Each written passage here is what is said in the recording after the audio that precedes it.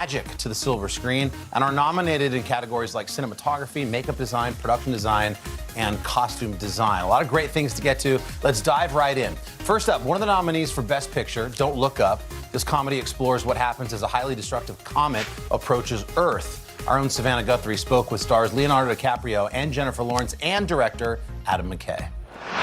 So how certain is this? There's 100% certainty of impact. Please, don't say 100%.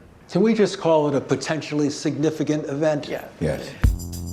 A massive fireball speeding towards Earth, promising to obliterate the planet. You guys discovered a comet? Comedy isn't exactly what comes to mind, but the new film, Don't Look Up, from Oscar-winning writer and director Adam McKay, is counting on laughter to focus audiences on a deadly serious matter. This is kind of the feel-good, feel-bad movie of the year. How did you pull that off? It's a pretty good description. We made this movie during the pandemic, before there was even a vaccine. So I think we were all in the mood to laugh because things were so grim. But at the same time, we needed to feel some other feelings as well. Put the moment of impact on a diet app. So impact is when my diet ends. Leonardo DiCaprio and Jennifer Lawrence lead a star-studded cast as two astronomers trying to sound the alarm on the comet that will soon wipe out the world. A not-so-subtle allegory for a real threat, climate change. After seeing the movie last night, something kind of resonated in me. It's how we process bad news and how it becomes a debate, how truth and facts can be distorted or politicized. This was originally, a metaphor for the climate crisis, and then COVID hit, and then a whole new wave of the denial of science.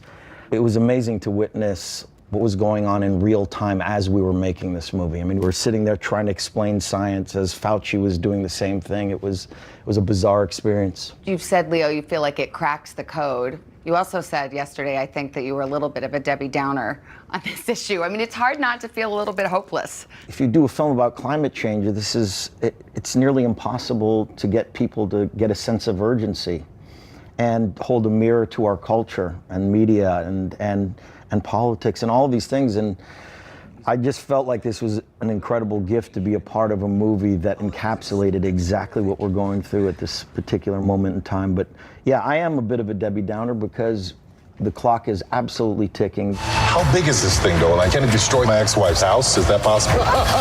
There's a 100% chance that we're all going to die! Jennifer, your role is the first who gets to really just say, this is insanity. Did that just feel great?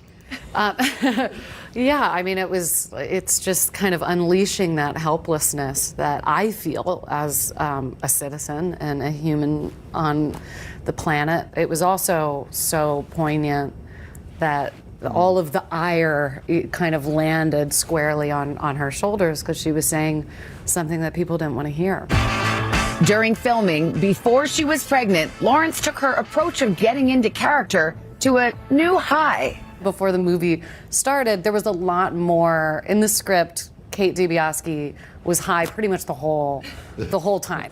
We thought if there was a scene where I wasn't talking, it could be funny to actually just see that kind of just glassy stare. There was one scene where she definitely was like, am I gonna speak tonight? I was like, no, you're not. She's like, I'm gonna try it because it does fit the character.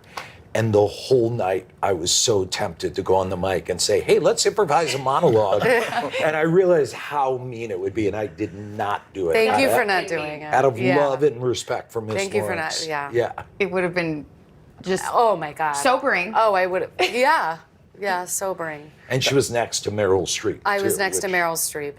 What was it like to be with Meryl Streep? Because I know she's an idol of everyone's. Her improvisation was incredible too. You know, shooting this during COVID and having the mind of Adam McKay sort of speak through a loudspeaker, and we were this sort of nerdy scientists just trying to react to this onslaught of different directions that the scenes would go at any given time, because he really created an atmosphere where anything goes. Not a lot of rehearsal, just get into the room and go at it.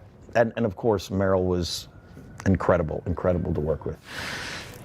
There will be magnitude 10 or 11 earthquakes. You're breathing weird. It's making me uncomfortable. I'm sorry, I'm just trying to articulate the science. I know, but it's like so stressful. I heard Jonah Hill ad-libbed a lot of those lines. Oh, yeah. There was one day that was just solely dedicated to him insulting me. I'm sorry, who is she? Are you her son? I'm chief of staff boy with the dragon tattoo, so I'm doing fine. And that was tough, but it was one of the greatest days of my life. I heard you inhaled your nose ring a few times. Yeah, the stud was a magnet, and poor Leo had to witness a couple times of me making eye contact with you while it got it out of my throat. Yeah, it did happen a couple times, didn't it? And I never understood what the hell was going on. You had the premiere. How did the ending go over? I'm not giving anything away, because you'll kill me. I think it was incredibly emotional, and, you know, had this movie had a different ending, it wouldn't be the story that it is, and we're not going to give that away, but it needed to have this ending. It's a wake-up call. It's an alarm clock. And, It's not a Hollywood ending. No, it's not. If it didn't have that ending, there was no way we were going to be a part of it. It's remarkable how that film explores such a serious topic in such a funny way. All right, coming up next, another Best Picture nominee. Take a look at our interview with director Kenneth Branagh about his film Belfast, which is loosely based on his own childhood in Northern Ireland. This morning, we are catching up with Oscar-nominated actor, writer, and director Kenneth Branagh. He showed us his military prowess, playing the title character in Henry V, and took on the iconic detective Hercule Poirot in Murder on the Orient Express. Well, now Kenneth wrote, produced, and directed the Oscar-nominated film Belfast, loosely based on his time growing up in Northern Ireland. Here's a look at the young protagonist, Buddy, talking about his feelings for a girl with his grandparents. Watch. Anyways, I think she loves that other fella. I don't know that for sure. Women are very mysterious. And women can smash your face in two, mister. Your granny's become less mysterious over the years. So, you really like her?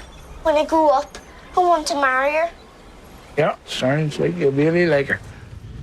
Definitely not COVID safe. That was I guess that's where all the best conversations are had, right? Yeah.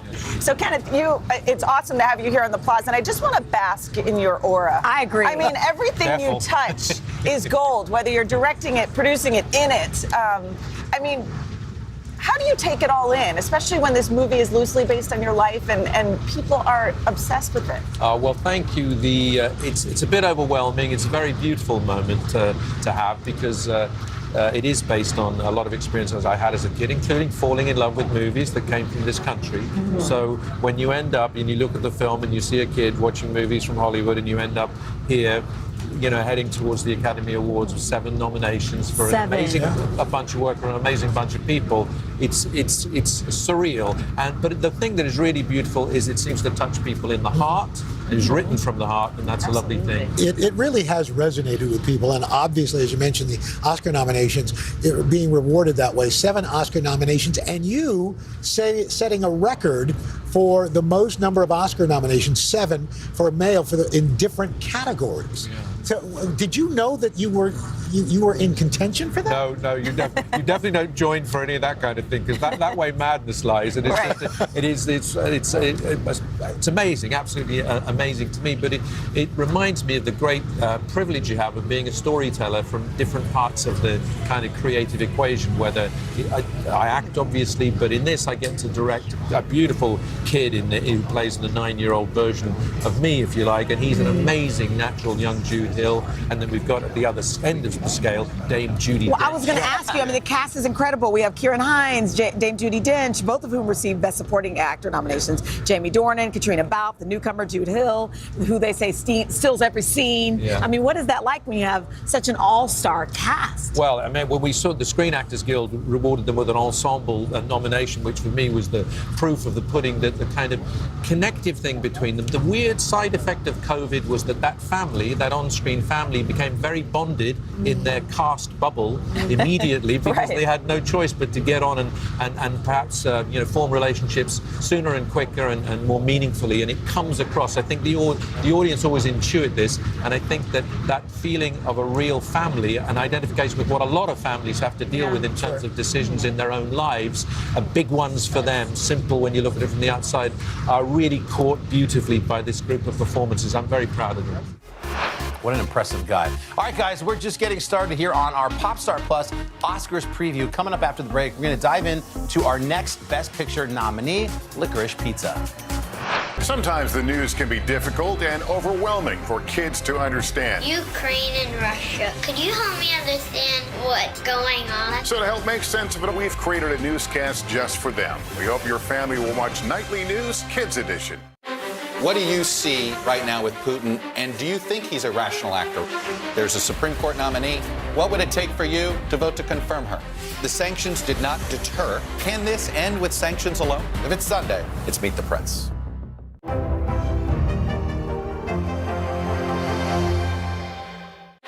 What do you see right now with Putin, and do you think he's a rational actor? There's a Supreme Court nominee. What would it take for you to vote to confirm her?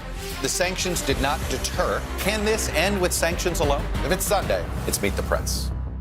Now Tonight with Joshua Johnson, streaming weeknights at 8 on NBC News Now. What do you see right now with Putin, and do you think he's a rational actor? There's a Supreme Court nominee. What would it take for you to vote to confirm her? The sanctions did not deter. Can this end with sanctions alone? If it's Sunday, it's Meet the Press. Now Tonight with Joshua Johnson, streaming weeknights at 8 on NBC News Now. For breaking news in our changing world, download the NBC News app. What happened here is a story of loss and salvation. There were residents who hung on for dear life. This is where you took shelter, in this closet. I took shelter right in this closet right here. Rioters banged down one of the doors. Have you found a way to reconcile it a year later? It really hurt to see this place that I love so much treated with such disrespect. Was it an act of cleaning or an act of healing?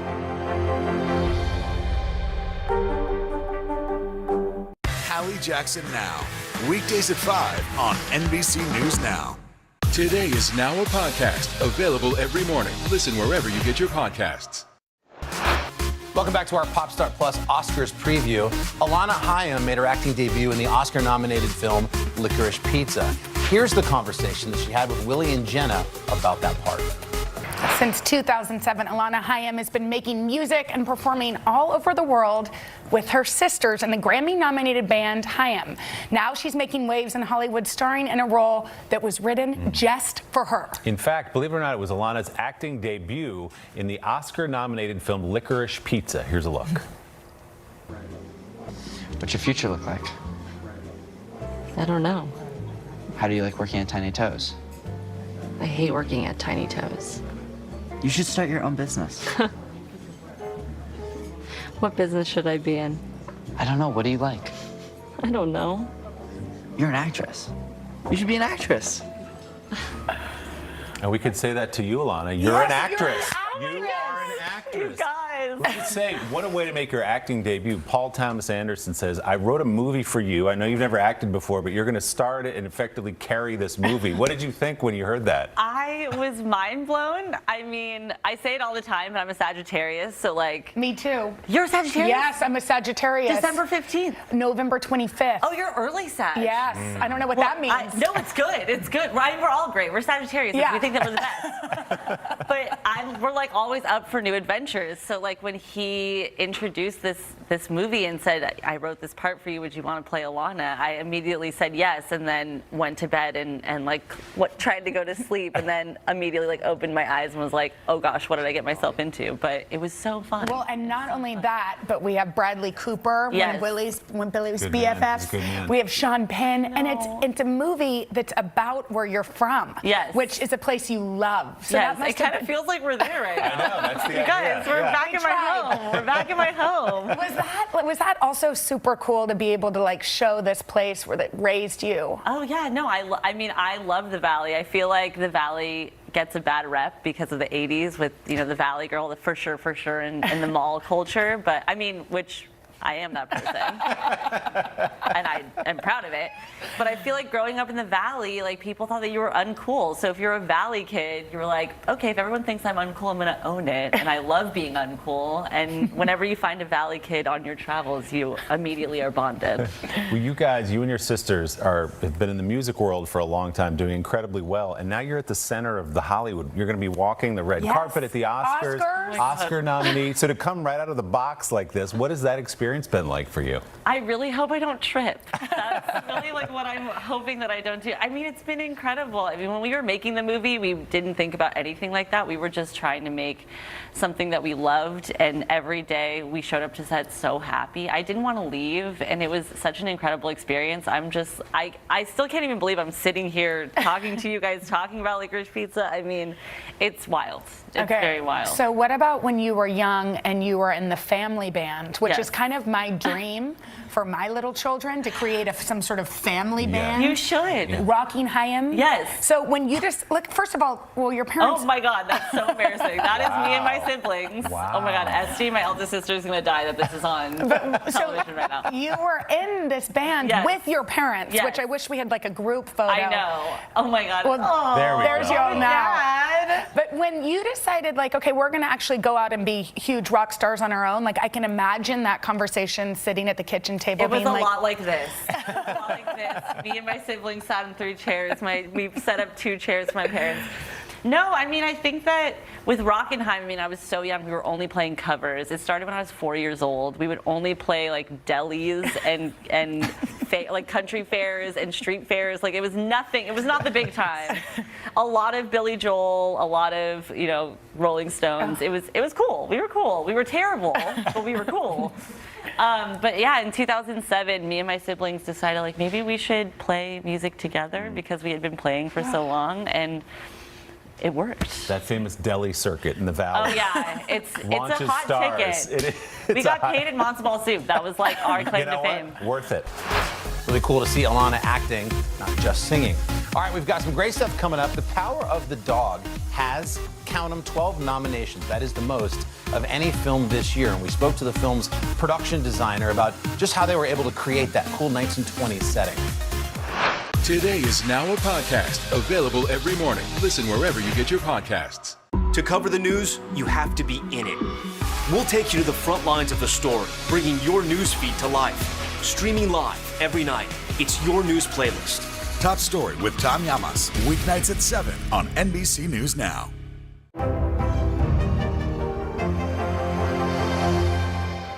Hallie Jackson Now, weekdays at 5 on NBC News Now. Today is now a podcast, available every morning. Listen wherever you get your podcasts. Hallie Jackson Now, weekdays at 5 on NBC News Now. Now Tonight with Joshua Johnson, streaming weeknights at 8 on NBC News Now. Sometimes the news can be difficult and overwhelming for kids to understand. Ukraine and Russia. Could you help me understand what's going on? So to help make sense of it, we've created a newscast just for them. We hope your family will watch Nightly News Kids Edition. These days, the news never stops.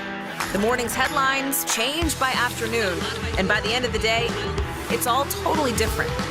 So let's get into it. What's happening right now, what it all means for you for an hour every day. I get it. I know that it can be hard to keep up. So let's get started together and go from there. Hey, I'm Hallie Jackson, and we have a ton going on tonight. Here's the deal.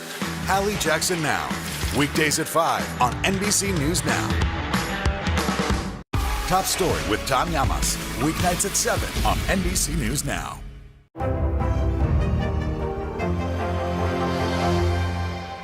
Listen to The Thing About Helen and Olga, new from Dateline, wherever you get your podcasts.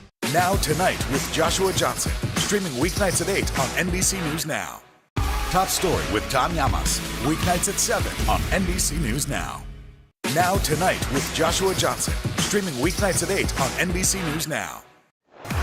And we're back, continuing our Popstar Plus Oscars preview. Now, if you've seen the Western, The Power of the Dog, you'll recognize the arid Montana landscapes. And we learned from the great Grant Major, that's the film's Oscar-nominated production designer, about all this behind-the-scenes work that was needed to create the look and feel of exactly what you see on screen.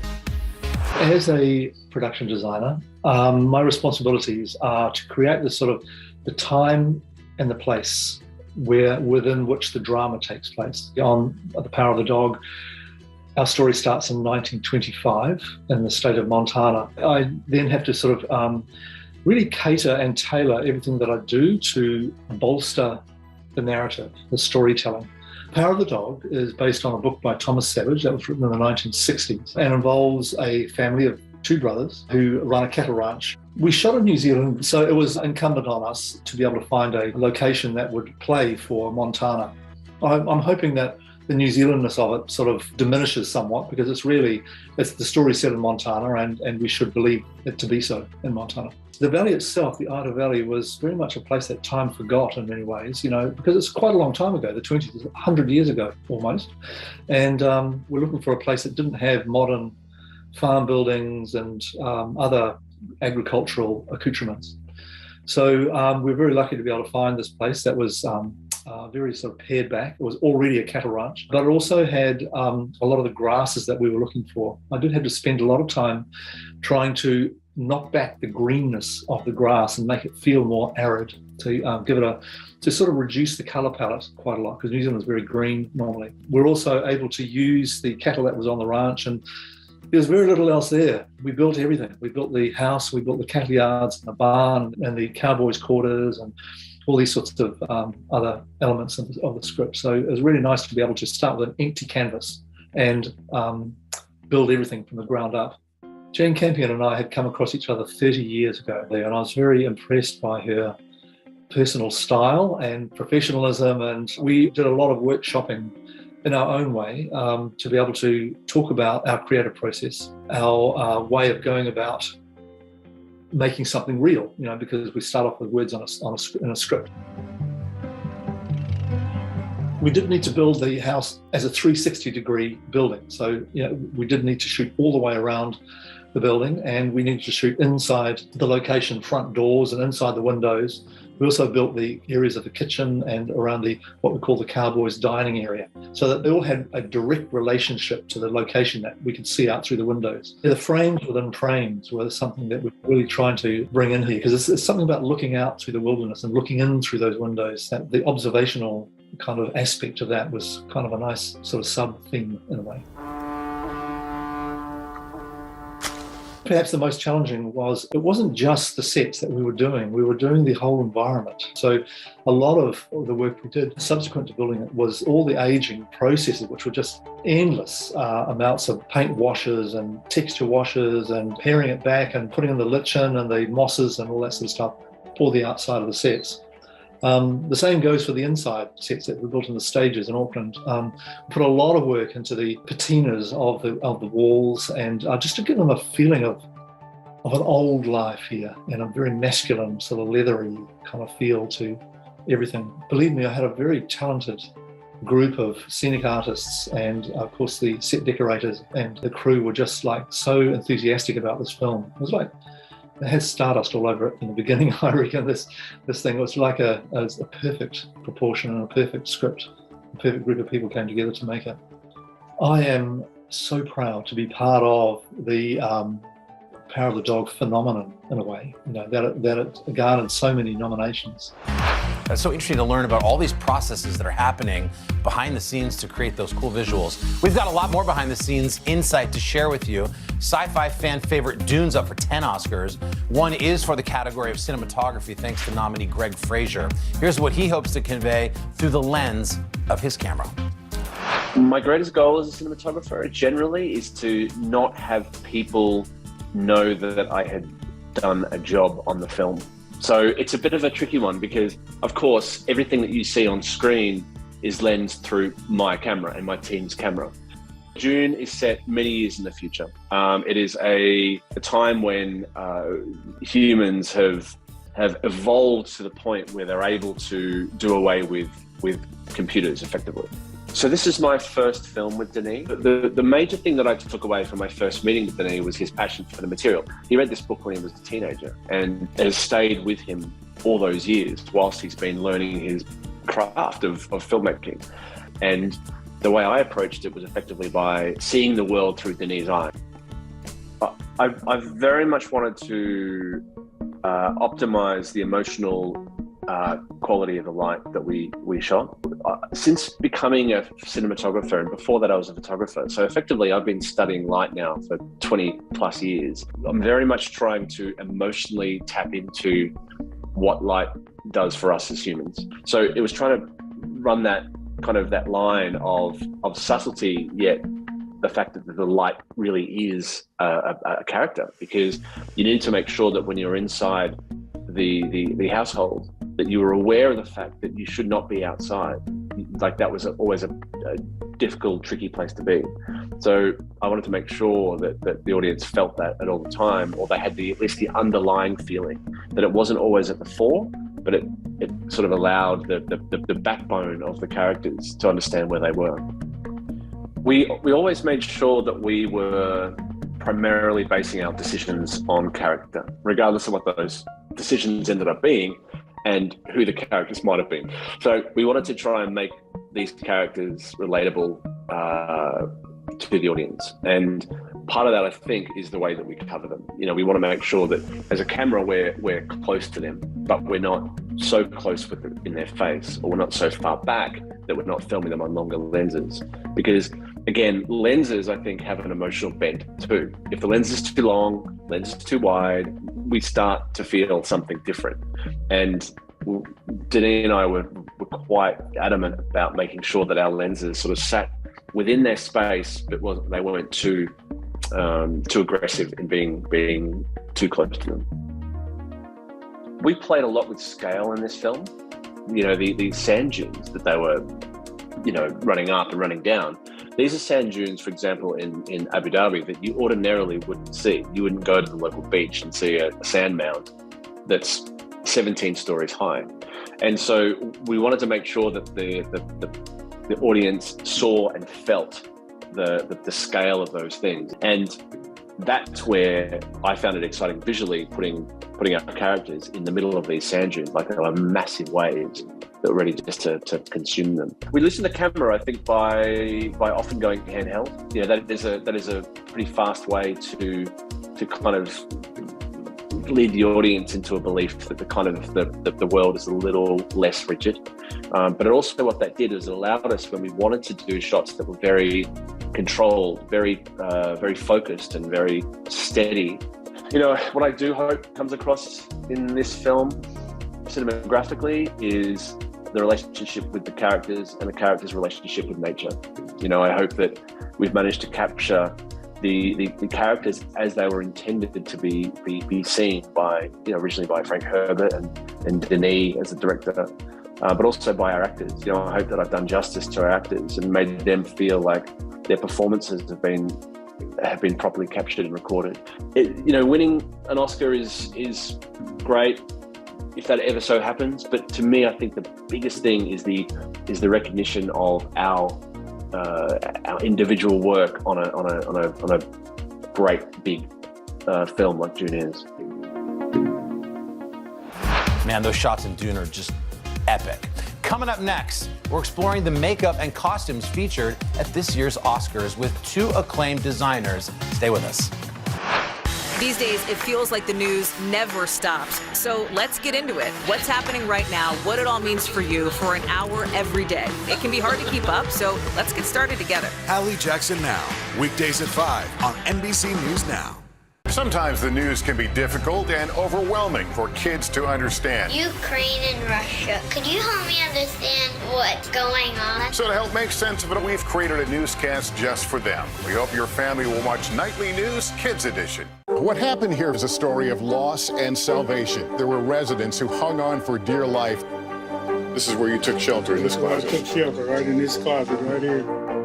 Rioters banged down one of the doors. Have you found a way to reconcile it a year later? It really hurt to see this place that I love so much treated with such disrespect. Was it an act of cleaning or an act of healing?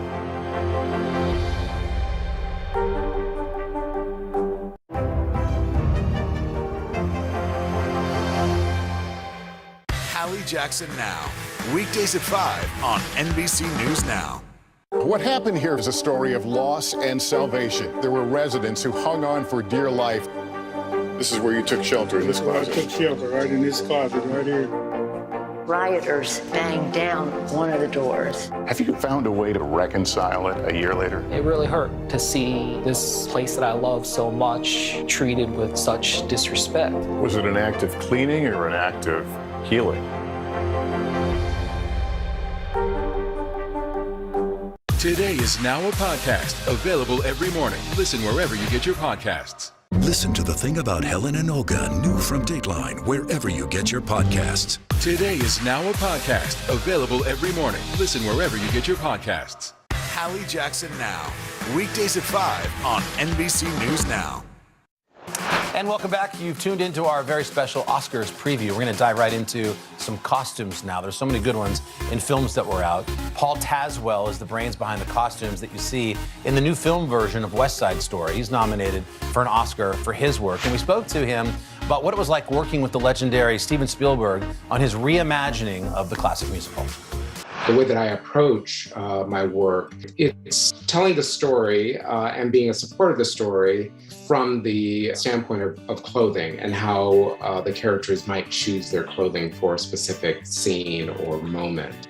I see my work as a very powerful part of the creative process for the director, for the actors, and then how it plays with the presentation overall and how the audience engages with it. When I was asked by Steven to design West Side Story, I was very aware that West Side Story, the original Broadway production, was done in 1957. So it was important for Steven to recreate the world of 1957 New York City, than everything that was going on, in that time. The way that I created the contrast of the Caucasian community, as it relates to the Jets, and then the Sharp community as it relates to the Latinx community. For the Jets, the film opens up where they are essentially in their playground. So with the Jets, I work to keep them in cool tones and a lot of blues and greens and grays, and some of that was influenced by my use of denim, thinking about jeans and how American jeans have become actually in our modern culture, versus the Puerto Rican community or the Charades, where they are, they're in more warm tones, and warm tones that, kind of dip into where they've come from, the tropical colors that they've come from. I knew that the purple dress that Rita Moreno wore in the original film, and also Chia Rivera in the original Broadway show, it was going to be important to find a look for Anita, played by Ariana DeBose, that would feel as iconic as that dress could be. So as I was choosing colors, and choosing colors surrounding her, and choosing, patterns that would surround her as well, because there's a lot of floral prints that I use within that as well. Again, to be reflective of the tropical island that they had come from, and that they're even singing about.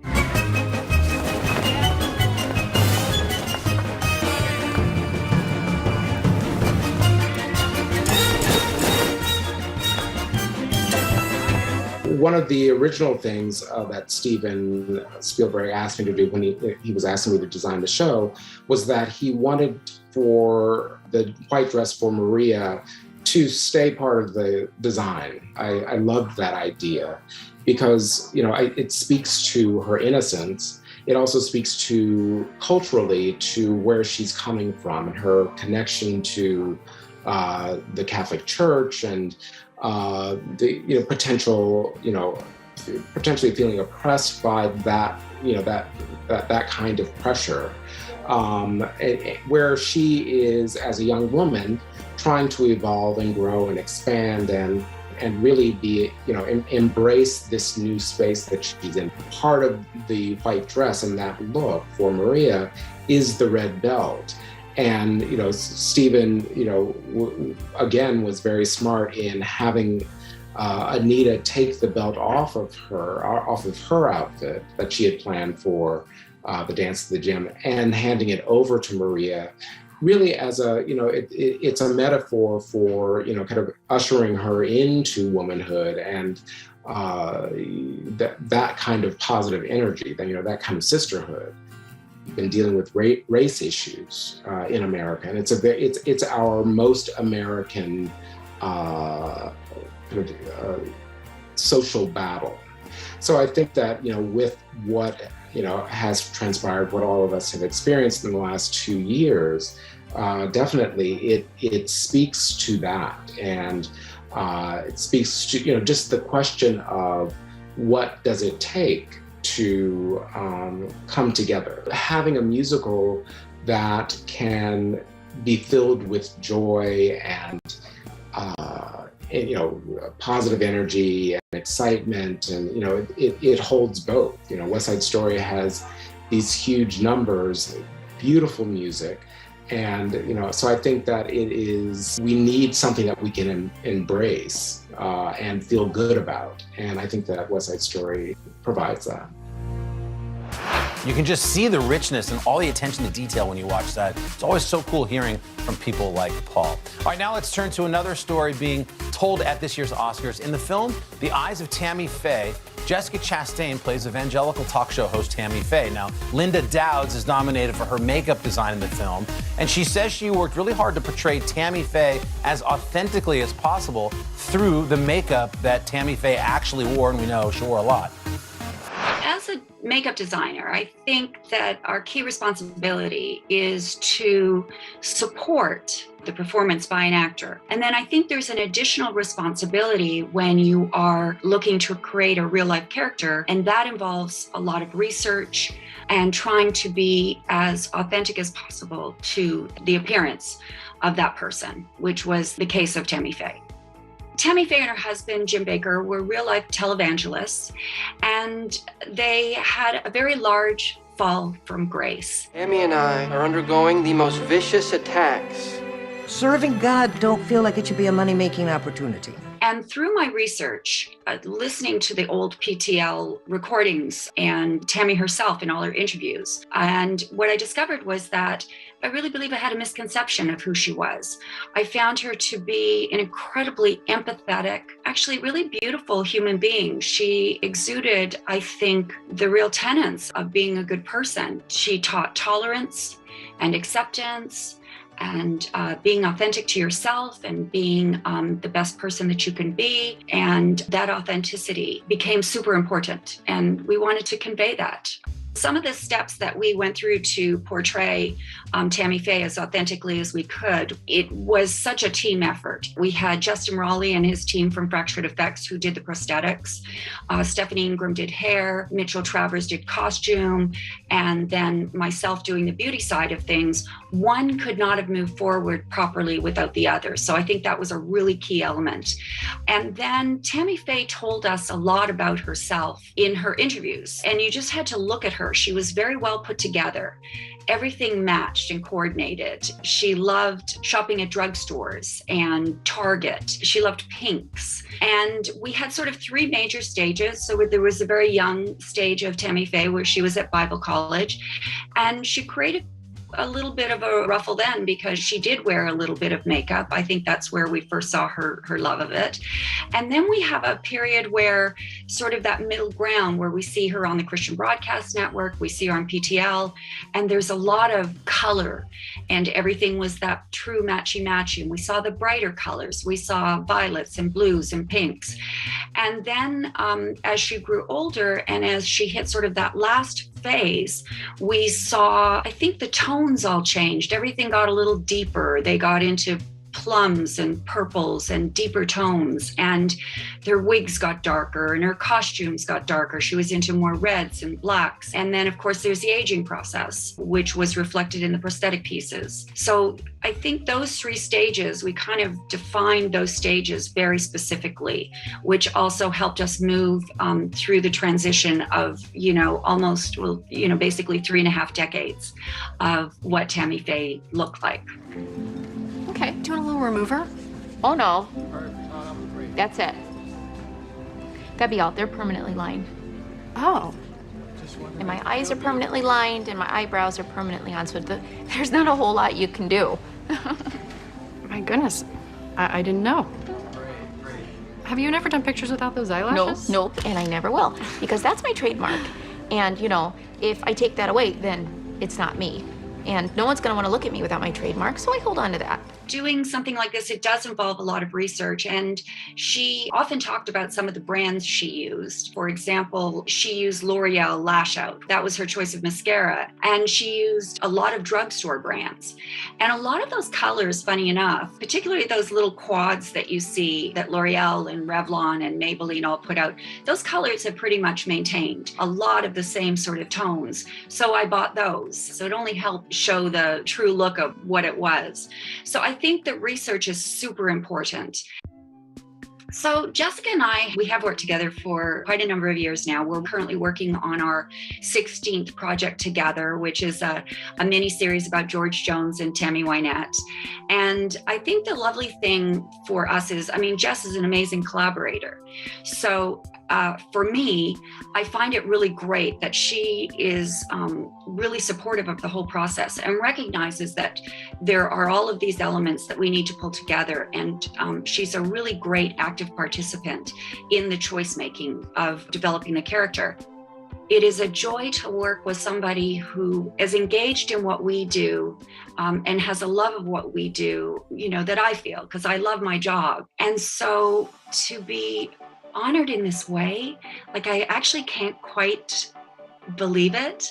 However it all falls, this is brilliant. And I'm really happy with every element of it as it stands right now.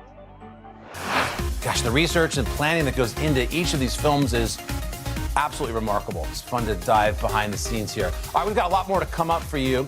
Still, we're going to bring you all the potential history-making moments to look for at this year's Oscars. Sometimes the news can be difficult and overwhelming for kids to understand. Ukraine and Russia. Could you help me understand what's going on? So to help make sense of it, we've created a newscast just for them. We hope your family will watch Nightly News Kids Edition. Hallie Jackson Now, weekdays at 5 on NBC News Now.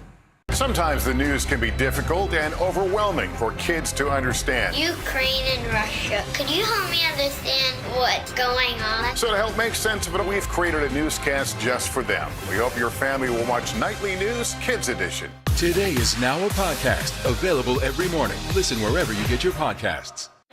What do you see right now with Putin, and do you think he's a rational actor? There's a Supreme Court nominee. What would it take for you to vote to confirm her? The sanctions did not deter. Can this end with sanctions alone? If it's Sunday, it's Meet the Press. Sometimes the news can be difficult and overwhelming for kids to understand. Ukraine and Russia. Could you help me understand what's going on? So to help make sense of it, we've created a newscast just for them. We hope your family will watch Nightly News Kids Edition.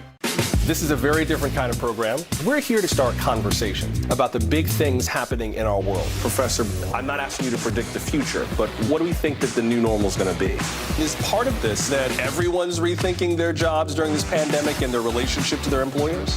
What is your biggest tip for any parent who's concerned about this? It's not my job to tell you what to think. My job is to think about what you tell me. Now Tonight with Joshua Johnson, streaming weeknights at 8 on NBC News Now. These days, it feels like the news never stops. So let's get into it. What's happening right now, what it all means for you for an hour every day. It can be hard to keep up, so let's get started together. Hallie Jackson Now, weekdays at 5 on NBC News Now. Listen to The Thing About Helen and Olga, new from Dateline, wherever you get your podcasts. Welcome back to our Popstar Plus Oscars preview. A few winners at this year's ceremony could make history on a lot of different fronts. Here's Turner Classic Movies host Dave Karger breaking down what you might expect. The Oscars have already made a lot of history this year with the nominations that came out. They can make even more history with the winners at the end of the month. Here's how. First up in the acting categories is something really fun. For the first time ever, there are two couples nominated in all four of the acting categories. So in lead actor and actress, Javier Bardem for being the Ricardos and Penelope Cruz for Parallel Mothers are nominated. And in the supporting categories, Jesse Plemons and Kirsten Dunst, who are co-stars as well in The Power of the Dog, they were both nominated. Married couples have been nominated before at the Oscars, but never in all 4 acting categories. So that's kind of cool. Also in the Best Actress category, if Kristen Stewart wins Best Actress for her performance as Princess Diana in Spencer, she would be the first person ever to win a lead actor Oscar without being nominated for the SAG Awards or the British Academy or BAFTA Awards. This is majorly significant because there's a lot of overlap between the voting body of the Oscars and the voting body of the SAG and BAFTA Awards. So it's very rare for someone to win an Oscar without also at least getting nominated. It has happened a couple times in the supporting actress category. Marcia Gay Harden won without a SAG or BAFTA nomination. Regina King won without a SAG or BAFTA nomination, but it's never happened in the history of the SAG Awards, which is 27 years, that someone has won a lead acting Oscar without a SAG or BAFTA nomination. In the Best Supporting Actor category, Troy Kotsur from Coda has become the first deaf man ever to be nominated for an Oscar. His co-star in the movie Marlee Matlin was the first deaf actress to be nominated in the 1980s for Children of the Lesser God, and she won Best Actress. So let's see if Troy Kotsur can also win an Oscar for his first nomination. There's also some history that could be made in the Best Supporting Actress category if Ariana DeBose wins for her performance as Anita in West Side Story. First of all, she would be the first openly queer woman of color ever to win an Oscar, so that would be a very exciting moment. If she does win, she will also make it the 3rd time that 2 actors have won Oscars for playing the same role in 2 different movies. So Marlon Brando and Robert De Niro both won Oscars for playing Vito Corleone in 2 different Godfather films. And of course, Heath Ledger and Joaquin Phoenix both won Oscars for playing the Joker in 2 different films. So if Ariana DeBose wins, it'll be the same role that Rita Moreno won her Oscar for 60 years ago. So that would be a great moment. There's some more history that could be made in the Best Actor category. Will Smith is already the 9th person and the 2nd Black man to be nominated for acting and producing the same film for King Richard. If he wins the Best Actor Oscar, which I think he's going to, he would be the 5th Black actor ever to win the Best Actor Oscar after Sidney Poitier, Denzel Washington, Jamie Foxx, and Forrest Whitaker. There's also a cool statistic in the Best Picture race involving Cate Blanchett, who of course is one of the most acclaimed actors or actresses working today. With the Best Picture nominations for Don't Look Up and Nightmare Alley, Cate Blanchett now surpasses Olivia de Havilland, a great classic actress from films like Gone with the Wind, as the performer who has appeared in the most Best Picture nominees of all time. So it just goes to show that whenever Cate Blanchett makes a film, whether she's actually nominated herself or not, the film always benefits from her participation. There's something really exciting going on in the Best Director category this year. First of all, Steven Spielberg, with his nomination for West Side Story, becomes the first person ever to be nominated for Best Director in 6 consecutive decades. So he got his first director nomination for Close Encounters of the Third Kind back in the 70s. If Spielberg wins the Oscar for West Side Story, he will become the oldest Best Director winner of all time at age 75. Currently, that record is held by Clint Eastwood, who won when he was 74. This year is also a great year for films written and directed by women, particularly in the Best Adapted Screenplay category. That's screenplays that are based on previously published or performed material, like a remake of a film or an adaptation of a book. And this year, for the first time in 30 years, 3 of the 5 scripts that are nominated for Best Adapted Screenplay were written by women. Coda by Sian Heder, The Lost Daughter by Maggie Gyllenhaal, and The Power of the Dog by Jane Campion. And I think Jane Campion is gonna win it.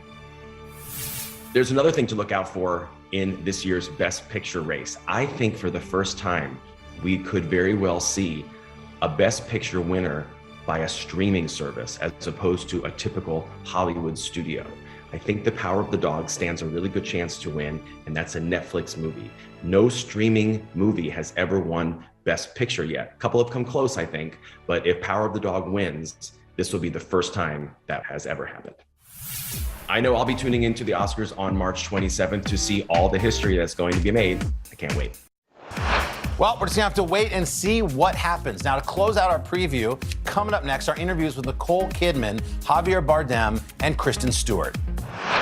These days, it feels like the news never stops. So let's get into it. What's happening right now, what it all means for you for an hour every day. It can be hard to keep up, so let's get started together. Hallie Jackson Now, weekdays at 5 on NBC News Now. Sometimes the news can be difficult and overwhelming for kids to understand. Ukraine and Russia. Could you help me understand what's going on? So to help make sense of it, we've created a newscast just for them. We hope your family will watch Nightly News Kids Edition. To cover the news, you have to be in it. We'll take you to the front lines of the story, bringing your news feed to life. Streaming live every night. It's your news playlist. Top Story with Tom Llamas, weeknights at 7 on NBC News Now. Hallie Jackson Now, weekdays at 5 on NBC News Now. Top Story with Tom Llamas, weeknights at 7 on NBC News Now. Today is now a podcast, available every morning. Listen wherever you get your podcasts. Now Tonight with Joshua Johnson, streaming weeknights at 8 on NBC News Now. This is a very different kind of program. We're here to start conversation about the big things happening in our world. Professor, I'm not asking you to predict the future, but what do we think that the new normal is going to be? Is part of this that everyone's rethinking their jobs during this pandemic and their relationship to their employers? What is your biggest tip for any parent who's concerned about this? It's not my job to tell you what to think. My job is to think about what you tell me. Now Tonight with Joshua Johnson, streaming weeknights at 8 on NBC News Now. To cover the news, you have to be in it. We'll take you to the front lines of the story, bringing your news feed to life. Streaming live every night. It's your news playlist. Top Story with Tom Llamas, weeknights at 7 on NBC News Now. Listen to The Thing About Helen and Olga, new from Dateline, wherever you get your podcasts. Top Story with Tom Llamas, weeknights at 7 on NBC News Now. We're back here on Popstar Plus with more of our Oscars preview. Nicole Kidman and Javier Bardem transformed into Lucy and Ricky Ricardo for the film Being the Ricardos. Both are nominated for their roles. And our own Chanel Jones sat down with the duo to learn exactly how they prepared to play the TV icons. I Love Lucy defined the TV sitcom in the 1950s with still iconic scenes like Vitamita Vegemin. Contains vitamins, meats, vegetables, and minerals. And of course, stomping grapes in Italy, which was recreated in the new film Being the Ricardos. We only did 3 takes of it, and that was it. Really? Yeah, and I was like, I'd spent 2 months preparing it, and it's like, it's gone. Written and directed by Aaron Sorkin, Being the Ricardos focuses on the behind-the-scenes drama, Lucy and Desi's turbulent marriage, and a crisis that threatens to end their careers. You're not telling these people that I checked the wrong box. There were 181 episodes of I Love Lucy. Did you watch all of them, some of them? I watched all of them in one night. Just your face saying, really? Ricky, this is it. There are always brilliance in every show. There's always a moment of brilliance. Brilliance that's daunting to live up to. When news broke of Nicole Kidman's casting, not everyone thought she was right for the role. There are critics who say, does she look like her? Can she do this? Do you let that give you any space in your head, or? Try not to, but a human being. So there's times when you go, gosh, maybe I'm not the right person for this. But that's where having somebody like Aaron, who really said at the beginning, he was like, I'm not wanting a perfect rendition or imitation of Lucy. No, no, no, no, no. Kidman actually felt a special connection to Lucille Ball. A lot of it I can relate to, and I go, okay, I've been in that situation. I know that. So I think those things are relatable. When you say you've been? There's a scene in it where they say, you're 39 and that's it. It's kind of over for you. I know that feeling. I sort of had that. And it was like, okay, where television suddenly opened a door for her, it opened a door for me around the same age. I was like, gosh, that's kind of, I know that feeling really deeply. Javier Bardem plays Desi Arnaz, the famous Cuban-American band leader whose Congo skills may have been a bit hard to replicate. played the conga so hard, your hand bled at one point. Is that true? Yeah, of course. Yeah. When you hit it hard, you start to bleed. Yeah, if you're not a conga player. Are you? No, I'm not. And you want to make it sound, and then they put a playback, and you say louder, louder, louder, and then you don't hear what you're doing, and then you go like crazy, and then cut. It's like, what's going on? That was the first act of a new episode right there. I've read that you pursued this role for years. What was it about this role? And I started to watch the episodes, and I felt immediately drawn into him, like his energy, his skills, his talent, his humor, his way of taking the place, owning the place, in a moment where it was so difficult to be a foreigner in this country. Kidman and Bardem capture the deep and complicated love between Lucy and Desi, possibly drawing from their own high-profile marriages to Keith Urban and Penelope Cruz. I think we're both fortunate in the sense of we have partners that understand the artistic process and say, oh, I want you to have that, which I love. It's a gift to belong to such a great story and such a great movie. So when it happens, it's like, take it. Great to just get a snapshot into the lives of Lucy and Desi. All right, now last but not least, Kristen Stewart. We caught up with her to chat about her role as Princess Diana in the film Spencer, one that landed her a nomination for Best Actress. You got an incredible standing ovation when this film Spencer debuted. And you really embody Princess Diana, which I can't even imagine how intimidating that is to take on someone who's so well known. How did you watch The Crown? That was part of the research? Yeah, I think I watched it in like 3 days, actually. Yeah. It was nice to have that, and going through all the memoirs and research and documentaries that actually are not remotely dry. It was just nice to have like a dramatized version of the story it was very clickbaity for me. I just couldn't stop going to the next episode. How did you go about like nailing the accent, the mannerisms, all of the things that were Princess Diana? She is not difficult to absorb, to be honest. And I wish that there was a sort of key to this magic trick. My only answer is that I took her into my physicality in a sort of emotional, spiritual way. I'm such a huge, enormous admirer of her, and it's hard to not be impacted by that energy. I just also luckily had a good 4 or 5 months to work with a beautiful coach, and I trust the process. You know, it became really physical and muscular, and then once I got there, it was really important to focus on her spontaneity and her life. And I think every picture I've seen of her, every bit of footage I've seen of her, she is exuding life and just like kind of exploding alive. And so I couldn't make everything perfect and precise. You know, I still needed it to kind of live and breathe and feel unruly. I feel like when she walked in a room, it felt like you didn't know what was going to happen. And that could be projection, sort of maybe our memories of her, and then knowing what happened. There's something about looking back, you know, hindsight is 20/20. Every time I look at her, I'm like, I get a little bit worried. The film really captures that because there is a certain unpredictability about her. And it's a really interesting construct because this isn't supposed to be history. Yes, that scene really happened. It's something poetic. You take 3 days and imagine what those 3 days at Christmas toward the end of their relationship, what that might have been like. Is that what kind of drew you to it, this idea of artistic license based in someone we all know or feel like we know?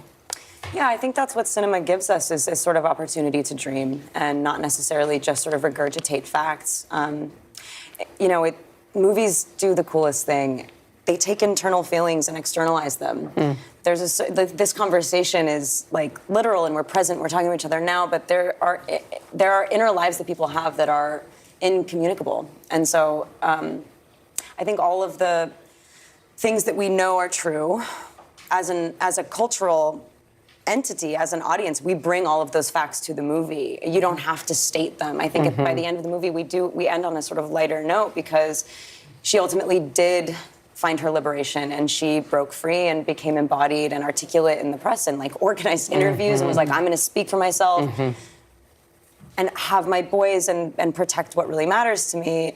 And then at the end of the movie, what rushes in is the tragedy of what happened, and you go, oh man, you get to hold her whole life in these 3 days without having to sort of hit the nail on the head. It just feels more emotional. Boy, it's amazing how movies can just transport you right into somebody else's life. All right, everybody, that was our big Oscars preview. What'd you think? Hold your thoughts there, unless they're good. Popstar Plus comes to a close. We hope you enjoyed it. Maybe you learned a thing or two. And of course, we're sending a very big good luck wishes to all of this year's nominees, both on camera and behind. We'll see you next time right here on Popstar Plus. Thanks for watching. Say today all day, I don't know about you, but I love pecan pie. But why is it we only get to eat them on Thanksgiving? Well, Samadada and her baking buddy, Chef Samantha, have reimagined the classic holiday pie for any time of the year. Sama is serving up vegan mini pecan pies that make a perfect sweet snack. And then Samantha makes a stunning maple nut tart that is truly a work of art. It's all coming up next on #Cooking. So we're just stirring. Oh gosh, cooking. Sama, it smells so good already. Doesn't it? Mm-hmm. Don't you want this in a candle? I do. Sama's gonna start making I'm candles. gonna start making pecan pie candles, baby.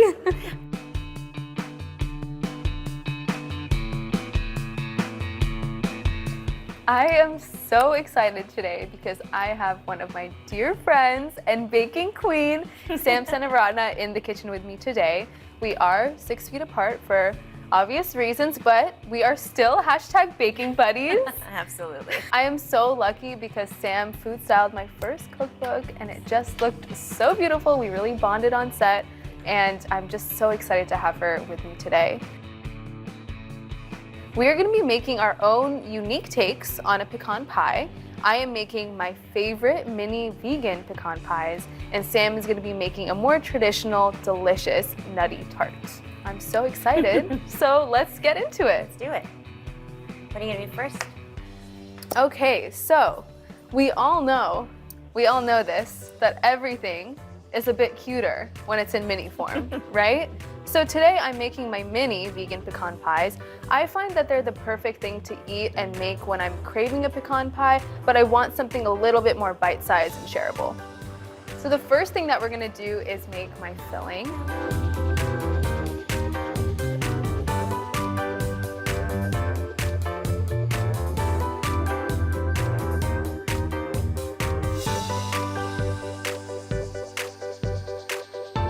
I've heated my saucepan on medium heat, and now I'm gonna start adding my filling ingredients. Sounds good. What do you got? Starting with some coconut oil. Do you keep your coconut oil in the fridge, or do you keep it at room temp? I keep it at room temp.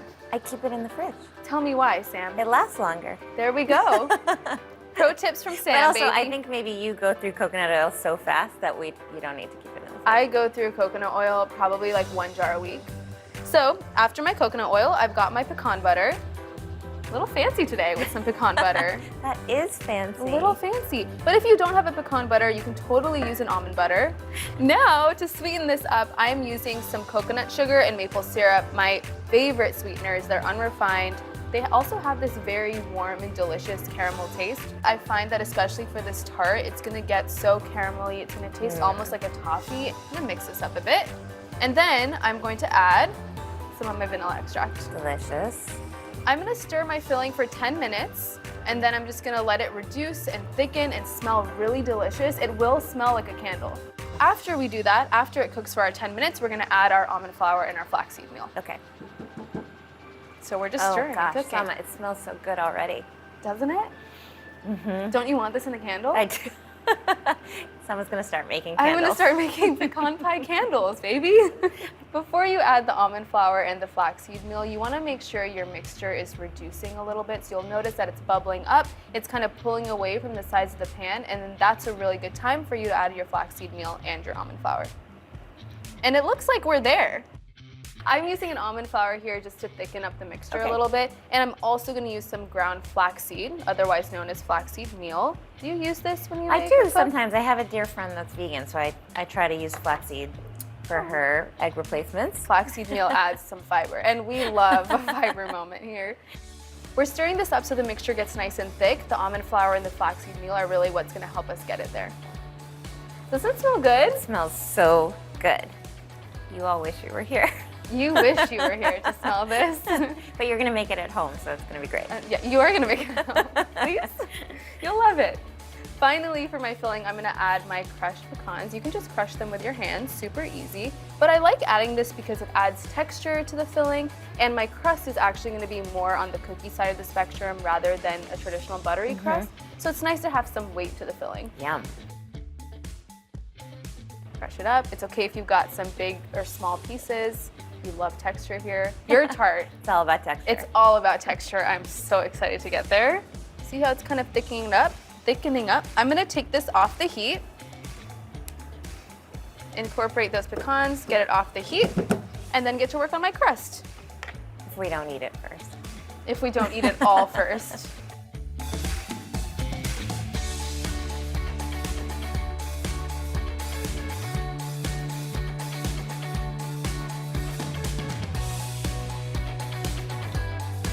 So I'm actually gonna use flax eggs to help bind the crust. I know flax eggs don't sound very glamorous, but they are super important in vegan and plant-based cooking. So I'm using 2 flax eggs here, which means I'm gonna use 2 tablespoons of ground flaxseed meal, and I'm gonna add 5 tablespoons of water to it. Make sure you give it a nice stir. I'm gonna let my flax eggs hang out. They can just take a chill pill. And now we can work on the rest of my crust ingredients. Yum. Sam's excited. Okay, so I've got my melted and cooled coconut oil and my almond butter here. That's gonna serve as a nice base for my crust. I'm gonna add my almond butter first into my bowl. I'm using a creamy almond butter here. Yeah. So I want it to be super basic, kind of a nice cookie crust. Now I'm gonna add my melted and cooled coconut oil. This is gonna be like my butter for the crust. It's gonna be really delicious and rich. I'm gonna whisk this together so it becomes nice and smooth. And then, to sweeten this crust up, I'm gonna add my favorite, coconut sugar. This is gonna complement the coconut sugar that's in my filling too. So good. Now I've combined my almond butter, my coconut oil, and my coconut sugar. At this point, our flax egg should be nice and thick. As you can see, pretty gelatinous. I know that's also not a cute word, but it's true. It's gonna help us bind. Can I see some? Yes. So you can see how it's kind of thick. Look at that. So fast. Sort of like a gel. Yeah. So it's gonna be nice because this is what's gonna help bind our crust instead of an egg. For my dry ingredients, you know how I said it's gonna be sort of like a cookie, cakey crust? The almond flour is really what's gonna help it get there. And I'm using almond flour and coconut flour, which I like to do in tandem because coconut flour is so absorbent, almond flour is so dense, so I find it makes a really nice pairing. Smart. Whisk that up nicely. And here's where it gets fun, Sam. We get to combine our wet and dry ingredients. I'm gonna just put this straight into here. It smells so good. Already. Right? It really Already? does. Sometimes I find that this needs a little bit of help to come together, which is why I prepared. Got some almond milk. You can use any non-dairy milk you want, but it's just gonna help the crust become nice and smooth.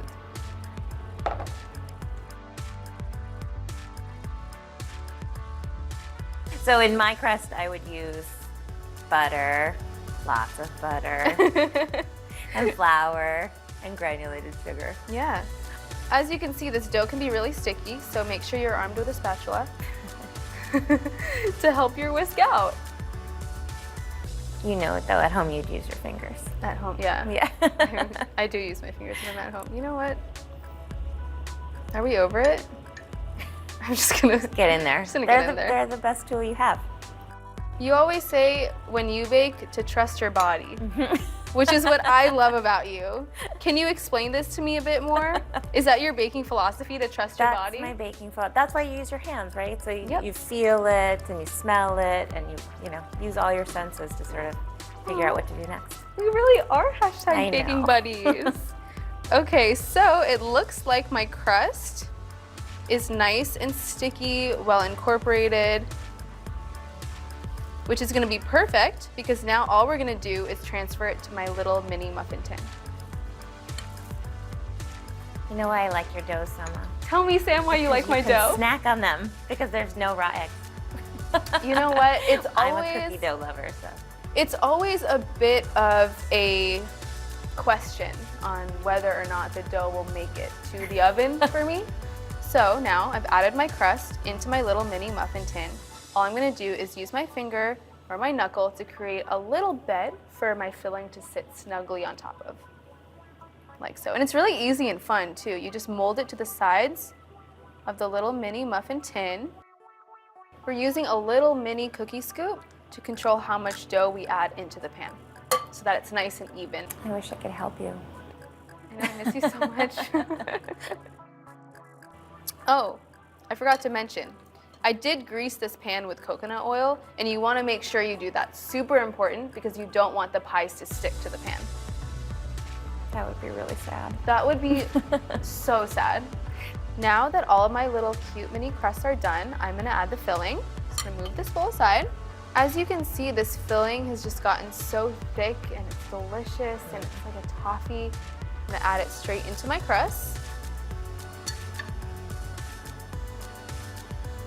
And it's gonna fit nice and snug in there. Like, they're like little mini tarts, I know. They're so cute. You don't wanna overfill the filling because it will bubble up in the oven when it bakes. So make sure you just level it out. But this guy definitely needs a little more. And see how nice it is that this filling is so textured. It's gonna be so delicious when it caramelizes and cooks in the oven. Finally, just for aesthetics, I'm gonna add a pecan on top of each of these, just to finish it off. Great. I can't wait for you to try this, Sam. My little cute vegan mini pecan pies are done, so now they're ready for a little journey in the oven, going in at 350 degrees for about 20 minutes.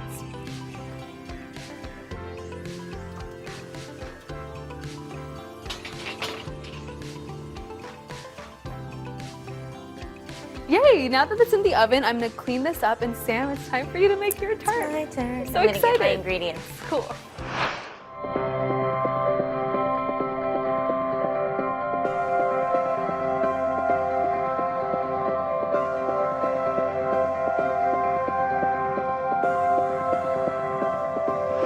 We're here to start conversations about the big things happening in our world, because it's not my job to tell you what to think. My job is to think about what you tell me. Now Tonight with Joshua Johnson, streaming weeknights at 8 on NBC News Now. What happened here is a story of loss and salvation. There were residents who hung on for dear life. This is where you took shelter, in this closet. I took shelter right in this closet right here. Rioters banged down one of the doors. Have you found a way to reconcile it a year later? It really hurt to see this place that I love so much treated with such disrespect. Was it an act of cleaning or an act of healing?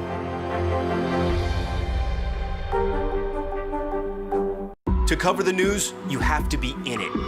We'll take you to the front lines of the story, bringing your news feed to life. Streaming live every night. It's your news playlist. Top Story with Tom Llamas, weeknights at 7 on NBC News Now. We're here to start conversations about the big things happening in our world, because it's not my job to tell you what to think. My job is to think about what you tell me. Now Tonight with Joshua Johnson, streaming weeknights at 8 on NBC News Now. Top Story with Tom Llamas, weeknights at 7 on NBC News Now. For breaking news in our changing world, download the NBC News app. Hallie Jackson Now, weekdays at 5 on NBC News Now.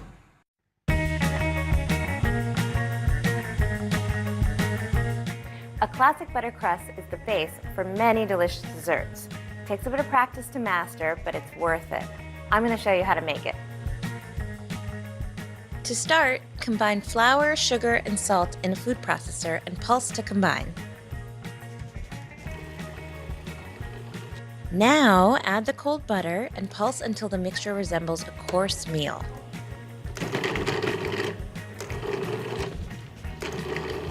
Then add 3 tablespoons of water and pulse the dough until it starts to come together.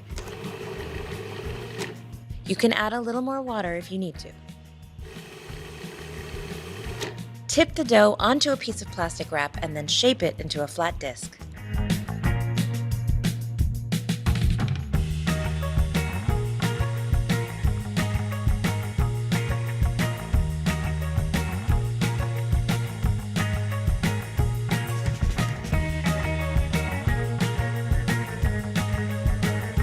Pop this disc into the fridge and let it chill for at least 1 hour or up to 2 days. On a lightly floured surface, roll the dough into a 10-inch circle.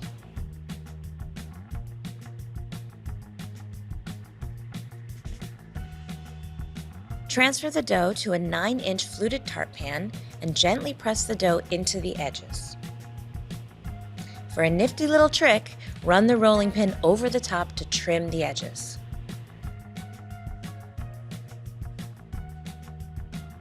Pop the tart shell into the freezer for 15 minutes. Before baking the tart, line the frozen dough with parchment paper and fill the inside with pie weights. This step will help our crust keep its gorgeous shape. Bake the shell at 375 for 15 minutes. Remove the weights from the tart shell and bake again until lightly golden, another 10 to 15 minutes. Now your beautiful crust is ready to be filled.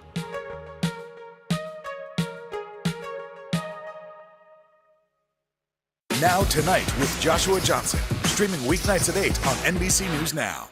Hallie Jackson Now, weekdays at 5 on NBC News Now. These days, it feels like the news never stops. So let's get into it. What's happening right now, what it all means for you for an hour every day. It can be hard to keep up, so let's get started together. Hallie Jackson Now, weekdays at 5 on NBC News Now. Today is now a podcast available every morning. Listen wherever you get your podcasts. For breaking news in our changing world, download the NBC News app.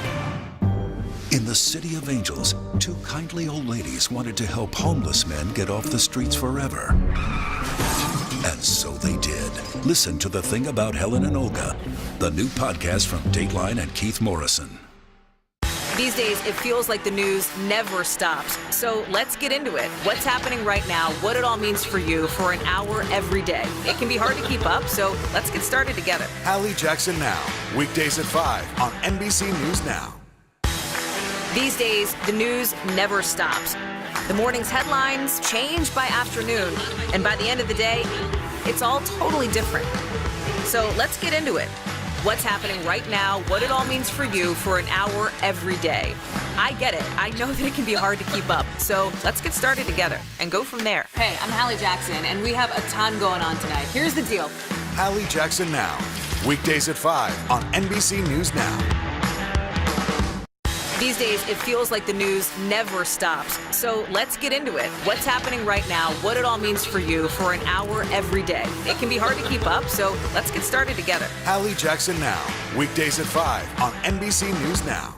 Today is now a podcast available every morning. Listen wherever you get your podcasts.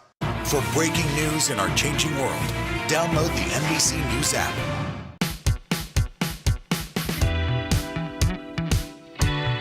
Okay, Sam, you're making this delicious nut tart. I need all of the details. How did you come up with it? Well, it's based on a classic pecan pie, but I developed this recipe for my dad because he is a lover of nuts. He loves nuts more than anyone in the world, and every time I go to visit him, he wants me to bring something nut related. So that's how this came about. Cute.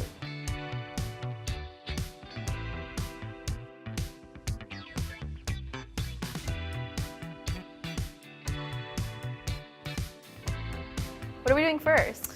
I think the first thing I'm going to do is chop my chocolate. So this is a bar of dark chocolate. I am not a chip girl. I know that you are. I find that you can buy better chocolate when it's in bars, and you can control the size, and it melts a little better. It's nice to have texture too, right? Totally, and I like having all different varying sizes of chocolate, so every bite's a little different. Ooh. So now that's chopped. I'm gonna set that aside, and my filling is super easy. We'll just start with 3 eggs. And look how nice and bright those yolks are. Can you tell us why you crack your egg on the counter, not the bowl? It's easier not to get any pieces of shell in your bowl when you crack it There on we go. the counter. Little pro tip. So I'm just whisking this first, and you want to make sure to whisk it really well, because otherwise you'll have these little pieces of egg white in your mixture, which is not pretty. Not cute. So we'll mix this really well, and then we'll just add a couple more ingredients. We're gonna add some melted butter. Delish. Yum. Delish. A little bit of brown sugar. And just like you, I'm using maple syrup. I'm from New England, so I feel very strongly about maple syrup. Very on brand. So traditionally, pecan pie is made with corn syrup, which is totally fine if that's what you want to use. I prefer using maple syrup because it has such a delicious flavor. And why not add more flavor? And then now my filling is done, I'm just gonna add my nuts. Sama, for this tart, I am using 3 different kinds of nuts because that's what my dad would like. I'm using pecans, walnuts, and hazelnuts. You could use any mix of nuts that you want. I'm also keeping them whole. I'm not chopping them because number 1, I'm lazy. And number 2, I really like the big pieces of nut. I think it looks really beautiful and just crunchy and nice. And you know, with hazelnuts, they usually come with these little brown papery skins. So you want to make sure you remove that before you bake it. You can do that by just putting them in the oven, 375, for about 8 to 10 minutes until you'll see the flaky skin sort of starts to come off the nut. And then you throw it in a dish towel and rub all those skins off. You can also buy them like that if you wanted to. So why would we be removing the skins? The skins actually are a little bit bitter.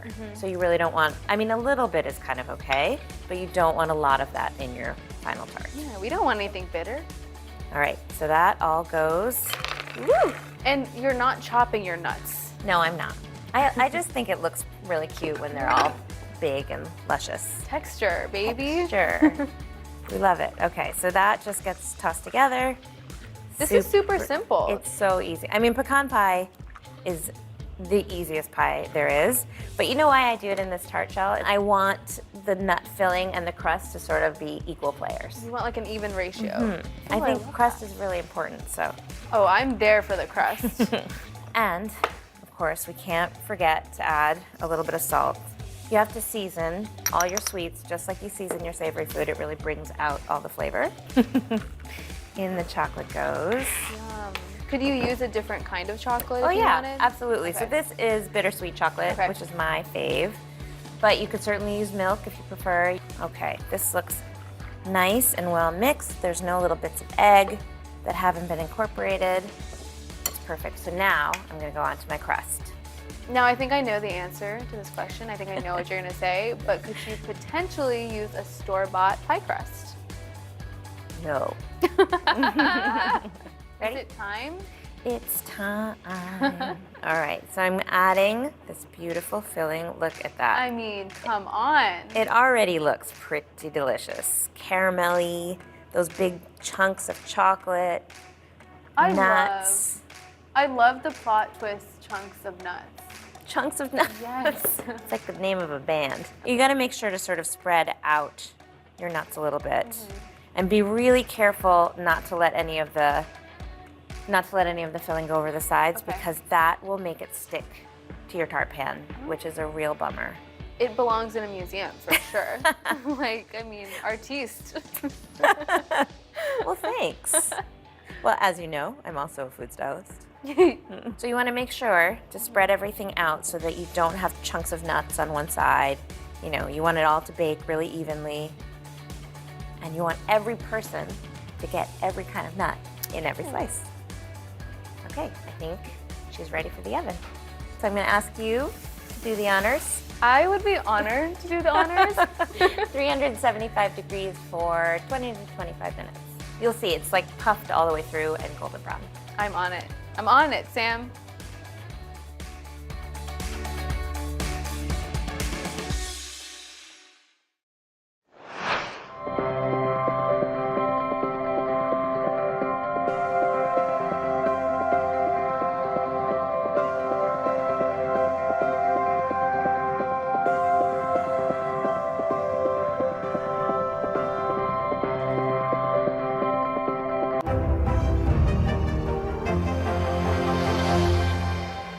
To cover the news, you have to be in it.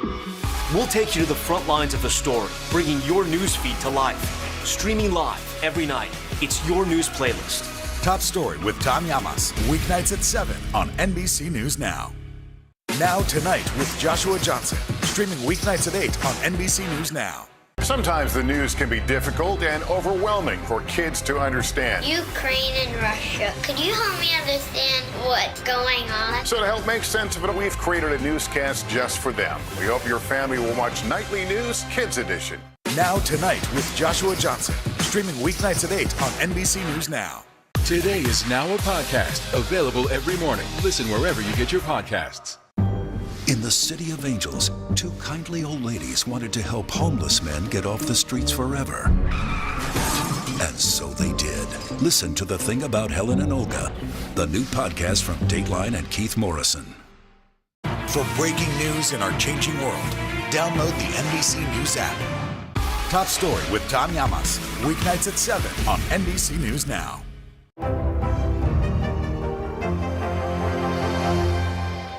Listen to The Thing About Helen and Olga, new from Dateline, wherever you get your podcasts.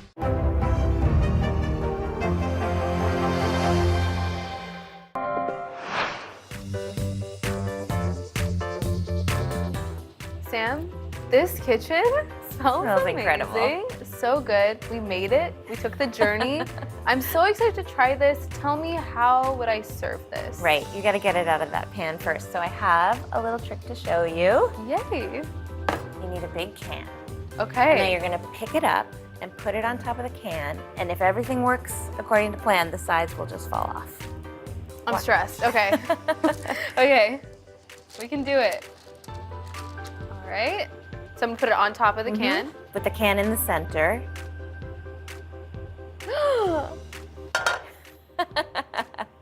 Magic. A little Magic. Magic. Okay. Now you can put it in your beautiful. plate. Look at that, though. Looks good. Looks so good. All right. Going on my little plate.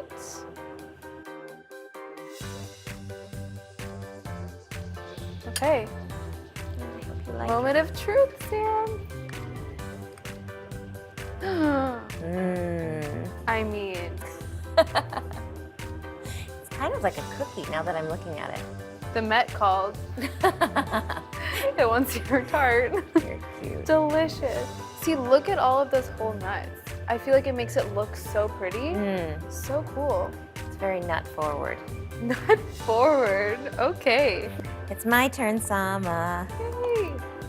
Oh, these look so cute. Oh, they come out so cleanly. Yay. They're so, this would be such a good little party snack. They're Look how cute mini, they are. bite size.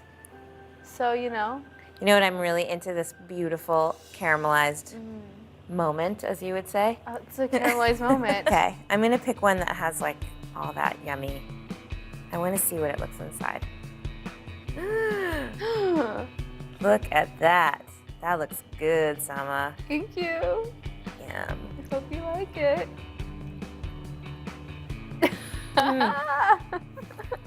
Good? I'm so happy. The coconut sugar is so yum. Right? That's delicious, Sama. Thank you, Sam. It's like rich and chewy and crunchy and coconutty. How do you feel about the cookie crust? I'm into it. Okay, I'm good. really, I love how thick it is because it's like It's luscious. luscious. That's what it is. Luckily, there's a huge piece of that delicious chocolate right here. This is what I'm going for. I mean, Tim, you shouldn't have, but you did. For you. I mean, the chunky nuts are like the perfect complement to the melted chocolate. And the crust? Butter. Butter is good. I mean, oh my God. This makes me really happy that we're baking buddies. Now we can be eating buddies. I have a request. Tell me. Can we bake together more often? All the time. Amazing. Great. Sam, I think we have to document this moment so we can remember to do it more often. Of course. And take a picture, or a few. You can never have too many. All right, ready? Yes. Okay, we need to get the tarts in there. Easy. Yeah, oh, perfect. Yeah, that's good. Good. Yay! Sam, thank you so much for coming today. Thank you are you. my OG baking buddy, and I'm just gonna continue to enjoy this. Yeah, me too, for girl. myself. Let's do it. I love us. Ditto. I mean, we're so good. We're so talented. So talented. Super modest, super humble. But this is really good. It's good. It's good. Thanks, Sama. Thank you.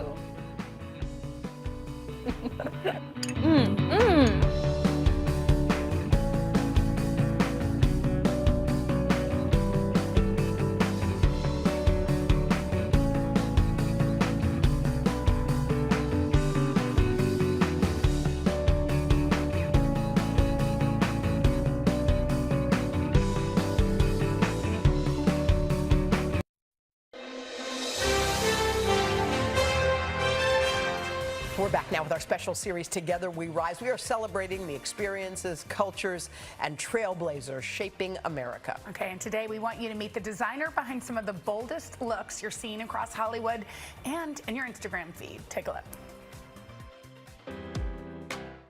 This is Christopher John Rogers' world. I kind of feel like every day is a pinch me moment. Colors so bright, a future even brighter. In the last 2 years, Christopher John Rogers has been awarded CFDA's Emerging Artist of the Year, Vogue Fashion Fund's top prize, and he was named one of Forbes 30 Under 30.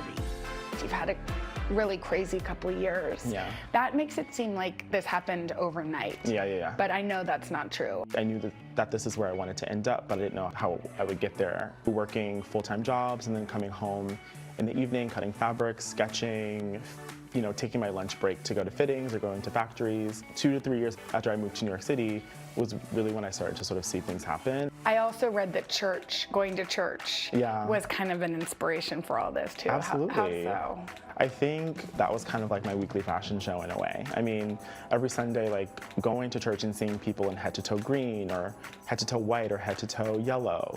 These really sort of ostentatious colors, but sort of presented in a really straightforward, pragmatic way was really inspiring to me. As a kid, Christopher used whatever scraps of material he could find to bring his creative vision to life. I can't help but think of your grandma and your parents, like seeing something in you, but allowing you the freedom to really grow into whoever you wanted to be. Right. How did that play into all of this? One thing I really appreciate about my family, my friends, and all the people that were around me is that I never felt strange or weird or like I didn't fit in. And I think kind of just really being able to explore who I was without limits and all of the nuances of myself and the things that I was interested in and the people that are around me were interested in really sort of led me to this place. Christopher's work seems to be everywhere you look, from Beyonce to Cynthia Nixon, Lizzo to Vice President Kamala Harris. But it's dressing the everyday woman that drives Christopher's designs. Initially, when I start a collection or when I think of pieces, I really think of our clients, and so real people or people who aren't necessarily celebrities, but I think it's always really exciting to be able to know that you sort of touch someone from an aesthetic point of view and from an emotional point of view. What happens when somebody that hasn't worn this type of vibrant, saturated beauty before, like what happens when somebody puts on your clothes when they're not used to wearing something that you make? One story that I've heard is that when they put on these clothes for the first time, it sort of reminded them of being a kid, and they sort of released all of the expectations of what it must mean to dress like an adult or to be chic. And I think really sort of making clothes that allow you to flux and flow between a childlike exploration, fashion, and fantasy, and really sort of needing to navigate the real world as an adult, I think is exciting. Your fourth grade self creating like comic books out of garbage bags. Yeah. Could he have even dreamt of this? I think he did, and it's kind of crazy to be here. There are millions of clothes in the world, and for all of these different types of folks to find themselves in the work, it's really beautiful, and it makes me really happy. I couldn't be more grateful. Don't you love that answer? I think he did, and now look where he is. His grandmother has passed away, but he said to me, I know she would be looking down and be so proud of everything that he's created. And it's super cool. So that his team that he's working with now is the same group of friends he met freshman year at Savannah School of Design, College of Art and Design. By the way, it tells you everything. And what he touched on that said it made you remember what it was like to be a kid, but still be a grown-up. He hit something. It's like hits a nerve. When you walk in into a studio, it's like everything is bright, and there's something about that. He also said he likes one element of each dress to be slightly off because he doesn't want people to feel like they need to be perfect. Okay, crazy about him. Listen to The Thing About Helen and Olga, new from Dateline, wherever you get your podcasts. This is a very different kind of program. We're here to start conversation about the big things happening in our world. Professor, I'm not asking you to predict the future, but what do we think that the new normal is going to be? Is part of this that everyone's rethinking their jobs during this pandemic and their relationship to their employers? What is your biggest tip for any parent who's concerned about this? It's not my job to tell you what to think. My job is to think about what you tell me. Now Tonight with Joshua Johnson, streaming weeknights at 8 on NBC News Now. What do you see right now with Putin, and do you think he's a rational actor? There's a Supreme Court nominee. What would it take for you to vote to confirm her? The sanctions did not deter. Can this end with sanctions alone? If it's Sunday, it's Meet the Press. These days, the news never stops. The morning's headlines change by afternoon, and by the end of the day, it's all totally different. So let's get into it. What's happening right now, what it all means for you for an hour every day. I get it. I know that it can be hard to keep up. So let's get started together and go from there. Hey, I'm Hallie Jackson, and we have a ton going on tonight. Here's the deal. Hallie Jackson Now, weekdays at 5 on NBC News Now. Top Story with Tom Llamas, weeknights at 7 on NBC News Now. Now Tonight with Joshua Johnson, streaming weeknights at 8 on NBC News Now. We are back with Mr. Smith Goes To. And Tom's still in his PJs. Inspired by the Winter Olympics, Harry decided to take a trip downtown to explore one of New York's most vibrant areas, Chinatown. Good morning, Harry. Good morning. Good morning. Really, it doesn't. There's a lot of room in here. If you guys let me know. It's like Snuggies for your legs. All right. Tell you what, with the Olympics over, and one of the sort of sad things about that, because of COVID restrictions, it's like our folks or even the athletes couldn't get around to sample the local culture, really, right? But a lot of places around the country, the Chinese culture is alive and well. In New York City, for instance, the biggest Chinese population in the United States, 500,000 people. We went down to Chinatown in Manhattan to get a little taste.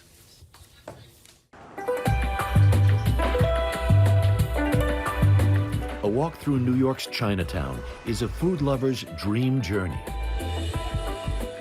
Our first stop, a grocery store.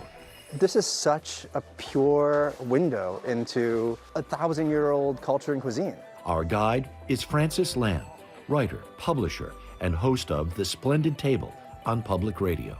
Anywhere you travel is you go to the market. You go see what people shop for. You go see what people eat. You go see what's important to people. Lamb's mother shopped here, as have generations of Chinese, for here is a wall of ramen. I am probably 45% by body weight noodle. There are all these different noodles, rice noodles, Thai style, Japanese style. But the dried foods are the pride of Po Wing Fong Food Market. Delicacies. These are dried abalones. Pricey. Oh, they're wild, $220 a pound.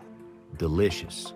It doesn't taste like a fresh oyster, it just tastes like the evil superhero version of an oyster. Like it's just darker, moodier, it's like Batman. Sophia Tsao is in charge here, but it's her mother who has been behind the counter for as long as anyone can remember. What does it mean to you to follow in your family's footsteps to be running this store now? For me personally, I like to think that I'm continuing their legacy. So I think that I'm not only just helping my family financially, but also the community.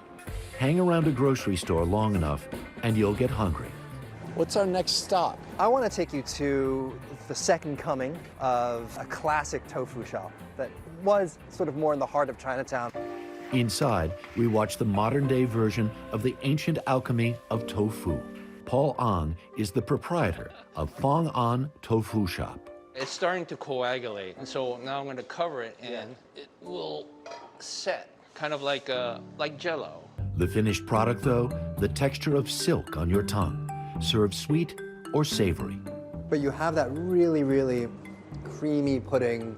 You get like the crunch of that shallot, and you get like the little crispiness of the pickles. We tried both. It's really one of those "where has this been all my life" sort of taste experiences. On we wandered, wanting to stop everywhere and taste even what we did not recognize. She said you can eat it raw if you want. What do you think? Oh my God. This is so good. It's like if a cucumber and a pear had a baby. The energy in Chinatown is palpable, but life here is not what it once was. In January of 2020, people stopped coming to Chinatown because it was the China virus. Many a store shuttered, some permanently.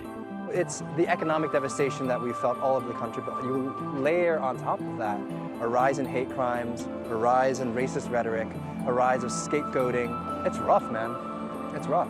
Yet people persevere, and perhaps no place better represents that than our last stop. Waiyan, Chinese fine dining. Chef Shen Lei Tang, son of the original chef, holds forth in the kitchen. Among the specialties, sesame noodles. It's killer, right?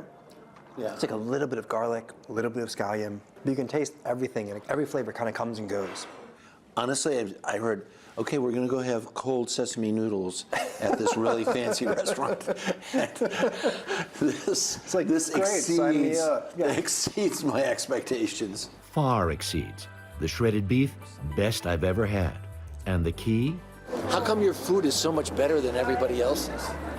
Cooking from your heart. Cooking from your heart. Cooking from your heart. Right? What a beautiful Isn't that the story. truth? But Chinatown, the life is on the street there. Yeah. You just feel the vibrancy as you walk around, and you kind of go, what's that? What's this? Stop in here, stop in there. Taste a little of this, taste a little Well, of I'm that. glad you did that, because some of us, we want to go, but we just don't know what we're buying or what to look for. Like Right. that one thing that looked like a cucumber. I don't even know what it's called. That's the thing, was Francis didn't even know what it was. Really? That was the coolest part. Was it sweet? It was taste like a lemon and a zucchini and a cucumber all at the same time. I'm going to Fong Ong for tofu. Yeah. That looks Oh my amazing. God. Phenomenal. And they just scoop a little layer off at a time. And it's a reminder of all the treasures there. You could spend a week in Chinatown in New York City and find new places. Without question. The other thing about it also is one of the reasons we live in our cities is the amazing diversity. Amen. Oh Yeah. my And God. cities I got all over the country. There are Right? places we Yeah. should visit. In the fall of 1960, Ruby Bridges was a 6-year-old girl who just wanted to go to school. Instead, she became an icon, thanks in part to this Norman Rockwell painting that shows her being harassed as she is escorted by federal marshals to a previously all-white school in New Orleans. But Ruby was not alone that day. This morning, for the first time ever on network television, the other 3 members of the New Orleans 4 tell their story with a new twist. NBC's Rahima Ellis has our Sunday Spotlight. Didn't have no clue that the color of my skin made a big difference in where I had to go to school. You could hear the mob saying these things. This was an angry crowd. It looked like if they could get to me, they'd kill me, and I didn't know why. The why is rooted in America's painful history of segregation. So when Gail Etienne, Leona Tate, and Tessie Prevost Williams were only 6 years old and chosen to desegregate this school in New Orleans in the fall of 1960, they faced a tidal wave of opposition. And my daddy said, give me your hand, look straight ahead, I'm here. Federal marshals made sure no harm. Also there were U.S. Marshals assigned to protect the girls, just as other marshals protected Ruby Bridges at another school not far away. Her story has become legendary, but a producer documenting New Orleans history says there's more to tell. Not to take away from what Ruby Bridges did, but it becomes much more powerful when they know that there was this hurricane of things happening all simultaneously. Gail, Leona, and Tessie, now finally more vocal about what they endured in a school ultimately abandoned by white students. Where was everybody else? They came the first day of school and the parents started yanking them out. We had 3 little girls with a whole school to ourselves. But there was no freedom. This is our first grade classroom, and these windows were papered up. No one could see in, and we couldn't see outside. What was the reason? It was for our protection because of the mob. Couldn't even use a pencil sharpener. Right. Because it was too close to the window. Their childhood turned upside down for a cause. They spent the first grade confined. In this room. In this room. Not the cafeteria, not the playground. Never. This room. It took a heavy toll. I was 6 years old on nerve medicine for a while. Because what we went through as little kids, it wasn't normal. In the years that followed, in different schools, there were no U.S. Marshals protecting them. Was it rough? It was terrible. Rough is not the word. They spit on us, they tore our clothes off, ripped our dresses and spit in our food, and Gail was hit with a bat. The taunting and abuse eventually lessened. This story slipped into the shadows of history. Just visiting all schools, and the children didn't know about us. Determined to change that, Leona set out to acquire the old abandoned school. Today, with the help of a grant from the National Park Service, it will become a center for education and affordable housing, named for the three women. It's got to be a place where we need to talk, to share some dialogue. A place where a difficult past can help inform a better future. For Sunday Today, Rahema Ellis, New Orleans. Rahema, thank you very much. You can hear more stories like that one honoring the legacy and impact of America's civil rights movement at voicesofthecivilrightsmovement.com. What do you see right now with Putin, and do you think he's a rational actor? There's a Supreme Court nominee. What would it take for you to vote to confirm her? The sanctions did not deter. Can this end with sanctions alone? If it's Sunday, it's Meet the Press. To cover the news, you have to be in it. We'll take you to the front lines of the story, bringing your news feed to life. Streaming live every night. It's your news playlist. Top Story with Tom Llamas, weeknights at 7 on NBC News Now. Sometimes the news can be difficult and overwhelming for kids to understand. Ukraine and Russia. Could you help me understand what's going on? So to help make sense of it, we've created a newscast just for them. We hope your family will watch Nightly News Kids Edition. This is a very different kind of program. We're here to start conversation about the big things happening in our world. Professor, I'm not asking you to predict the future, but what do we think that the new normal is going to be? Is part of this that everyone's rethinking their jobs during this pandemic and their relationship to their employers? What is your biggest tip for any parent who's concerned about this? It's not my job to tell you what to think. My job is to think about what you tell me. Now Tonight with Joshua Johnson, streaming weeknights at 8 on NBC News Now. What happened here is a story of loss and salvation. There were residents who hung on for dear life. This is where you took shelter, in this closet. I took shelter right in this closet right here. Rioters banged down one of the doors. Have you found a way to reconcile it a year later? It really hurt to see this place that I love so much treated with such disrespect. Was it an act of cleaning or an act of healing?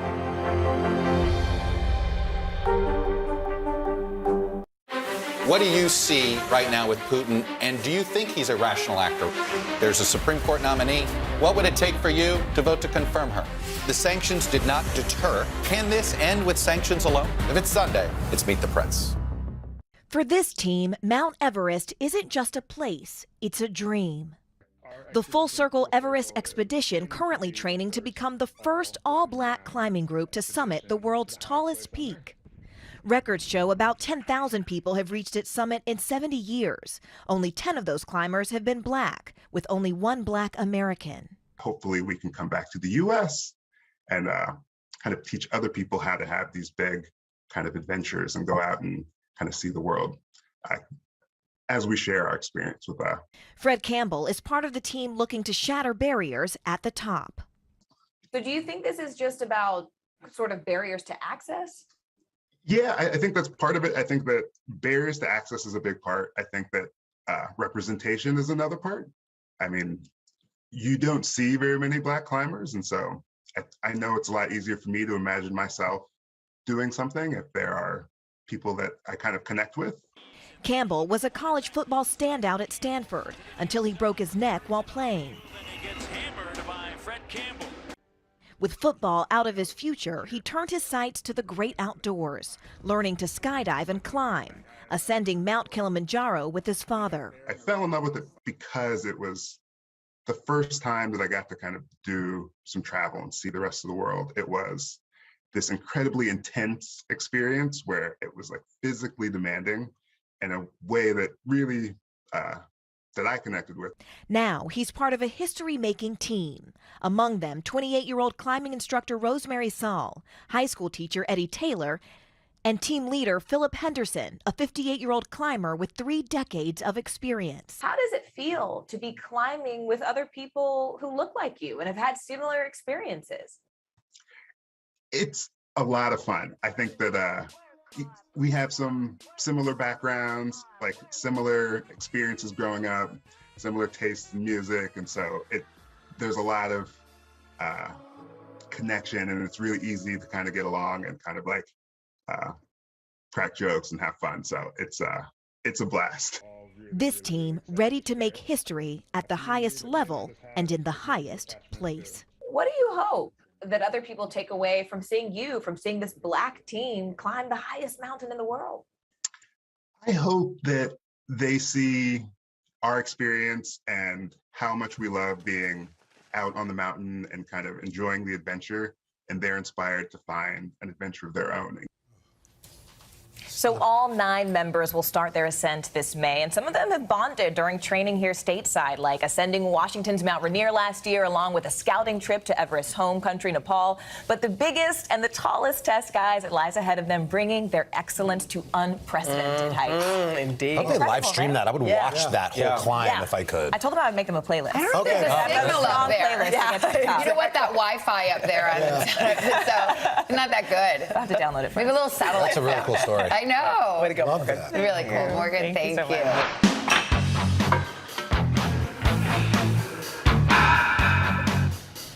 My name is Alex Slinka. I'm 18 years old, and I'm an amateur bodybuilder as well as a full-time college student. If people ask me, I always say I'm not a transgender bodybuilder. I do not want to be labeled as a transgender bodybuilder.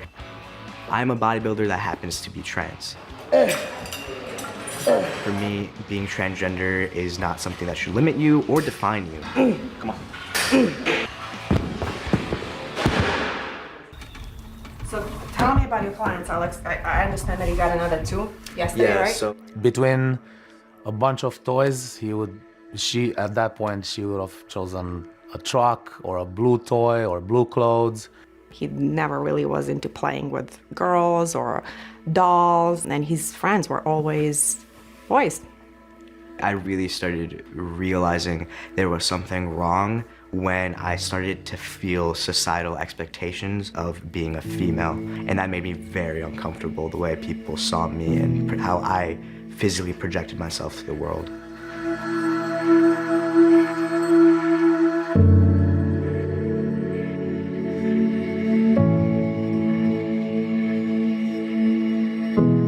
Not to be morbid, but it's like complete and utter disgust with yourself and your body, and you get anxiety like from other people seeing you a certain way. And I was like, you know what, like I can't do this anymore. I can't not talk about it anymore.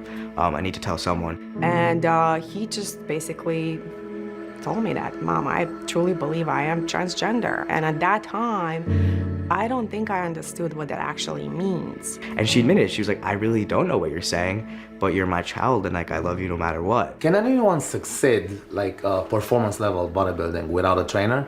Yeah.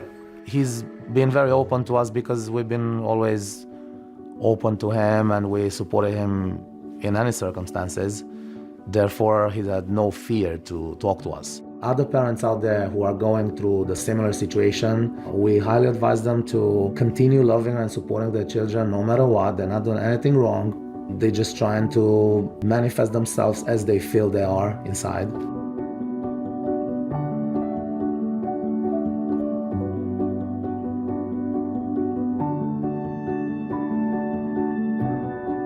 After my surgery, I kind of just looked at myself in the mirror very objectively. I was like, you're very, very skinny. I look very weak, and like I don't want to look weak.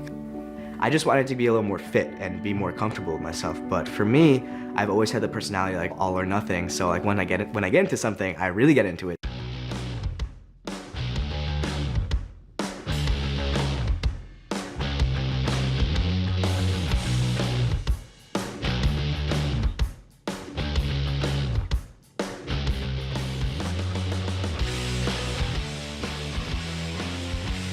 I've done the hard work that's been done. It's just relaxing, practice posing, and you know, the show.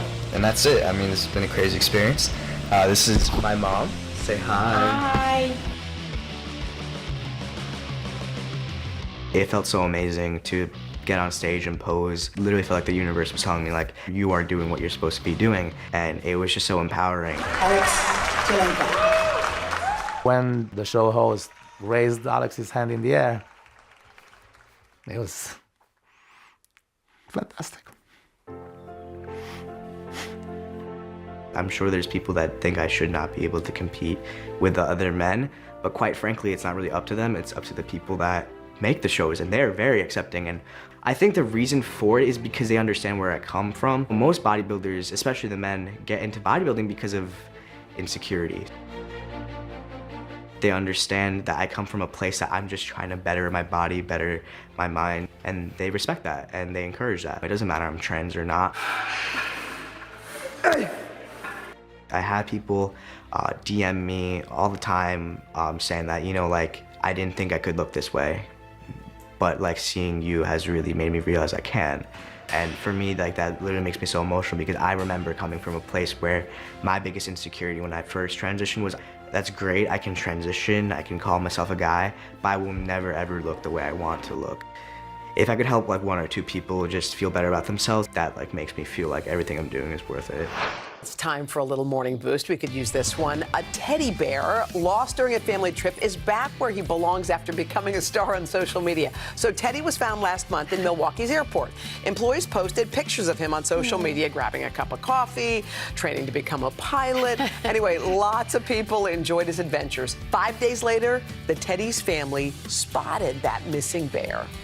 My wife was sitting there and a friend of hers shared it via Facebook. It was just a fun story, and she was just on her phone, and then she just jumped up, and she said, she couldn't even speak. And I looked at him like, that's his bear, without even a doubt. Well, there's 5-year-old Ezekiel Burnett. You know what happened was he actually tossed the teddy up into the air when they were getting ready to get on their flight. It got stuck in the rafters, and their parents were like, we don't have time to get it. We got to catch the flight. We got to catch the flight. So they left. He was heartbroken, and look what happens at the end. They both look happy in that picture. Exactly. I love that. All right, a family that loves to hit the slopes together attached a microphone to their 4-year-old snowboarder. The result was adorable. It was like a little motivational video. Check it out. This way, you'll slip. I won't fall, maybe I will. That's okay, 'cause we all fall. Have fun, Dad. Okay, I can't. Oh. Let's go down this big old hill. Okay, is that amazing? Totally calming himself down, having a lot of fun. That's little Auburn Sage, fell a couple of times, but what a great attitude she has. Look, this way. I love her. I won't fall, maybe I will. I won't fall, maybe I will. Those are words to live Yes, by. You know good what? girl. Just keep going. Yeah, that was awesome. For breaking news in our changing world, download the NBC News app. Sometimes the news can be difficult and overwhelming for kids to understand. Ukraine and Russia. Could you help me understand what's going on? So to help make sense of it, we've created a newscast just for them. We hope your family will watch Nightly News Kids Edition. What happened here is a story of loss and salvation. There were residents who hung on for dear life. This is where you took shelter, in this closet. I took shelter right in this closet right here. Rioters banged down one of the doors. Have you found a way to reconcile it a year later? It really hurt to see this place that I love so much treated with such disrespect. Was it an act of cleaning or an act of healing?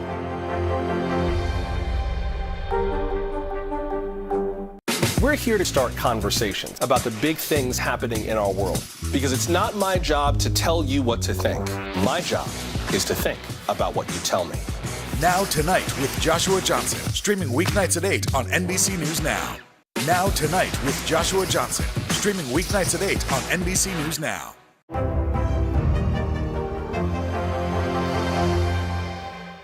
These days, it feels like the news never stops. So let's get into it. What's happening right now, what it all means for you for an hour every day. It can be hard to keep up, so let's get started together. Hallie Jackson Now, weekdays at 5 on NBC News Now. All right, let's get a morning boost. Let's do it. Okay, so a woman in Florida gave her grandfather a little gift, and that little gift had with it a big secret. So he unwrapped it, and then it took him a second to realize what it all meant. Take a look.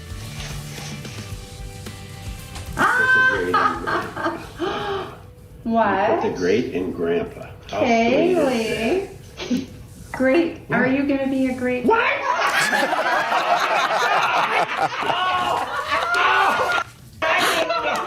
I didn't know what that meant. Oh my God. Oh, beautiful. Okay, the mug did read you put the great in grandpa, so he didn't quite connect that. But I love he was just like hugging her with for a mug, and now he's like, yeah. He's like, that's great, honey. What? Maybe do in August, by the way.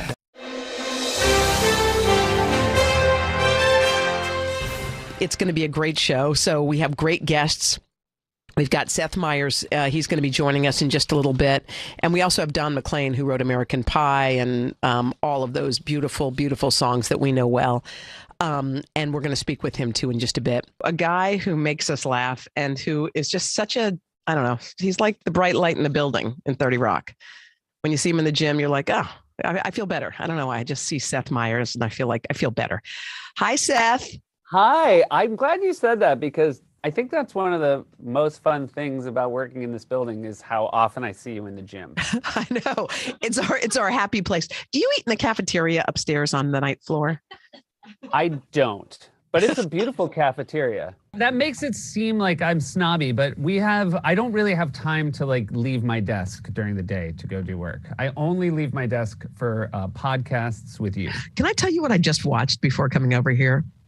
Your commencement address when you gave commencement at Northwestern.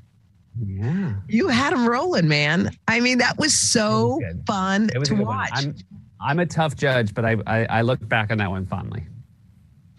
Were you nervous? Like when you go up, when you do something that's not 100% in your wheelhouse, how did you go into that?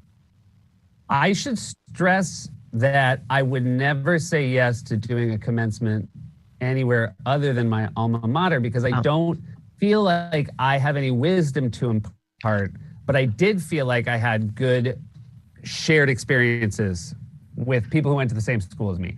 And so it wrote fairly easy because a lot of it was about recollecting back as opposed to going to a school that I had no overlap with experience-wise. I think that would be very strange. I don't feel like anybody listened to that and thought, well, now I know how to approach my late 20s. But it was really fun to do. And I did really remember the experience of watching someone else do it at mine. So it was great. You're going down a new lane for you, a children's book. Yeah. Now, I know you've got kids, but why? What was it that made you say, okay, I want to try this? Just ego. You know, you read books to your kids every night. Every night you're reading to your kids and they're saying, wow, this guy's great. Or this lady knows what she's doing. And you're just sitting there going, I can trust me. If your dad did this, he'd be right in the middle of the pack. It's one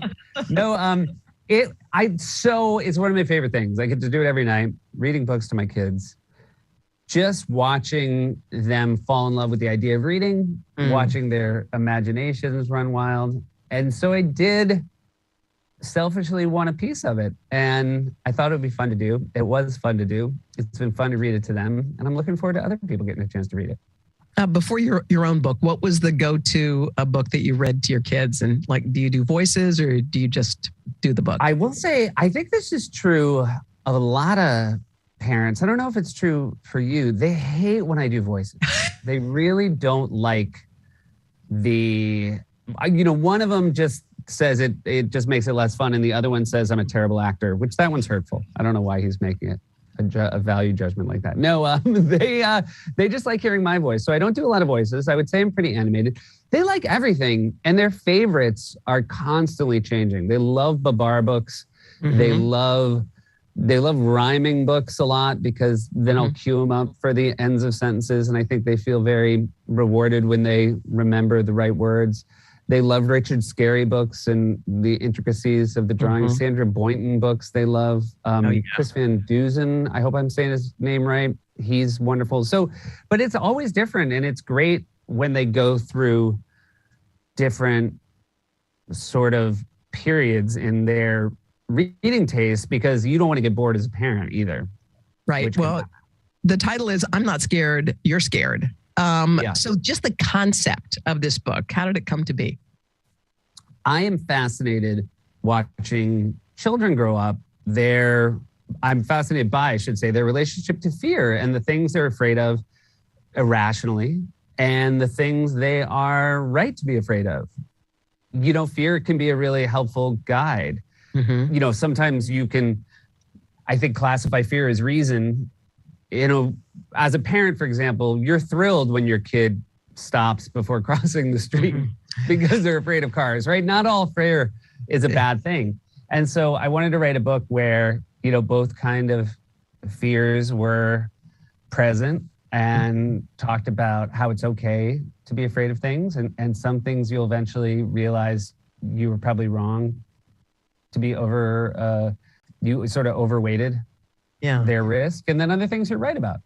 Do you feel like you're a cautious parent? Be careful, look out, don't fall? I'm so cautious. My wife is without caution, and I am so cautious. Mm-hmm. And I think we're a good team, but I'm worried all the time. The funniest thing my wife will always say as far about fear is, we'll go to the park, right? In New York City, a New York City park, public park. And I will say, be careful on the slide, be careful on the jungle gym, be careful there, be careful on your scooter, you're going too fast, look out, don't cross the street. And then we get inside and they'll have a full dinner and my wife will say, did they wash their hands? And I'll say, oh no. And that's her point, that she's like, could you just be a little more afraid of things that are microscopic as opposed to just things, like the only things I'm afraid of are bigger than a Subaru. When you were younger, were you a risk taker? No, I wasn't. My brother was a risk taker.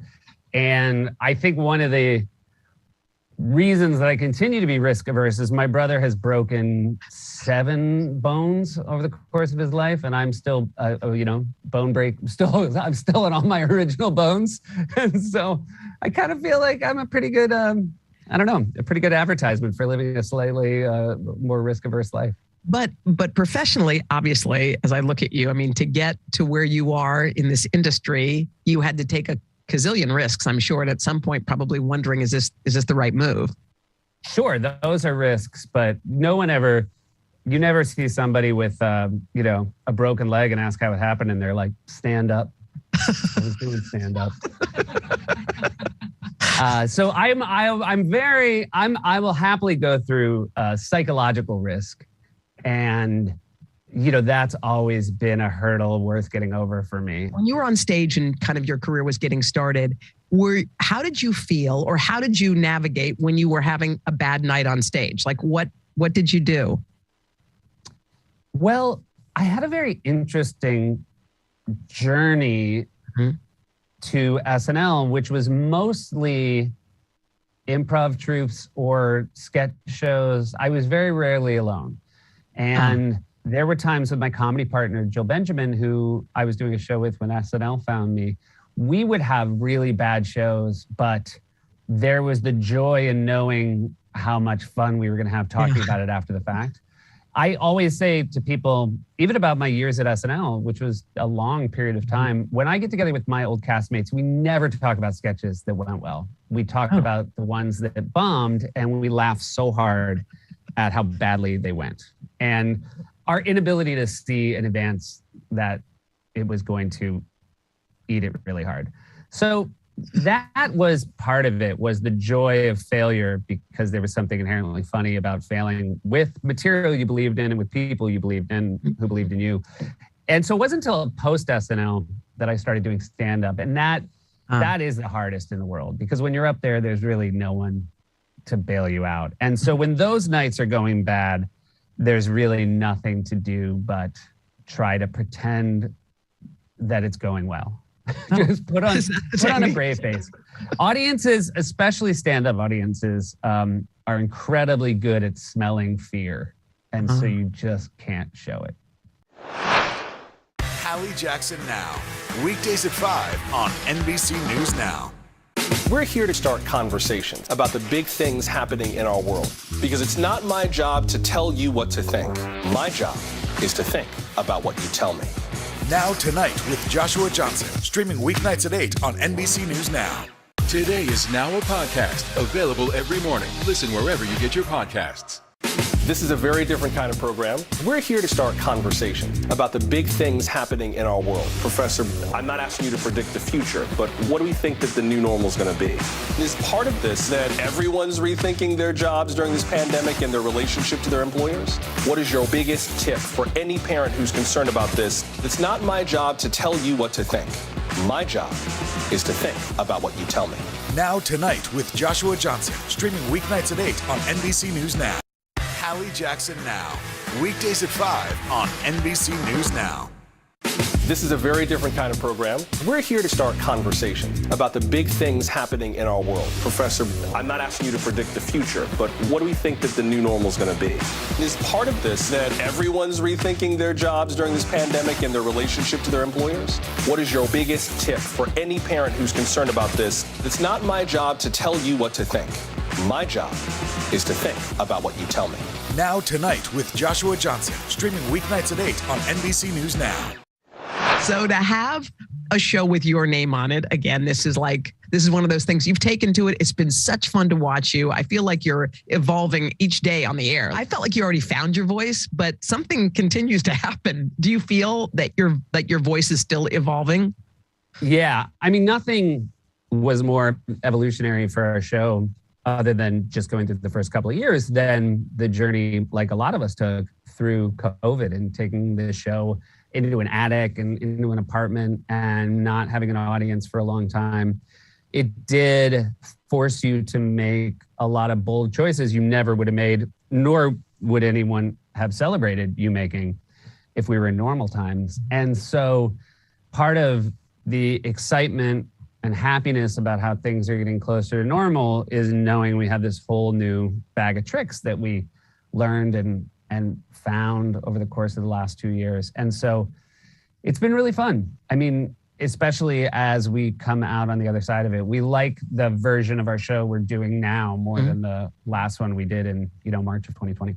Oh, really? How come? And I feel a lot closer to my audience. I don't know if you felt this, but when I was doing the show, I was literally filming it into an iPad. And I had this realization that most people watch a show like mine that's on at 12:30 at night. Most people watch it into an iPad, right? They're watching it on a phone or their iPad. And so the only barrier between the two of us were our devices, as opposed to having a studio audience between us. And I started reading YouTube comments more and started interacting with my audience more out of that desperate need to just feel a human connection at a time where none of us had it. And so it's great to come out of it and realize, I know it's great to have these people back in our studio audience. I'm so thrilled as a performer to have a live group of people, but I'm also aware that there's this huge group of people who watch every night. And I want to make sure that experience is still as connected for them as it was during the pandemic. Yeah, that intimacy, you're right. There's something about that. The last thing we filmed at the end of our last show of the week called Corrections. And we clear out the audience and I do it just for the crew and we put it online. We just put it on YouTube. And it's me addressing every YouTube commenter who corrected me on something I got wrong over the course of the week. Oh my God. And it's the most fun, mostly because I'm just trying to make the crew laugh, but also I know that there's this deeply invested community of people who watch our show. And it's really cool to do something just for them. I love that. Let's talk back to your book for 1 second. I don't know if your kids like it. The book again is called, it's Seth's first children's book. It's called I'm Not Scared, You're Scared. Did you run it by your kids or did you just say, here it is? I did. I sort of formulated it in my head and then I would tell them the story at bedtime. And then as the drawings started coming in, and having done this, it's sort of like storyboards and line drawings, they would look at those and it was great. Getting their feedback was great. They do really like it. Their favorite part is I have their names in the back. They're on the dedications page. And I feel like they think that means they wrote it because they're showing it to people like, they deserve praise. Even though Dad did all the heavy lifting. But they do like it. We've read it a lot. And last night, I heard a 4-year-old say to the 6-year-old, should we read Daddy's book? And the 6-year-old went, eh. So that was heartbreaking. We just need a break. That's all. We just need a break. Seth, you're so much fun. Top Story with Tom Llamas. Weeknights at 7 on NBC News Now. Now Tonight with Joshua Johnson. Streaming weeknights at 8 on NBC News Now. In the City of Angels, 2 kindly old ladies wanted to help homeless men get off the streets forever. And so they did. Listen to The Thing About Helen and Olga, the new podcast from Dateline and Keith Morrison. Hallie Jackson Now. Weekdays at 5 on NBC News Now. In the City of Angels, 2 kindly old ladies wanted to help homeless men get off the streets forever. And so they did. Listen to The Thing About Helen and Olga, the new podcast from Dateline and Keith Morrison. This is a very different kind of program. We're here to start conversation about the big things happening in our world. Professor, I'm not asking you to predict the future, but what do we think that the new normal is going to be?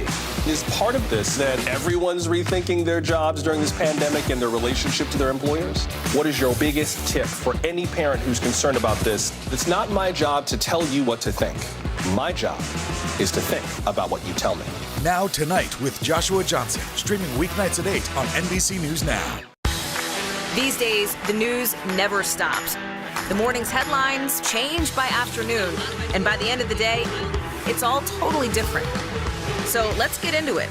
What's happening right now, what it all means for you for an hour every day. I get it. I know that it can be hard to keep up. So let's get started together and go from there. Hey, I'm Hallie Jackson, and we have a ton going on tonight. Here's the deal. Hallie Jackson Now. Weekdays at 5 on NBC News Now. For breaking news in our changing world, download the NBC News app. Hallie Jackson Now. Weekdays at 5 on NBC News Now. Listen to The Thing About Helen and Olga, new from Dateline, wherever you get your podcasts. You know, sometimes the great thing about music's like booze or drugs. It just changes your brain chemistry instantly when you hear a song.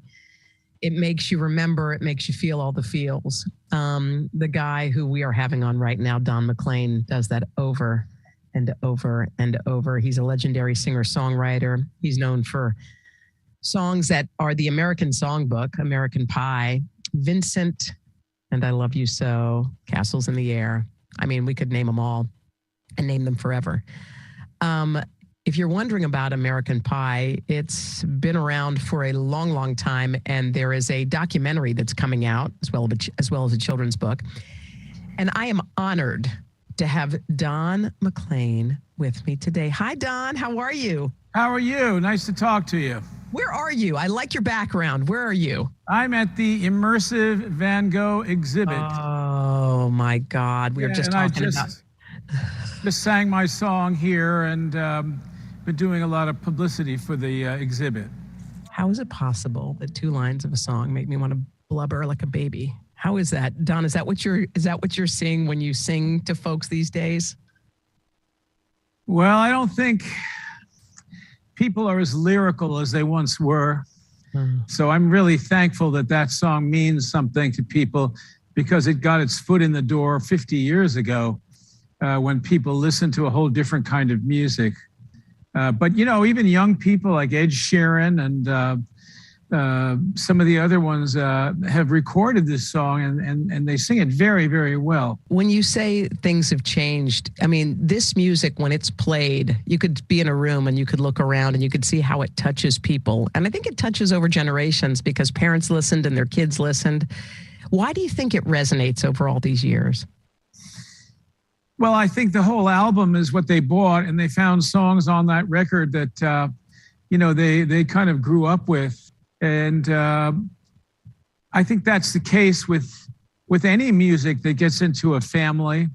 And, you know, fathers, and I've had many daughters come and say, my dad, you know, isn't around anymore, but he and I would listen to American Pie all the time together. And it breaks my heart, you know, and they hear me sing, and it's like, brings back those memories. But there's a lot of personal pain that goes into writing songs like this. This is something that you just toss off. You know, it's it reflected a lot of what was in my life and still is in my life. I'm that kind of a person. Wow, personal. You can feel it because the song, obviously, it's laid bare right there. We're reflecting on it 50 years later, and there's a documentary in the works and a children's book. But a half a century after it came out, what do you want people to know about the song American Pie? Well, I don't think I want them to know anything really other than what the song tells them. Mm-hmm. But it's always working for some reason, because I had a crazy idea as a songwriter. I always would have these ideas, really I would invent songs really more than write them. But the idea was that music and politics influence each other going forward. Because really the same group of people sociologically that make the music produce the leaders. So there's the same set of morality, the same set of rules. When you stand before a group, and I watched some videos of you singing to folks in Iowa, different places, and you watch the emotion in the room, I was just thinking how cool that must be to be you. You sang that 50 years ago to people, and here they sit today, and they're feeling the same feels.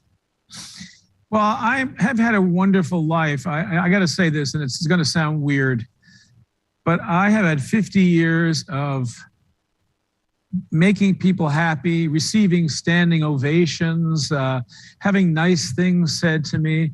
That's not normal, and I'm aware of that, and also I can't be fired because I'm a free radical. I'm on my own. I always have been. I take orders from nobody. And furthermore, I'm unemployable. I could never work for anybody. So I'm so lucky that I found this way. And each step along the way, a door would open and something else would happen. And I'd find myself working, doing a world tour, whatever. And all these years passed by, now thousands and thousands of one-nighters. So what I want to say is that I really think about the other guy all the time. And I don't really think too much about myself, because Don McLean has had a heck of a lot in his life. And I look at people living, as they say, lives of quiet desperation. And you see that a lot. People putting one foot in front of the other. And if music can give them just something extra, to help them make it through, then, I'm so happy I did that. Oh my God, that's so beautiful. That's such a beautiful, beautiful sentiment. Have you always kind of marched to the beat of your own drum, even when I'm sure people were saying, hey, be more like this, or hey, why don't you be more like that? If you want to sell records, you got to do that. But you didn't. I'm very hard-headed. I know what I want, and I'll tell you a funny thing, because I came from New Rochelle, New York, and I quit school in 1964. I was 18. And traveled around the country. This was a long time, more than 50 years ago. And I failed. I didn't have any kind of basis for thinking I was going to build any kind of singing career. So I went back to school, and I was behind a lot of guys that I was in high school with. And a lot of times they wouldn't even talk to me, because I was a loser. And New Rochelle and Larchmont, places where I came from, were very status conscious. And now there's a 60-foot mural in New Rochelle of me on the side of a building. And when I see that baby, I think I'm a long way. Wow. How did you not lose your confidence if you were the kid who wasn't included? Well, I had no doubts that I was good at what I did. I had never had a doubt. I never had a doubt about it. And I didn't worry about whether or not I had any health care, whether or not I was going to do it. I was never going back. I just want to tap into that confidence one more time, because a lot of kids when they're 17 or 18, to say I knew I was good is a pretty remarkable statement. You were good, obviously, but who told you were good when you were little? They always told me I wasn't good. That was the environment I grew up in. My parents were wonderful, but they were not people who were empowering in the sense that, oh, I want to do this. I don't think that'd be a good idea. Or, that's not a good idea. You don't want to do that, this kind of thing. So I had all negative unlike a lot of musicians who I've known, if a guy played drums, dad went out and bought him a drum set, took him to not in my family. This was not something that my father especially wanted me to do. He thought it was kind of like, running away to join the circus. That's what he equated it with. He saw me in a suit and tie, working at a proper job, being a normal 1960s citizen.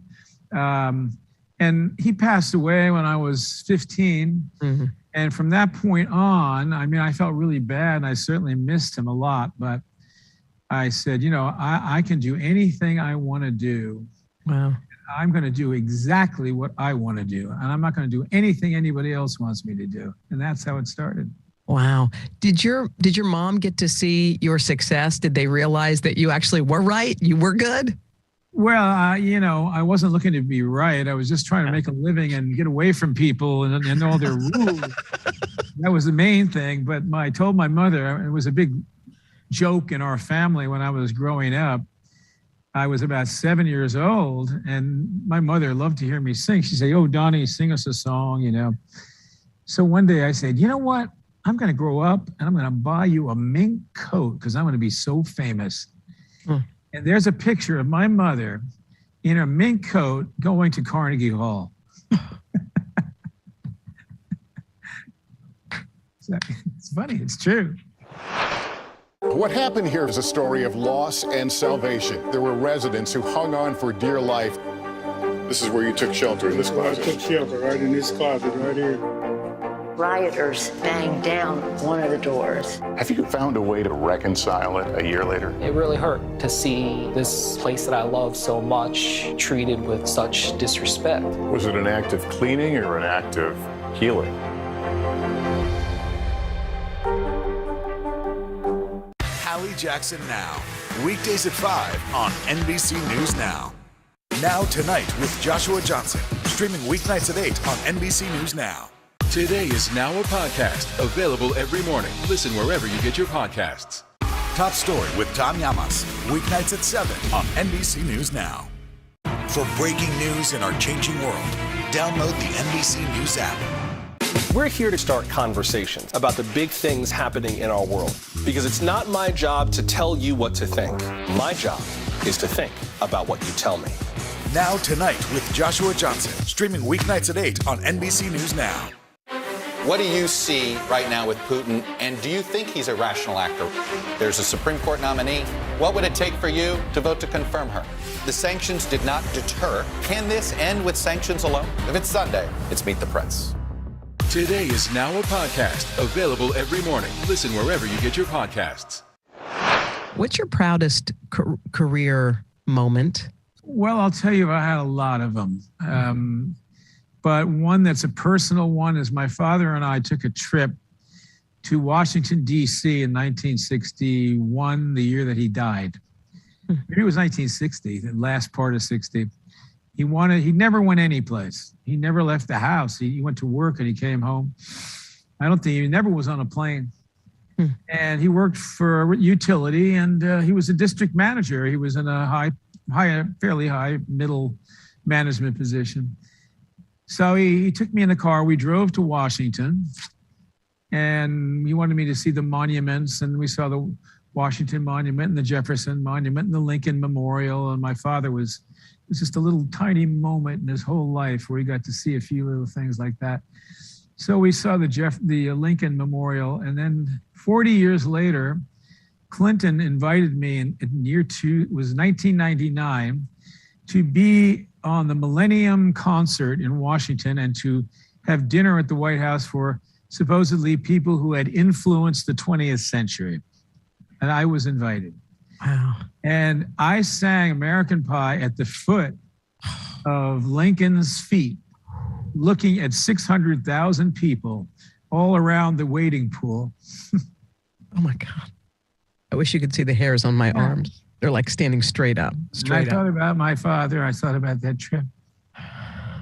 Wow. That is beautiful. That is beautiful. Well, it's no surprise that 50 years later, everyone is still realizing like what an incredible person you are, what a great singer you are.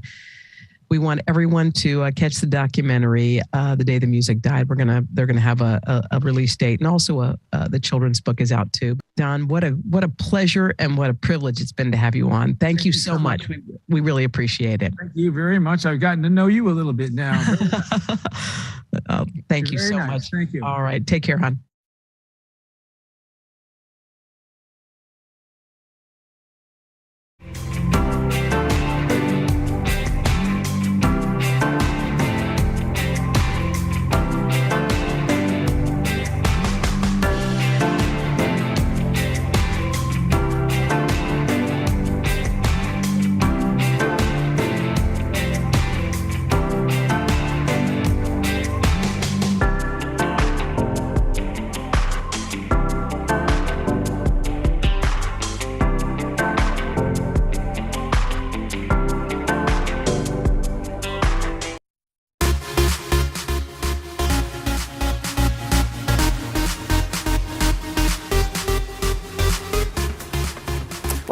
You Pop Start Plus watchers out there. It is a Monday edition of our show, and I'm certainly glad you are with us.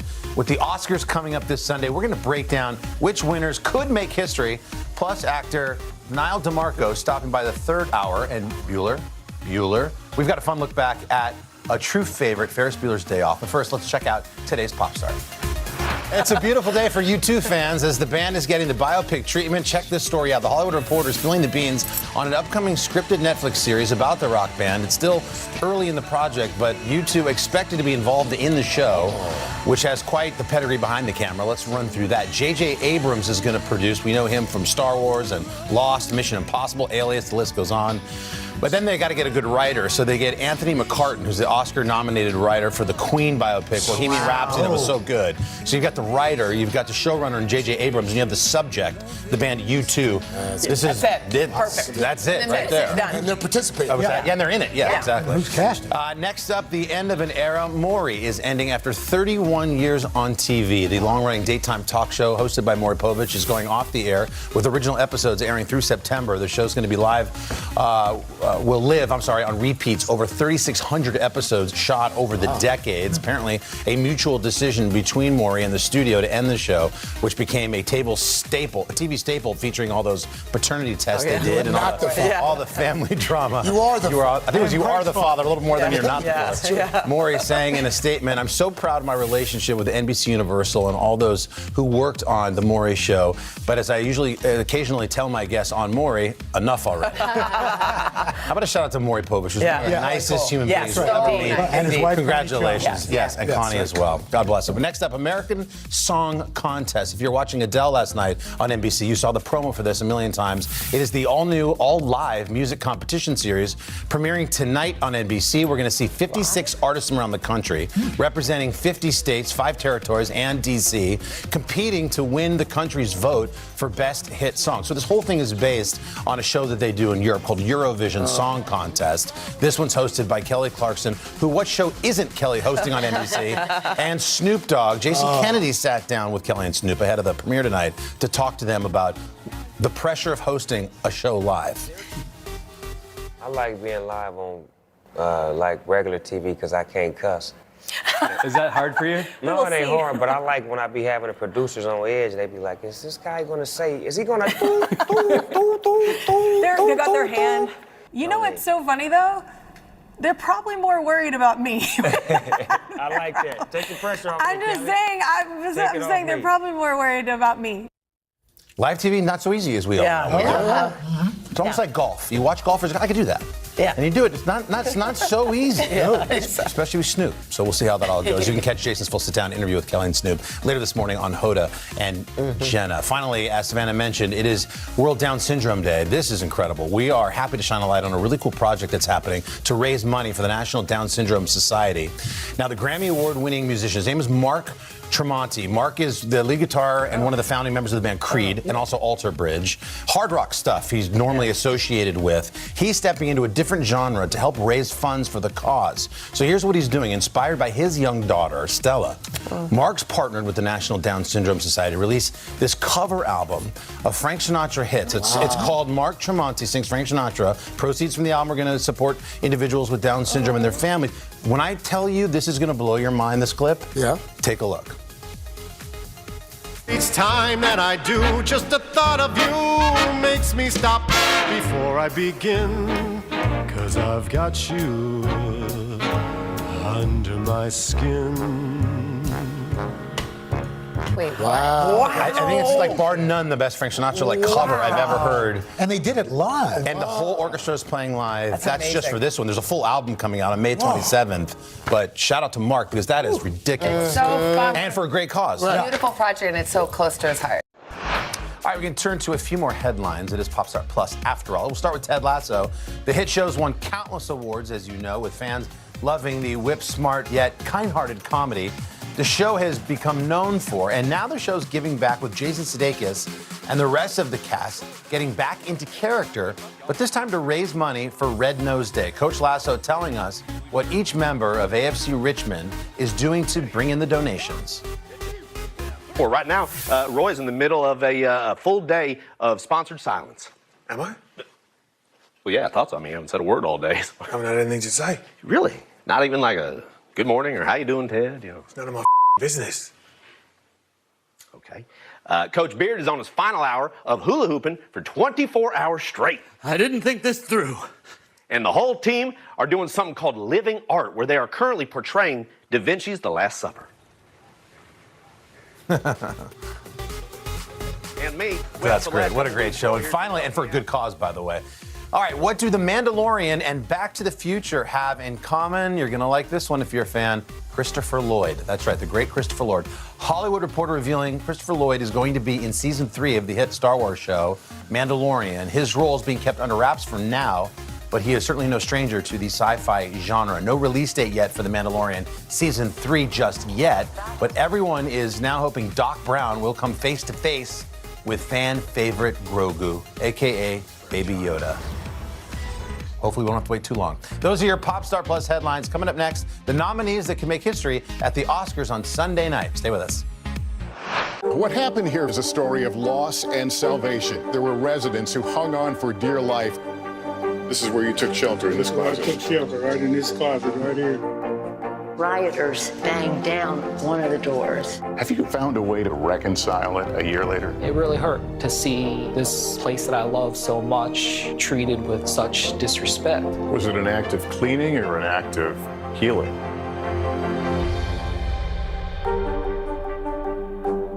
These days, it feels like the news never stops. So let's get into it. What's happening right now, what it all means for you for an hour every day. It can be hard to keep up, so let's get started together. Hallie Jackson Now, weekdays at 5 on NBC News Now.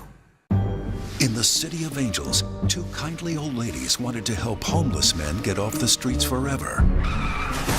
And so they did. Listen to The Thing About Helen and Olga, the new podcast from Dateline and Keith Morrison. Sometimes the news can be difficult and overwhelming for kids to understand. Ukraine and Russia. Could you help me understand what's going on? So to help make sense of it, we've created a newscast just for them. We hope your family will watch Nightly News Kids Edition. Listen to The Thing About Helen and Olga, new from Dateline, wherever you get your podcasts. Today is now a podcast, available every morning. Listen wherever you get your podcasts. Top Story with Tom Llamas, weeknights at 7 on NBC News Now. And welcome back to Popstar Plus. Winners at this weekend's Oscars are poised to potentially make history for many different reasons. And we know a guy who knows everything about the awards to break it all down for us. And that is Turner Classic Movies host Dave Karger. The Oscars have already made a lot of history this year with the nominations that came out. They can make even more history with the winners at the end of the month. Here's how. First up in the acting categories is something really fun. For the first time ever, there are two couples nominated in all 4 of the acting categories. So in lead actor and actress, Javier Bardem for being the Ricardos and Penelope Cruz for Parallel Mothers are nominated.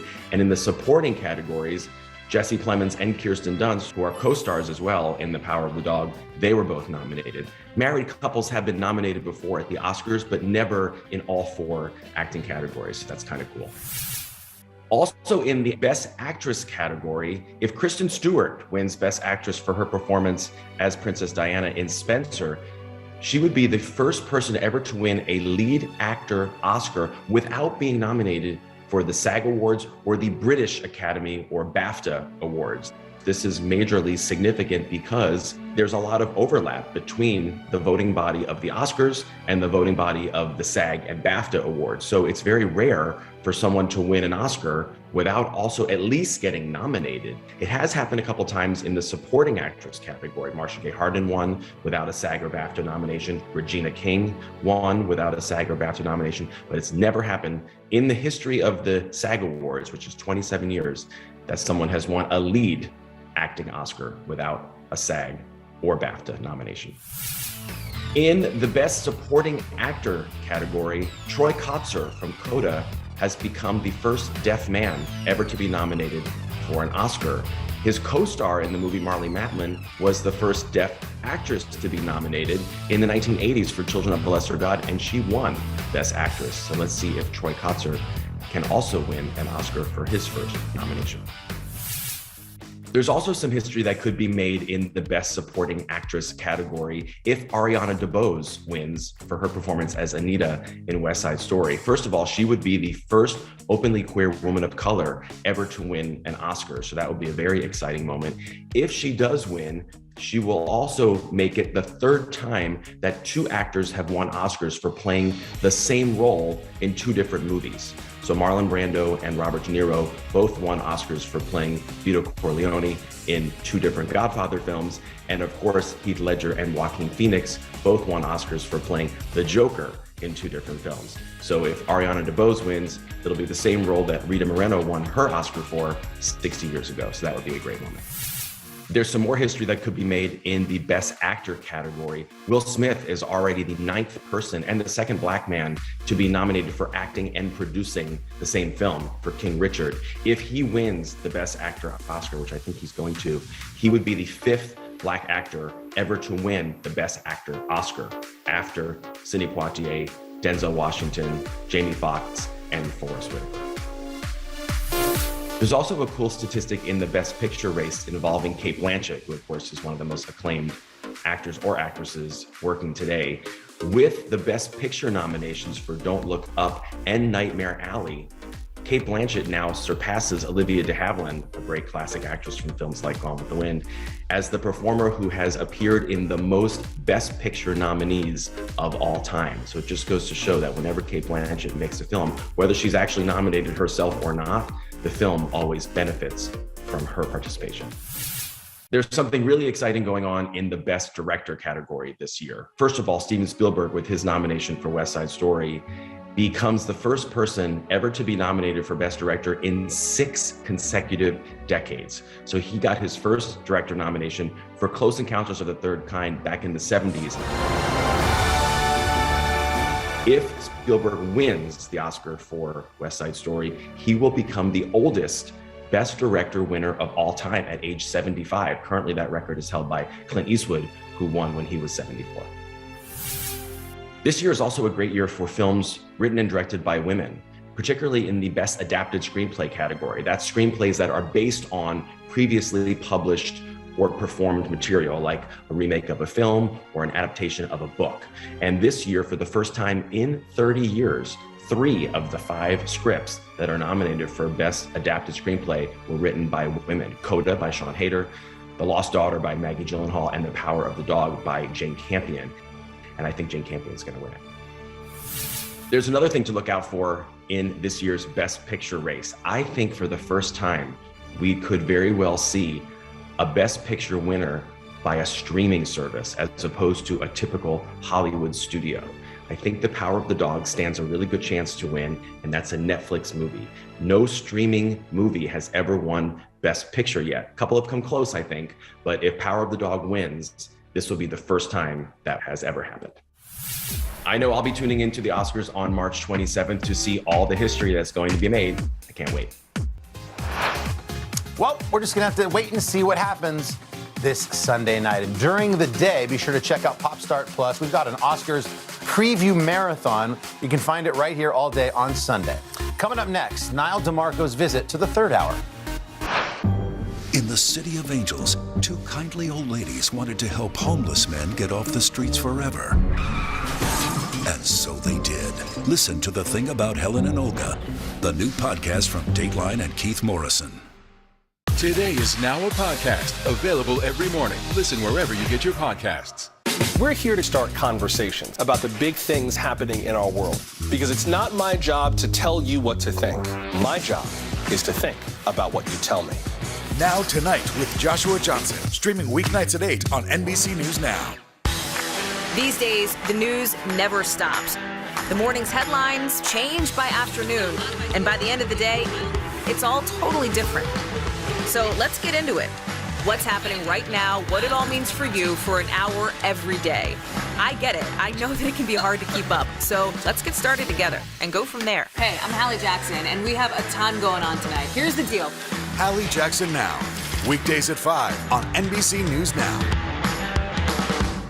We're here to start conversations about the big things happening in our world, because it's not my job to tell you what to think. My job is to think about what you tell me. Now Tonight with Joshua Johnson, streaming weeknights at 8 on NBC News Now. What do you see right now with Putin, and do you think he's a rational actor? There's a Supreme Court nominee. What would it take for you to vote to confirm her? The sanctions did not deter. Can this end with sanctions alone? If it's Sunday, it's Meet the Press. Hallie Jackson Now, weekdays at 5 on NBC News Now. For breaking news in our changing world, download the NBC News app. Listen to The Thing About Helen and Olga, new from Dateline, wherever you get your podcasts. Today is now a podcast, available every morning. Listen wherever you get your podcasts. For breaking news in our changing world, download the NBC News app. And we're back. Niall DeMarco is an executive producer on the Oscar-nominated documentary short, Audible, following several high school seniors at the Maryland School for the Deaf. DeMarco, who's also deaf, spoke to our third hour about his connection to the project.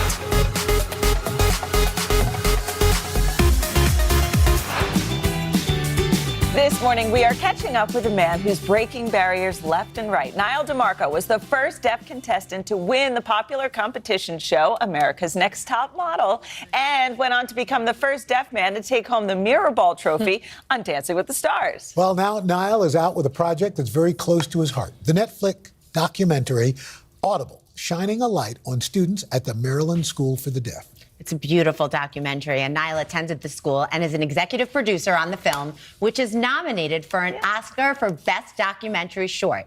It follows high school seniors dealing with pressure in the classroom and on the field. Take a look.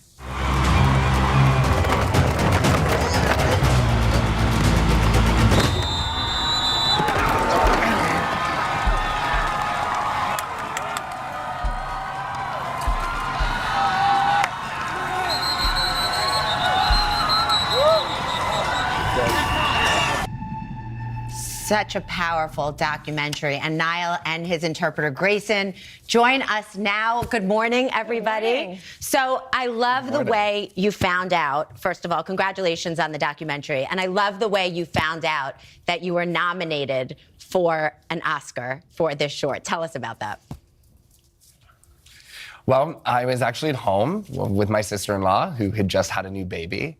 And, you know, she had just found out that her baby was born deaf, now making the 5th generation, and I found out that we were nominated for an Oscar in the top 5. I mean, both really thrilling news. You know, initially when we started this project, we really had the goal of making more deaf content, but to be nominated for an Oscar, I think not only was that the last thing really on our minds, but an incredible honor, and it's been phenomenal. And of course, we're up against Shaq. Right, he told me in the green room.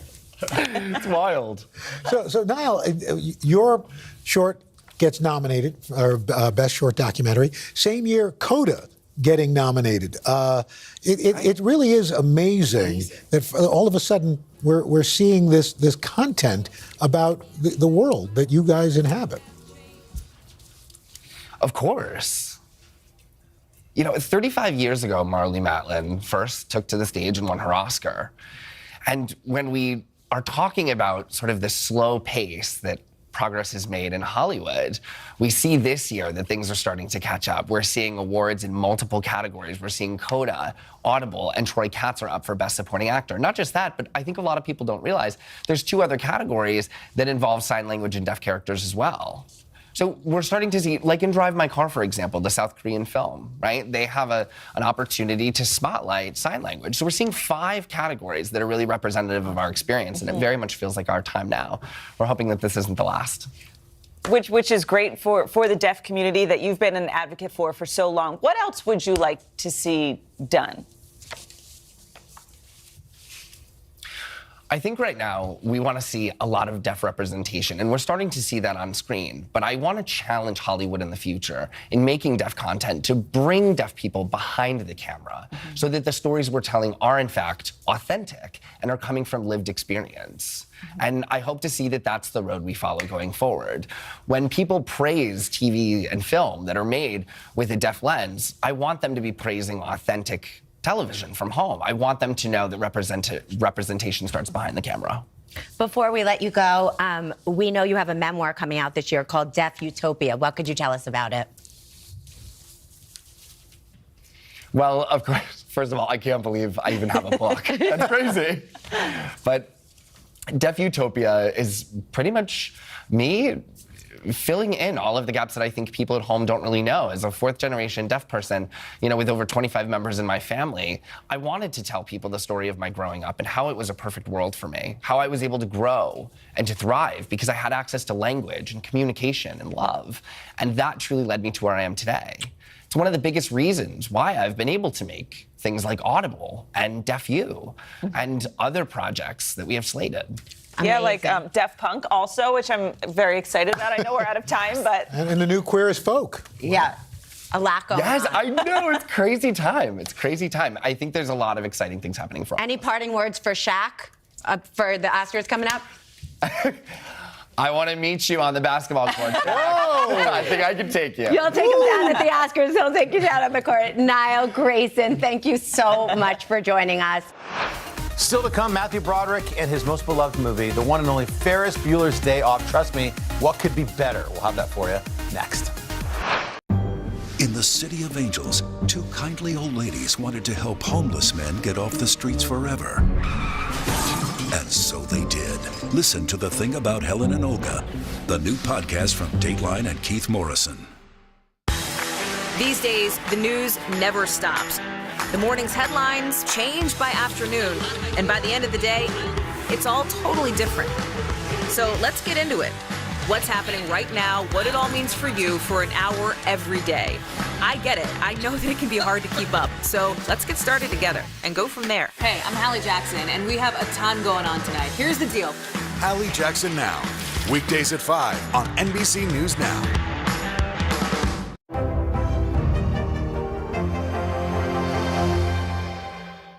This is a very different kind of program. We're here to start conversation about the big things happening in our world. Professor, I'm not asking you to predict the future, but what do we think that the new normal is going to be? Is part of this that everyone's rethinking their jobs during this pandemic and their relationship to their employers? What is your biggest tip for any parent who's concerned about this? It's not my job to tell you what to think. My job is to think about what you tell me. Now Tonight with Joshua Johnson, streaming weeknights at 8 on NBC News Now. Now Tonight with Joshua Johnson, streaming weeknights at 8 on NBC News Now. For breaking news in our changing world, download the NBC News app. Welcome back. Life moves pretty fast. If you don't stop and look around once in a while, you'll miss it. One of the many quotable classic lines from the beloved movie Ferris Bueller's Day Off, 1986. And Ferris himself, Matthew Broderick, turns a milestone 60 years old today, so we thought we'd reminisce about the film's release with this clip.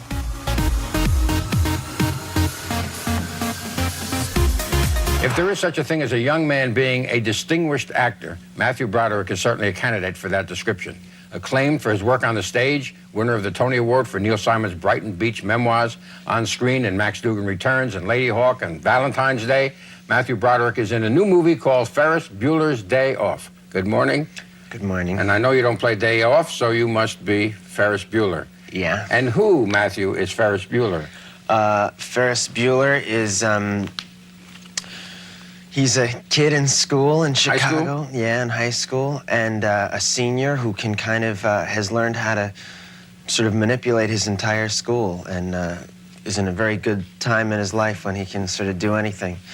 And he should be sort of charming, I suppose. And but he's kind of hard to pin down, and he's a shifty type of person, I think, and maybe like a little dishonest or something.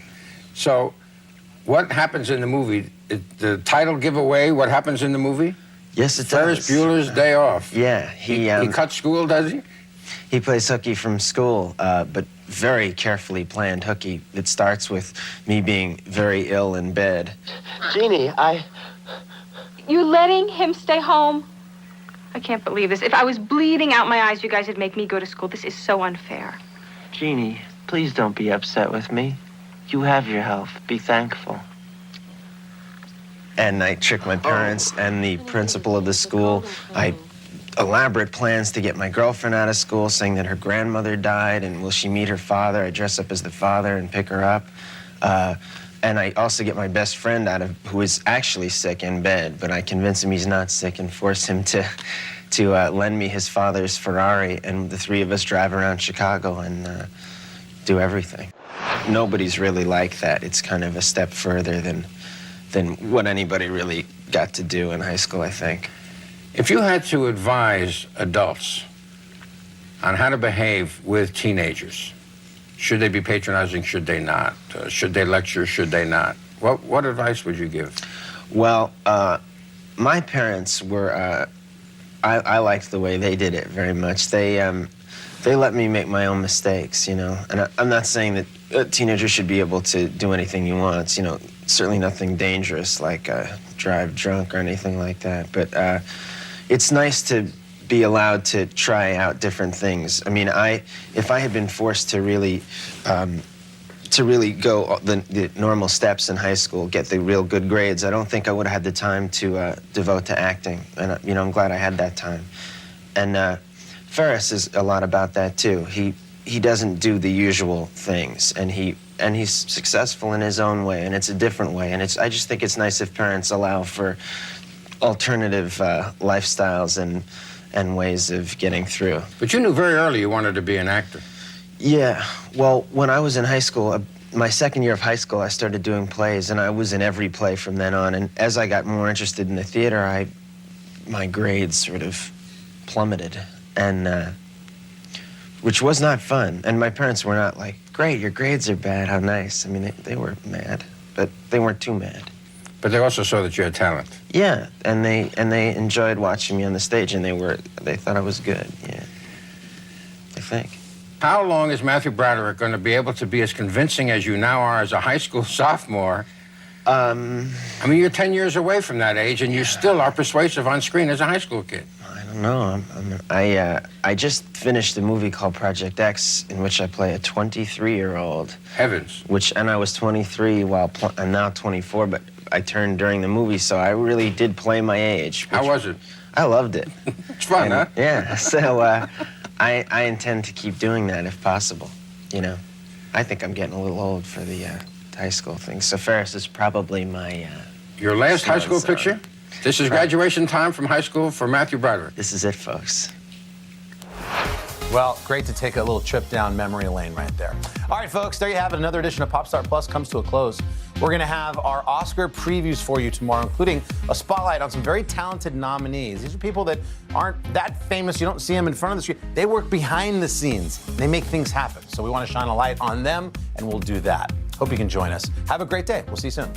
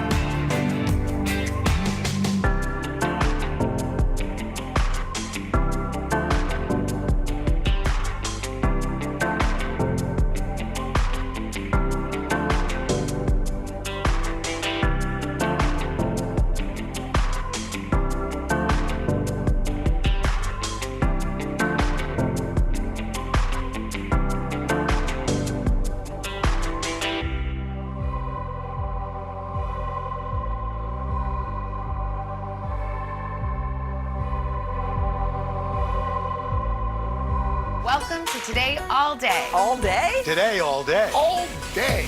This is a long way of asking who's your favorite character you've ever played? The unicorn. The unicorn. You gotta have the unicorn. What is she right there? That's why you're saying all these nice things? Yeah, she gave me the look. Sorry to disturb your day. Everyone's mad at you, Willie.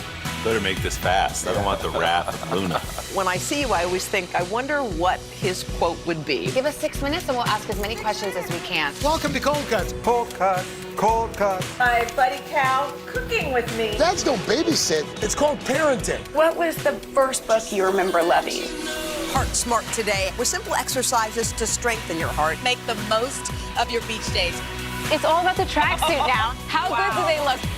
I now pronounce you husband and wife. Kiss the bride. This morning, a story of people helping people. You've received tons of letters from people who have been inspired. Let's do the weather out. Okay. All you gotta do is say, it's cold, it's warm, it's raining, it's snowing. That's it. One of our most favorite franchises ever.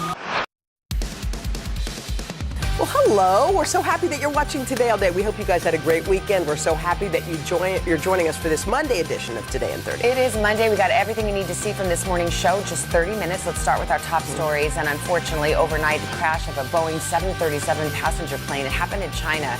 Also, new attacks carried out by Russian forces in Ukraine. We've got 2 reports. Plus, the Duke and Duchess of Cambridge, they kicked off an historic royal tour of the Caribbean in a trip being made on the Queen's behalf. We've got an inside look at their very busy schedule and why some local residents are not so happy to see the royals. All right, and then our conversation with an inspiring young man is a star football player at Ohio State University, but he's announced he's going to retire from football to focus on his mental health. A very brave decision, and we were so honored to have him join us right here in the studio to talk about that. And on our 4th hour, we've got Eva Longoria. She's going to talk to us about what's got everybody talking.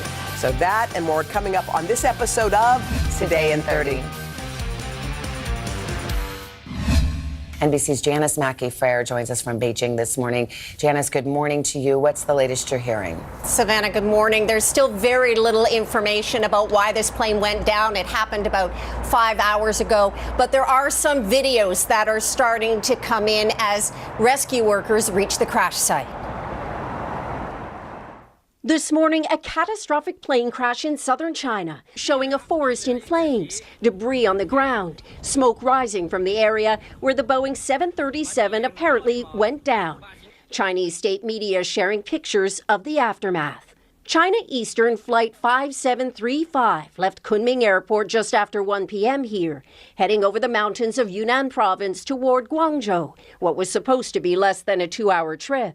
But the plane abruptly lost speed and altitude about 130 miles out, according to flight data. China's Civil Aviation Authority said radar contact was lost. Authorities confirm 123 passengers and 9 crew on board. Emergency crews now scrambling to reach them. China Eastern Airlines turned its website dark, with so little known about survivors. It's China's worst airline disaster in over a decade. The country has a good aviation safety record that officials have credited to newer planes and strict flying rules. The China Eastern plane was a Boeing 737-89P that was just over 6 years old. For now, there is no information on the cause. Boeing has faced issues in the past over different planes. Its 737 MAXs, which were temporarily grounded in 2019 and 2020 after crashes. China's President Xi Jinping released a statement saying he is shocked by the crash. He has ordered extra workers to the crash scene. They're expecting about 500 by tonight. Boeing in China says that it's still waiting for some information, some details that they're able to piece together with the flight data that they have to suggest what might have happened to this flight. But of course, Savannah, with 132 people on board, people are waiting most for information on survivors. And tonight, people seem to be preparing for the worst. What a tragedy. Janice Mackey-Frere in Beijing on this breaking news. Thank you, Janice. Now to the crisis in Ukraine, where officials there are refusing Russia's demand to surrender the port city of Mariupol, despite a near constant bombardment. Russian forces intensifying attacks there and across the war-torn country. NBC's chief foreign correspondent Richard Engel is right there for us in Kiev. Hello, Richard. Good morning. Good morning. Russia carried out yet another missile strike right in the center of Kyiv this morning, hitting a shopping mall, damaging surrounding homes, killing at least 8 people. The mayor here in Kyiv is imposing yet another of his blanket curfews. It starts tonight and will last for 35 hours, as the expectation is there could be more attacks here and certainly in the besieged city of Mariupol. Russia offered Ukraine a bully's ultimatum: give in now or be destroyed. The Russian Defense Ministry said Ukraine had until this morning to surrender the port city of Mariupol, even though it's Russia that has been bombing shelters, including a theater, marked children, where hundreds still remain unaccounted for, and then bombing an art school where hundreds more were hiding. President Zelensky didn't wait for the day to end to give an answer. No surrender, describing what's happening in Mariupol as a war crime. Nationwide, Russia's military advance has largely stalled, facing tough resistance. But Russia is still attacking civilian locations, including overnight a shopping mall in Kyiv. So it's safer to stay underground now in the capital. A few miles from the mall is this special shelter for foreign babies born to Ukrainian surrogates. Sharing a crib, these two are the newest arrivals, born just a few days ago. There are 18 babies here, their biological parents unable to collect them because of the war. Until then, the war babies are in caring hands. The shelter is clean and fresh-smelling, well-stocked, and with loving nurses like Antonia.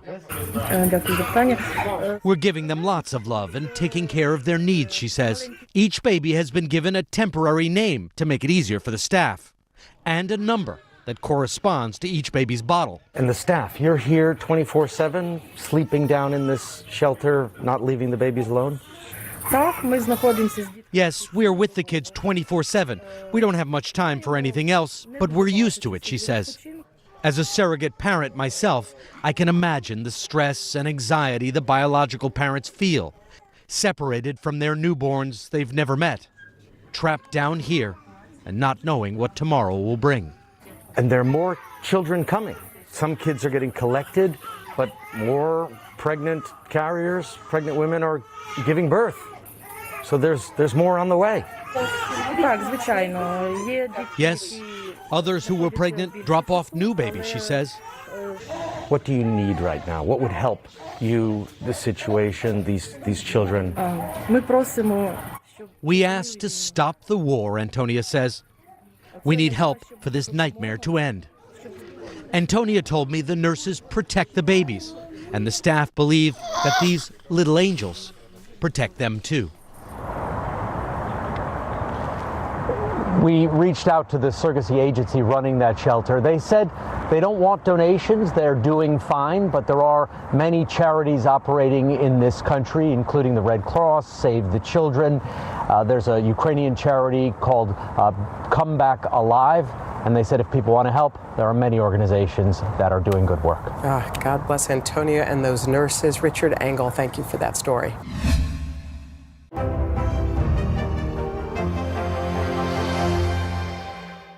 Top Story with Tom Llamas, weeknights at 7 on NBC News Now. What do you see right now with Putin, and do you think he's a rational actor? There's a Supreme Court nominee. What would it take for you to vote to confirm her? The sanctions did not deter. Can this end with sanctions alone? If it's Sunday, it's Meet the Press. Today is now a podcast, available every morning. Listen wherever you get your podcasts.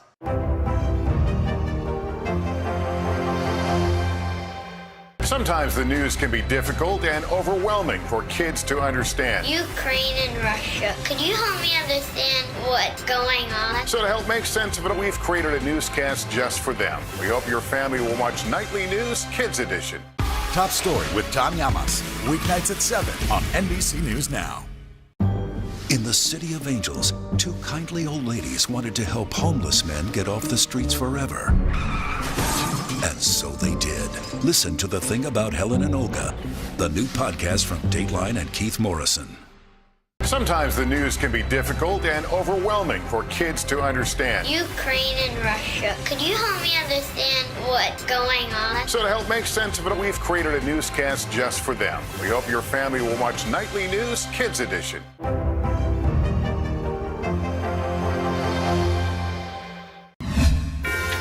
We're back. Karsten joins the table, turning to a high-profile royal tour. Yeah, Prince William and his wife Kate waking up in the Caribbean this morning on a week-long tour on behalf of the Queen. This is their first joint overseas trip since the start of the pandemic. And NBC's Kathy Park joins us with more details on that. Good morning, Kathy.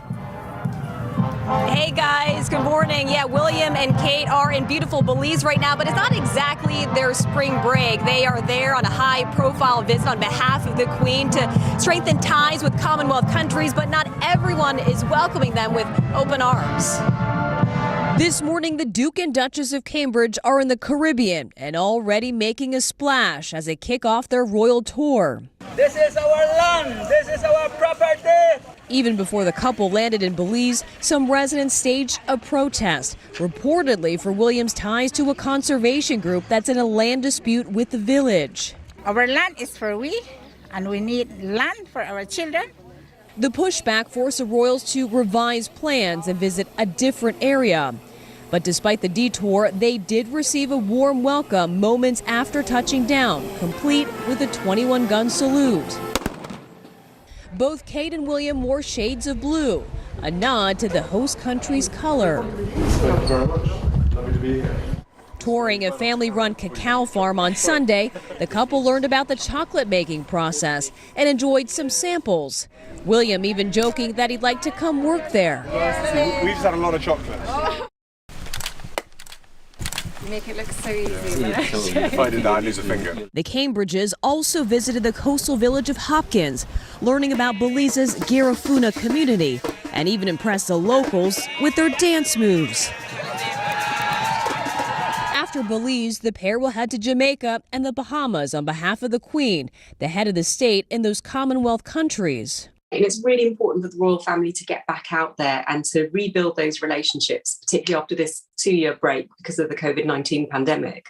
A key part of their mission, a charm offensive to persuade the countries not to leave the Commonwealth. In a historic move, Barbados lost the Queen as its official head of state last year, becoming a republic, meaning an independent country that doesn't pledge allegiance to the Queen, though it's still part of the Commonwealth of Nations, the loose association of countries including former British colonies. And Jamaica's prime minister has signaled becoming a republic too. The palace have always been very clear that a decision to become a republic is very much down to the people of each country. As William and Kate stand in for the Queen during her Platinum Jubilee year, they'll be championing causes close to them like the environment, mental health, and early childhood development, continuing their roles as ambassadors of the royal family to the rest of the world. And today in Belize, the royals will be visiting an ancient Mayan site. And then tomorrow they're off to Jamaica, where they will be paying a visit to some military members there and also celebrating the life and legacy of Bob Marley. And perhaps we'll see those dance moves once again, guys. Oh, yeah. He does have some moves. All right, Kathy Park. Thank you, Kath. Let's get a Monday morning boost. I got a good one for you. I always say it's a good one. This one's good, too. When you're just 4 years old, nearly a year apart, well, it can feel like a lifetime. But when Antonio's military dad surprised him at his preschool, he knew who it was right away. Daddy! Oh my goodness, go give him a hug! Oh my goodness! Oh. Are you happy? Yes! Oh, yes, he is. Dad Anthony returned home to New York a few weeks early from his duty with the U.S. Coast Guard, and his first stop, giving his son a hug. And that wasn't the only surprise in the story. Anthony then gave his wife, Amanda, quite the shock. She was waiting outside at school pickup. She didn't know he was home. It was a twofer. How sweet it is. Yeah. Oh, welcome home. These days, the news never stops. The morning's headlines change by afternoon, and by the end of the day, it's all totally different. So let's get into it. What's happening right now, what it all means for you for an hour every day. I get it. I know that it can be hard to keep up. So let's get started together and go from there. Hey, I'm Hallie Jackson, and we have a ton going on tonight. Here's the deal. Hallie Jackson Now, weekdays at 5 on NBC News Now. To cover the news, you have to be in it. We'll take you to the front lines of the story, bringing your news feed to life. Streaming live every night. It's your news playlist. Top Story with Tom Llamas, weeknights at 7 on NBC News Now. Top Story with Tom Llamas, weeknights at 7 on NBC News Now. We're here to start conversations about the big things happening in our world, because it's not my job to tell you what to think. My job is to think about what you tell me. Now Tonight with Joshua Johnson, streaming weeknights at 8 on NBC News Now. To cover the news, you have to be in it. We'll take you to the front lines of the story, bringing your news feed to life. Streaming live every night. It's your news playlist. Top Story with Tom Llamas, weeknights at 7 on NBC News Now. Hallie Jackson Now, weekdays at 5 on NBC News Now.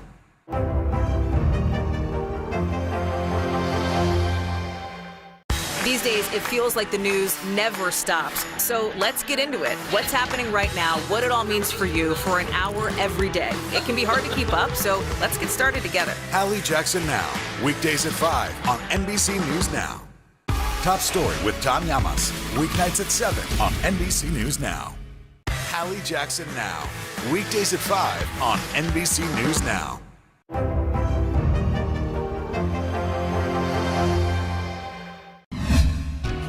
We are back with a Today exclusive and an important message from a college football star. That's right. After 3 seasons with Ohio State University, Harry Miller here announced he would be medically retiring, revealing mental health struggles that pushed him to the brink. And we're going to speak to Harry in just a moment. But first, a bit more about his story. That offensive line is doing such a great job up front. At 6'4" and over 300 pounds, nothing gets past Ohio State's standout offensive lineman, Harry Miller, a 5-star recruit from Georgia. He was selected as the second-ranked center in the nation before signing on to the team. And in his second season, he helped lead the Buckeyes to a Big Ten championship win. Touchdown, Buckeyes!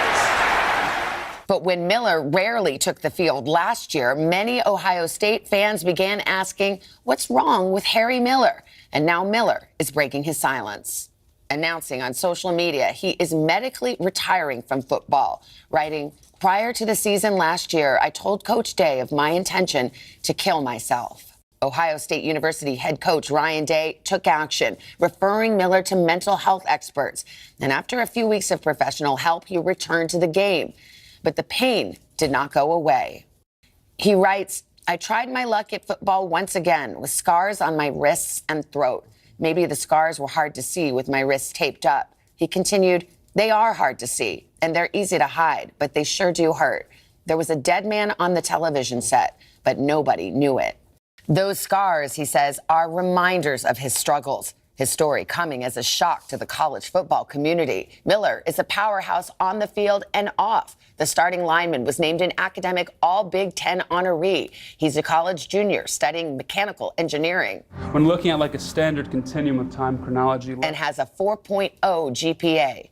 Prior to Ohio State, Miller was named valedictorian of his high school class. I would first like to express how grateful I am to be in the position that God has placed me in. In his free time, Miller volunteers in Ohio and abroad. Ready, go! Making mission trips to Nicaragua, where he helps to build homes and provide food and other aid to families there. And now Miller is on a new mission, hoping his story will encourage others to speak up and seek help. We are really honored, that's the word, to have Harry here this morning to help share your story. It's good to see you. How are you feeling? How are you doing? I feel really good. I get emotional seeing those videos of, there was Santiago, Isayana, Juniette, all the kids and mothers I'm really close with in Nicaragua. We were just there last week. And I get emotional seeing them. Harry, you're so deep. Your heart is so big, and you have now put it out there for the world to see in this extraordinary piece of writing that explains so well what I think many have really struggled to explain or understand about mental health, especially for someone like you. We look at you, Harry, and you know the world thinks, there's a kid who has it all. And you tried to explain why it is that you can still hurt so deeply. Yeah, I was talking with Carson before coming on, and we were sort of describing it like the weather, and you go outside and you see it's raining, and people say, how about the weather today? And you've got, instead of raining cats and dogs, it's raining young people off of buildings, and you look around and you say, something's going on right now, and something needs to happen. And the dilemma is that nobody has to say something, but that is precisely why somebody has to say something.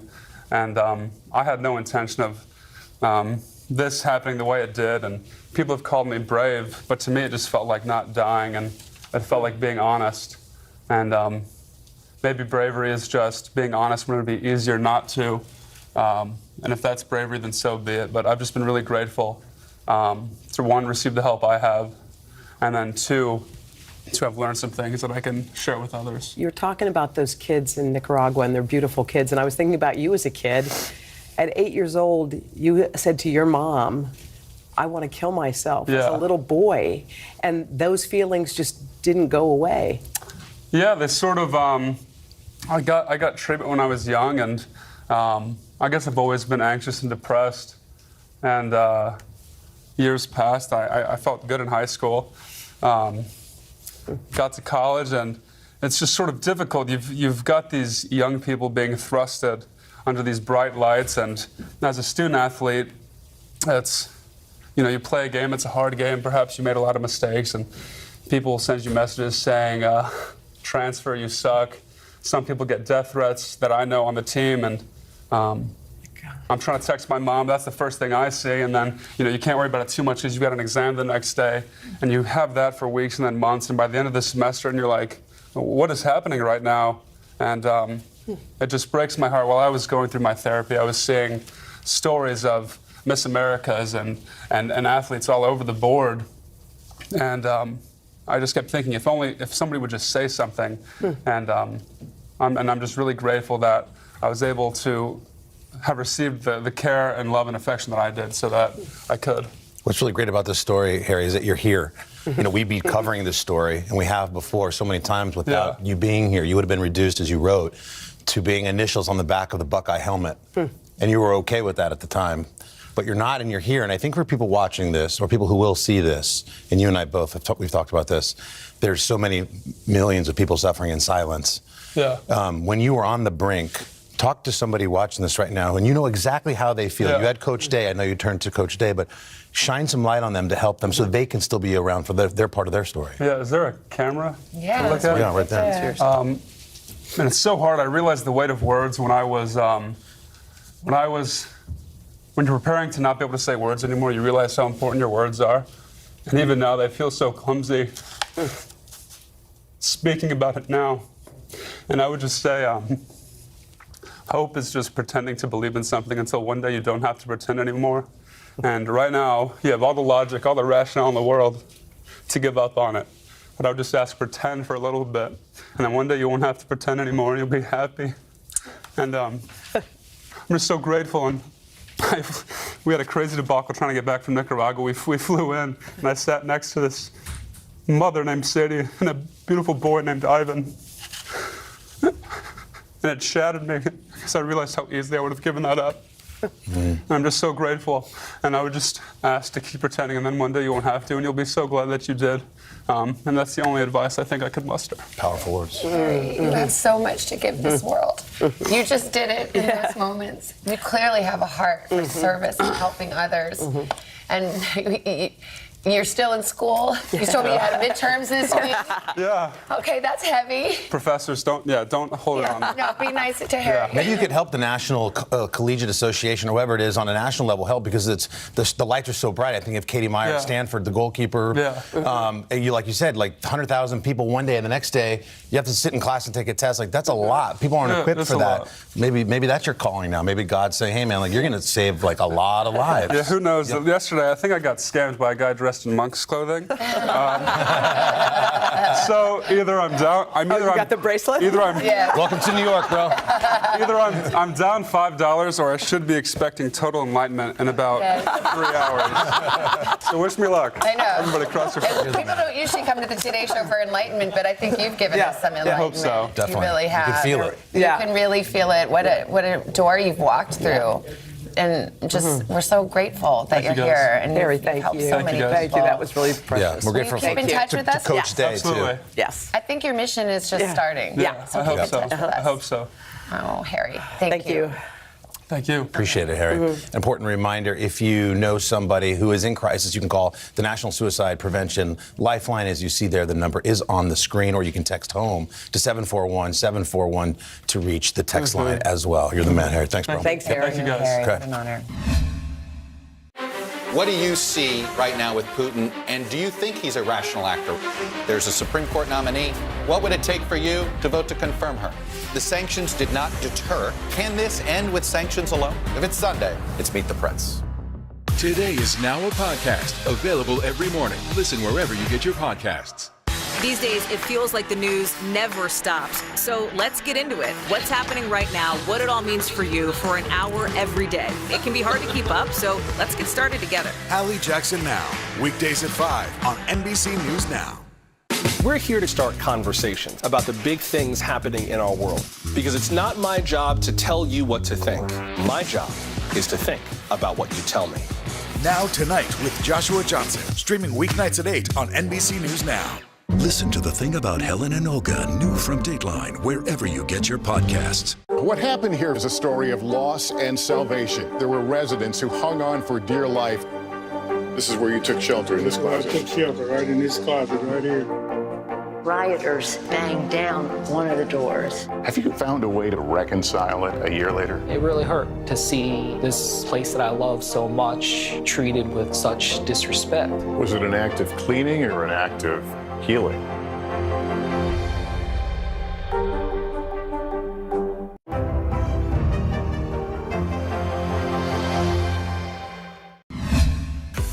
We're back. Eva Longoria stuck around. We got one of our favorite games. We call it Charading Places, and this one's competitive. I'm so competitive. Hold on, wait a minute.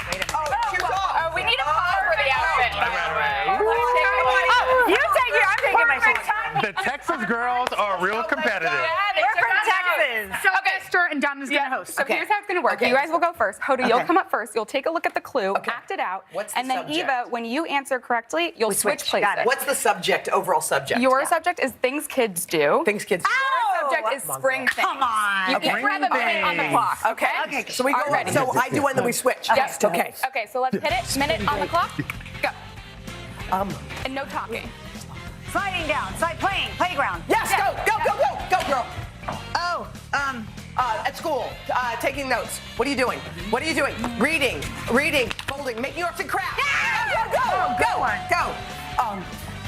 Walking. Running.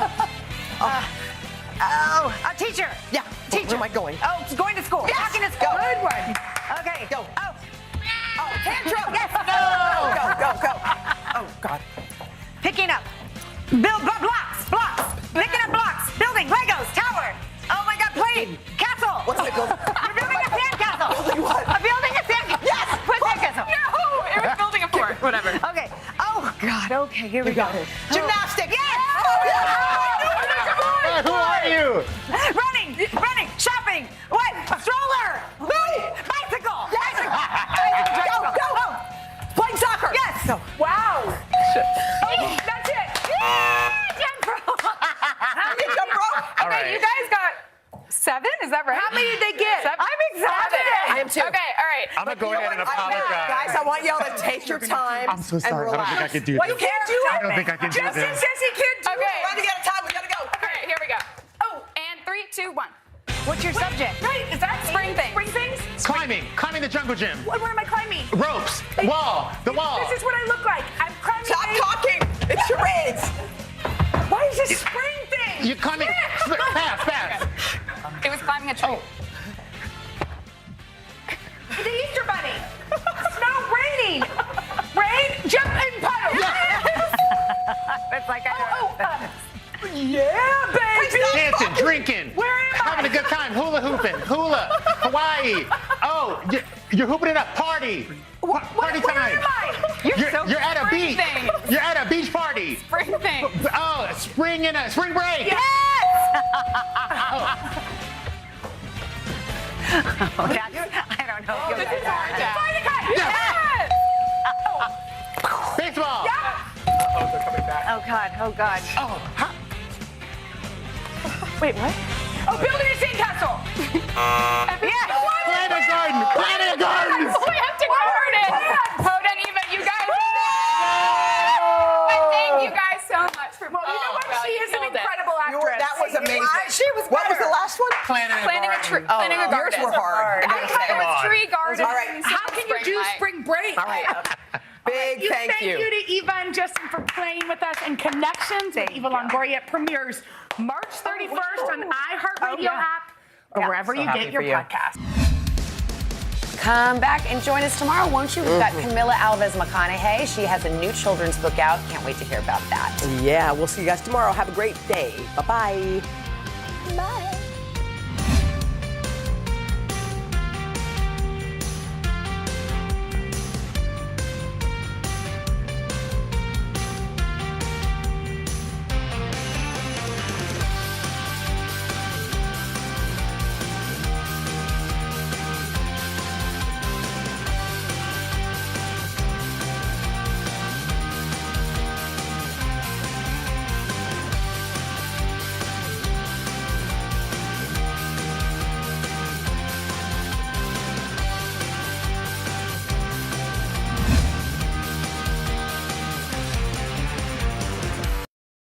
Say today all day, I don't know about you, but I love pecan pie. But why is it we only get to eat them on Thanksgiving?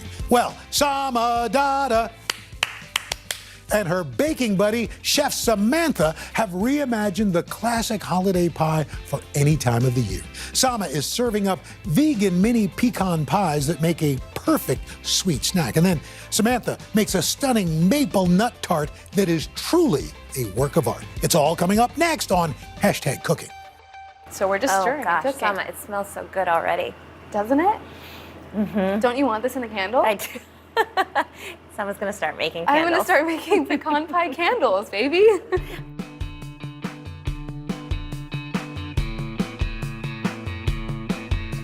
I am so excited today because I have one of my dear friends and baking queen, Sam Senaratna, in the kitchen with me today. We are 6 feet apart for obvious reasons, but we are still #baking buddies. Absolutely. I am so lucky because Sam food styled my first cookbook and it just looked so beautiful. We really bonded on set and I'm just so excited to have her with me today. We are going to be making our own unique takes on a pecan pie. I am making my favorite mini vegan pecan pies, and Sam is going to be making a more traditional, delicious, nutty tart. I'm so excited. So let's get into it. Let's do it. What are you going to do first? Okay, so we all know this, that everything is a bit cuter when it's in mini form, right? So today I'm making my mini vegan pecan pies. I find that they're the perfect thing to eat and make when I'm craving a pecan pie, but I want something a little bit more bite-sized and shareable. So the first thing that we're gonna do is make my filling.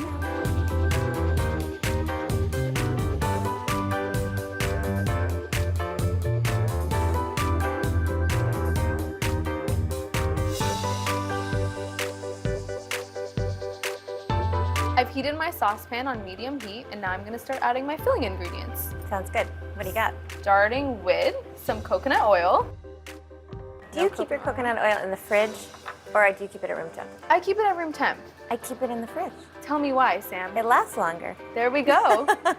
Pro tips from Sam, But also, baby. I think maybe you go through coconut oil so fast that you don't need to keep it in the fridge. I go through coconut oil probably like 1 jar a week. So after my coconut oil, I've got my pecan butter.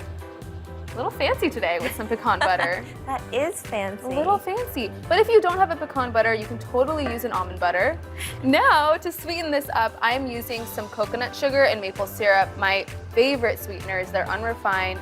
They also have this very warm and delicious caramel taste. I find that especially for this tart, it's gonna get so caramelly. It's gonna taste almost like a toffee. I'm gonna mix this up a bit. And then I'm going to add some of my vanilla extract. Delicious. I'm gonna stir my filling for 10 minutes, and then I'm just gonna let it reduce and thicken and smell really delicious. It will smell like a candle. After we do that, after it cooks for our 10 minutes, we're gonna add our almond flour and our flaxseed meal. Okay. So we're just stirring and cooking. Sama, it smells so good already. Doesn't it? Don't you want this in a candle? I do. Someone's gonna start making I'm candles. gonna start making pecan pie candles, baby.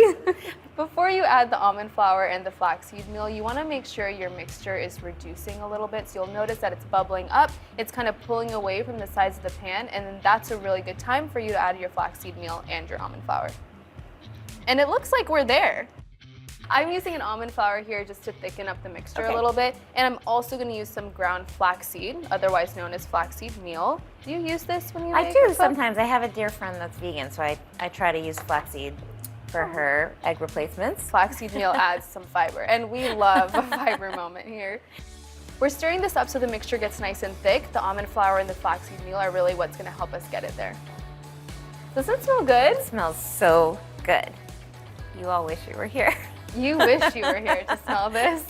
But you're gonna make it at home, so it's gonna be great. Yeah, you are gonna make it at home. Please. You'll love it. Finally, for my filling, I'm gonna add my crushed pecans. You can just crush them with your hands, super easy. But I like adding this because it adds texture to the filling, and my crust is actually gonna be more on the cookie side of the spectrum rather than a traditional buttery crust. So it's nice to have some weight to the filling. Yum. Crush it up. It's okay if you've got some big or small pieces.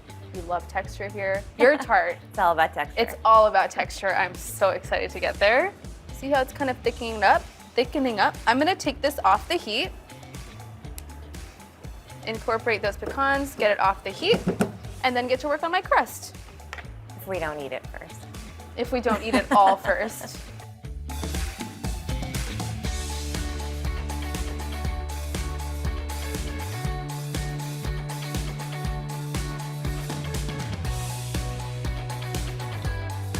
So I'm actually going to use flax eggs to help bind the crust. I know flax eggs don't sound very glamorous, but they are super important in vegan and plant-based cooking. So I'm using 2 flax eggs here, which means I'm going to use 2 tablespoons of ground flaxseed meal, and I'm going to add 5 tablespoons of water to it. Make sure you give it a nice stir. I'm going to let my flax eggs hang out. They can just take a chill pill. And now we can work on the rest of my crust ingredients. Yum. Sam's excited. Okay, so I've got my melted and cooled coconut oil and my almond butter here. That's gonna serve as a nice base for my crust. I'm gonna add my almond butter first into my bowl. I'm using a creamy almond butter here. Yeah. So I want it to be super basic, kind of a nice cookie crust. Now I'm gonna add my melted and cooled coconut oil. This is gonna be like my butter for the crust. It's gonna be really delicious and rich. I'm gonna whisk this together so it becomes nice and smooth.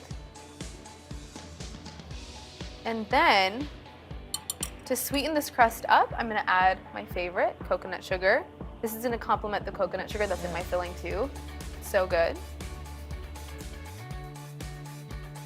Now I've combined my almond butter, my coconut oil, and my coconut sugar. At this point, our flax egg should be nice and thick.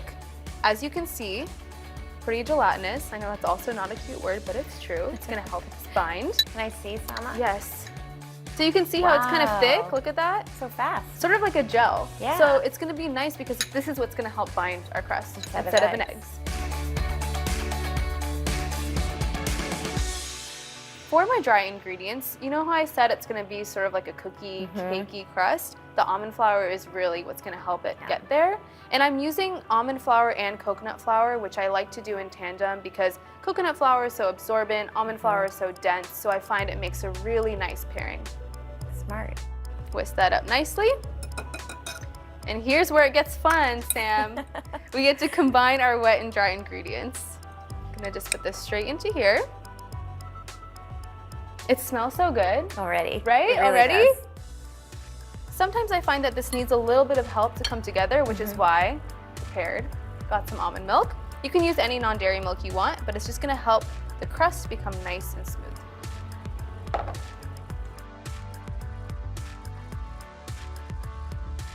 So in my crust, I would use butter, lots of butter, and flour, and granulated sugar. Yeah. As you can see, this dough can be really sticky, so make sure you're armed with a spatula to help your whisk out.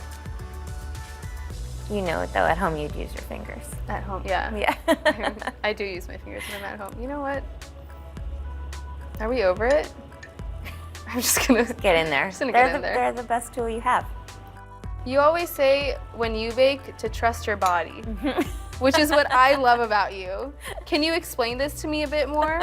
Is that your baking philosophy, to trust your body? That's my baking philosophy. That's why you use your hands, right? So you feel it and you smell it and you use all your senses to sort of figure out what to do next. We really are hashtag I baking know. buddies. Okay, so it looks like my crust is nice and sticky, well incorporated, which is gonna be perfect because now all we're gonna do is transfer it to my little mini muffin tin. You know why I like your dough so much? Tell me, Sam, why you like my dough. Snack on them because there's no raw eggs. You know what? It's I'm always a cookie dough lover, so. It's always a bit of a question on whether or not the dough will make it to the oven for me. So now I've added my crust into my little mini muffin tin. All I'm gonna do is use my finger or my knuckle to create a little bed for my filling to sit snugly on top of, like so. And it's really easy and fun too. You just mold it to the sides of the little mini muffin tin. We're using a little mini cookie scoop to control how much dough we add into the pan so that it's nice and even. I wish I could help you. I know, I miss you so much. Oh, I forgot to mention, I did grease this pan with coconut oil, and you want to make sure you do that. Super important because you don't want the pies to stick to the pan. That would be really sad. That would be so sad. Now that all of my little cute mini crusts are done, I'm gonna add the filling. Just gonna move this bowl aside. As you can see, this filling has just gotten so thick and it's delicious and it's like a toffee. I'm gonna add it straight into my crust.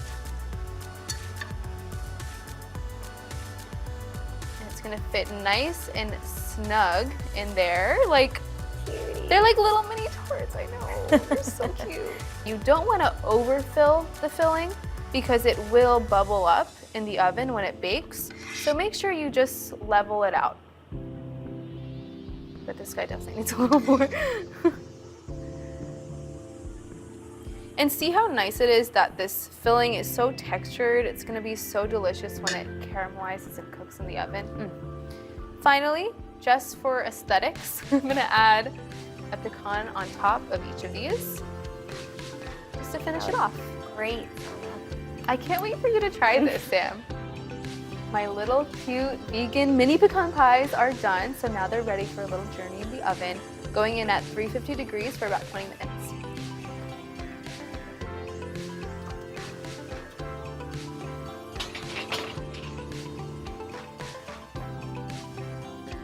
Yay! Now that it's in the oven, I'm gonna clean this up, and Sam, it's time for you to make your tart. It's my turn. So I'm excited. gonna get my ingredients. Cool.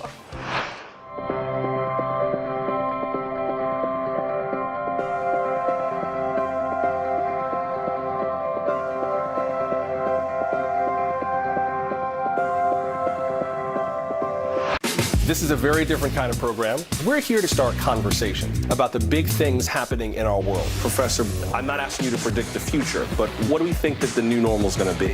Is part of this that everyone's rethinking their jobs during this pandemic and their relationship to their employers?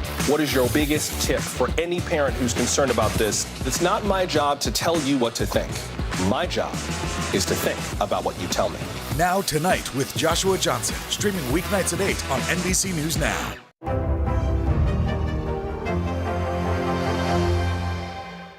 These days, it feels like the news never stops. So let's get into it. What's happening right now, what it all means for you for an hour every day. It can be hard to keep up, so let's get started together. Allie Jackson Now, weekdays at 5 on NBC News Now.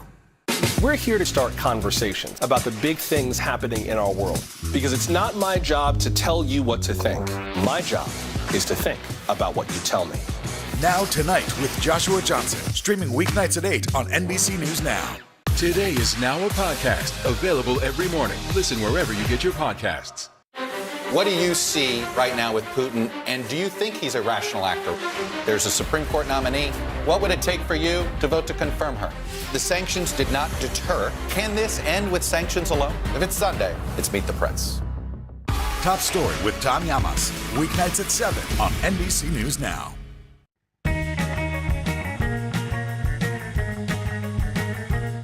A classic butter crust is the base for many delicious desserts. It takes a bit of practice to master, but it's worth it.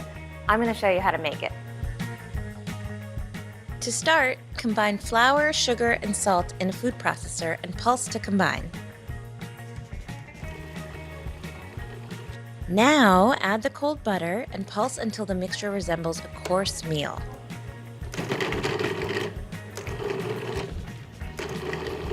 Then add 3 tablespoons of water and pulse the dough until it starts to come together.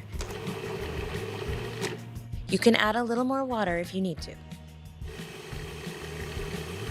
Tip the dough onto a piece of plastic wrap and then shape it into a flat disc.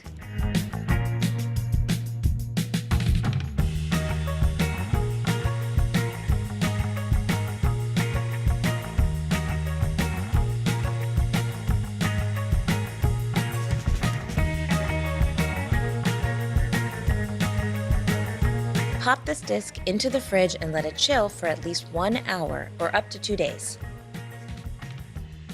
On a lightly floured surface, roll the dough into a 10-inch circle.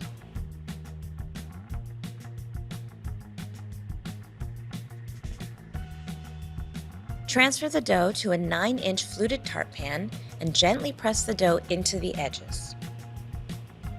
For a nifty little trick, run the rolling pin over the top to trim the edges.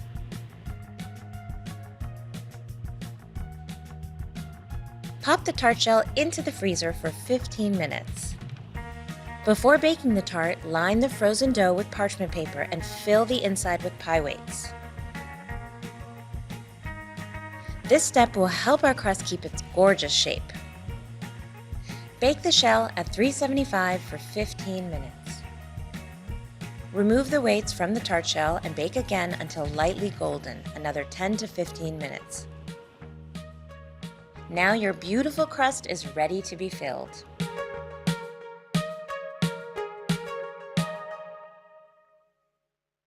We're here to start conversations about the big things happening in our world. Because it's not my job to tell you what to think. My job is to think about what you tell me. Now Tonight with Joshua Johnson, streaming weeknights at 8 on NBC News Now. These days, it feels like the news never stops. So let's get into it. What's happening right now, what it all means for you for an hour every day. It can be hard to keep up, so let's get started together. Hallie Jackson Now, weekdays at 5 on NBC News Now. This is a very different kind of program. We're here to start conversations about the big things happening in our world. Professor, I'm not asking you to predict the future, but what do we think that the new normal is going to be? Is part of this that everyone's rethinking their jobs during this pandemic and their relationship to their employers? What is your biggest tip for any parent who's concerned about this? It's not my job to tell you what to think. My job is to think about what you tell me. Now Tonight with Joshua Johnson, streaming weeknights at 8 on NBC News Now. Now Tonight with Joshua Johnson, streaming weeknights at 8 on NBC News Now. In the City of Angels, 2 kindly old ladies wanted to help homeless men get off the streets forever. And so they did. Listen to The Thing About Helen and Olga, the new podcast from Dateline and Keith Morrison. For breaking news in our changing world, download the NBC News app. In the City of Angels, 2 kindly old ladies wanted to help homeless men get off the streets forever. And so they did. Listen to The Thing About Helen and Olga, the new podcast from Dateline and Keith Morrison. Listen to The Thing About Helen and Olga, new from Dateline, wherever you get your podcasts. Now Tonight with Joshua Johnson, streaming weeknights at 8 on NBC News Now. Top Story with Tom Llamas, weeknights at 7 on NBC News Now.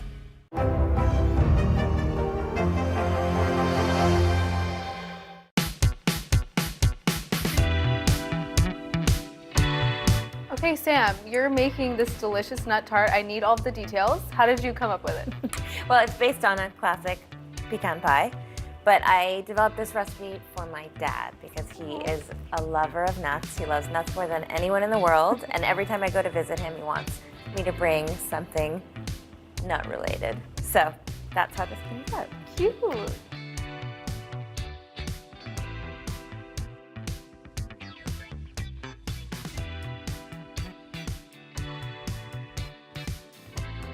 What are we doing first? I think the first thing I'm gonna do is chop my chocolate. So this is a bar of dark chocolate. I am not a chip girl. I know that you are. I find that you can buy better chocolate when it's in bars, and you can control the size, and it melts a little better. It's nice to have texture too, right? Totally, and I like having all different varying sizes of chocolate, so every bite's a little different. Ooh. So now that's chopped, I'm gonna set that aside, and my filling is super easy. We'll just start with 3 eggs, and look how nice and bright those yolks are. Can you tell us why you crack your egg on the counter, not the bowl? It's easier not to get any pieces of shell in your bowl when you crack it There on we go. the counter. Little pro tip. So I'm just whisking this first, and you want to make sure to whisk it really well, because otherwise you'll have these little pieces of egg white in your mixture, which is not pretty. Not cute. So we'll mix this really well, and then we'll just add a couple more ingredients. We're gonna add some melted butter. Mmm, delish. Yum. Delish. A little bit of brown sugar. And just like you, I'm using maple syrup. I'm from New England, so I feel very strongly about maple syrup. Very on brand. So traditionally, pecan pie is made with corn syrup, which is totally fine if that's what you want to use. I prefer using maple syrup because it has such a delicious flavor. And why not add more flavor? And then now my filling is done, I'm just gonna add my nuts. So for this tart, I am using 3 different kinds of nuts because that's what my dad would like. I'm using pecans, walnuts, and hazelnuts. You could use any mix of nuts that you want. I'm also keeping them whole. I'm not chopping them because number 1, I'm lazy. And number 2, I really like the big pieces of nut. I think it looks really beautiful and just crunchy and nice. And you know, with hazelnuts, they usually come with these little brown papery skins. So you want to make sure you remove that before you bake it. You can do that by just putting them in the oven, 375, for about 8 to 10 minutes until you'll see the flaky skin sort of starts to come off the nut. And then you throw it in a dish towel and rub all those skins off. You can also buy them like that if you wanted to. So why would we be removing the skins? The skins actually are a little bit bitter. So you really don't want, I mean, a little bit is kind of okay, but you don't want a lot of that in your final tart. Yeah, we don't want anything bitter. All right, so that all goes. Woo! And you're not chopping your nuts. No, I'm not. I just think it looks really cute when they're all big and luscious. Texture, baby. Texture. We love it. Okay, so that just gets tossed together. This is super simple. It's so easy. I mean, pecan pie is the easiest pie there is. But you know why I do it in this tart shell? I want the nut filling and the crust to sort of be equal players. You want like an even ratio. I think crust is really important, so. Oh, I'm there for the crust. And, of course, we can't forget to add a little bit of salt. You have to season all your sweets just like you season your savory food. It really brings out all the flavor. In the chocolate goes. Yum. Could you use a different kind of chocolate if you yeah, wanted? absolutely. Okay. So this is bittersweet chocolate, which is my fave. But you could certainly use milk if you prefer. Okay, this looks nice and well mixed. There's no little bits of egg that haven't been incorporated. It's perfect. So now I'm gonna go on to my crust. Now I think I know the answer to this question. I think I know what you're gonna say, but could you potentially use a store-bought pie crust? No. Is it time? It's time. All right, so I'm adding this beautiful filling. Look at that. I mean, come on. It already looks pretty delicious. Caramelly, those big chunks of chocolate, nuts. I love the plot twist chunks of nuts. Chunks of nuts? Yes. It's like the name of a band. You gotta make sure to sort of spread out your nuts a little bit. And be really careful not to let any of the filling go over the sides because that will make it stick to your tart pan, which is a real bummer. It belongs in a museum for sure. Like, I mean, artiste. Well, thanks. Well, as you know, I'm also a food stylist. So you want to make sure to spread everything out so that you don't have chunks of nuts on one side. You know, you want it all to bake really evenly. And you want every person to get every kind of nut in every slice. Okay, I think she's ready for the oven. So I'm gonna ask you to to do the honors? I would be honored to do the honors. 375 degrees for 20 to 25 minutes. You'll see, it's like puffed all the way through and golden brown. I'm on it. I'm on it, Sam.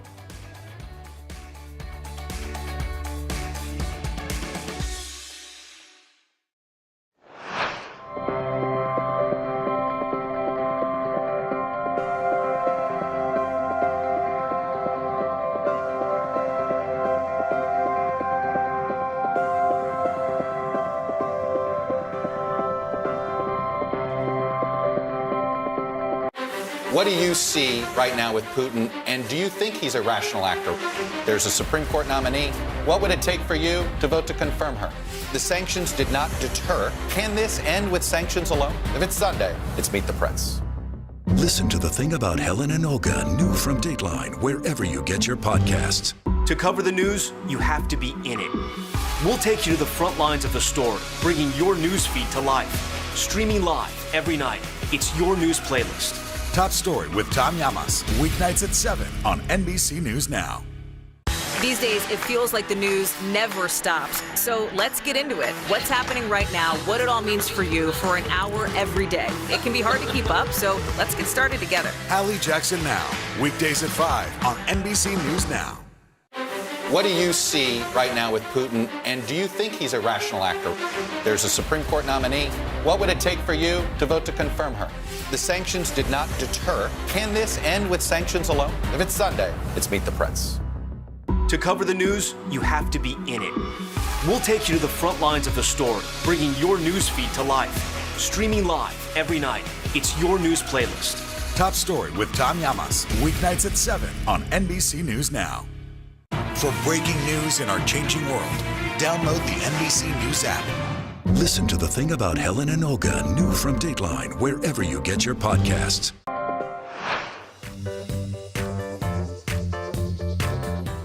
Sam, this kitchen smells amazing. incredible. So good. We made it. We took the journey. I'm so excited to try this. Tell me, how would I serve this? Right, you gotta get it out of that pan first. So I have a little trick to show you. Yay. You need a big can. Okay. Now you're gonna pick it up and put it on top of the can. And if everything works according to plan, the sides will just fall off. I'm stressed. Okay. Okay. We can do it. All right. So I'm gonna put it on top of the can. With the can in the center.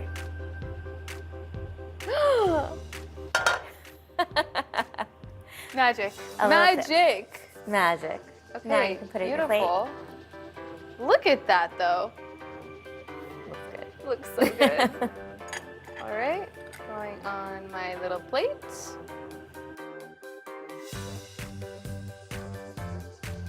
Okay. Like Moment of truth, Sam. I mean, It's kind of like a cookie now that I'm looking at it. the Met called. It wants your tart. You're cute. Delicious. See, look at all of those whole nuts. I feel like it makes it look so pretty. So cool. It's very nut forward. Nut forward. Okay. It's my turn, Sama. Yay. Oh, these look so cute. They come out so cleanly. Yay. They're so, this would be such a good little party snack. They're Look how cute mini, they are. bite size. So, you know. You know what, I'm really into this beautiful caramelized moment, as you would say. Oh, it's a caramelized moment. Okay, I'm gonna pick one that has like all that yummy. I wanna see what it looks inside. Look at that. That looks good, Sama. Thank you. Yum. I hope you like it.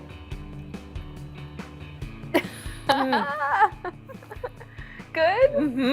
I'm so happy. The coconut sugar is so yum. Right? That's delicious, Sama. Thank you, Sam. It's like rich and chewy and crunchy and coconutty. How do you feel about the cookie crust? I'm into it. Okay, I'm good. really, I love how thick it is because it's like It's luscious. luscious. That's what it is. Luckily, there's a huge piece of that delicious chocolate right here. This is what I'm going for. I mean, Tim, You shouldn't have, but you did. For you. I mean, the chunky nuts are like the perfect complement to the melted chocolate. And the crust? Butter. Butter is good. I mean, oh my God. This makes me really happy that we're baking buddies. Now we can be eating buddies. I have a request. Tell me. Can we bake together more often? All the time. Amazing. Great. Sam, I think we have to document this moment so we can remember to do it more often. Of course. And take a picture, or a few. You can never have too many. All right, ready? Yes. Okay, we need to get the tarts in there. Easy. Yeah, oh, perfect. Yeah, that's good. Good. Yay! Sam, thank you so much for coming today. Thank you are you. my OG baking buddy, and I'm just gonna continue to enjoy this. Yeah, me too, for bro. myself. Let's do it. I love us. Ditto. I mean, we're so good. We're so talented. So talented. Super modest, super humble. But this is really good. It's good. It's good. Thanks, Mama. Thank you.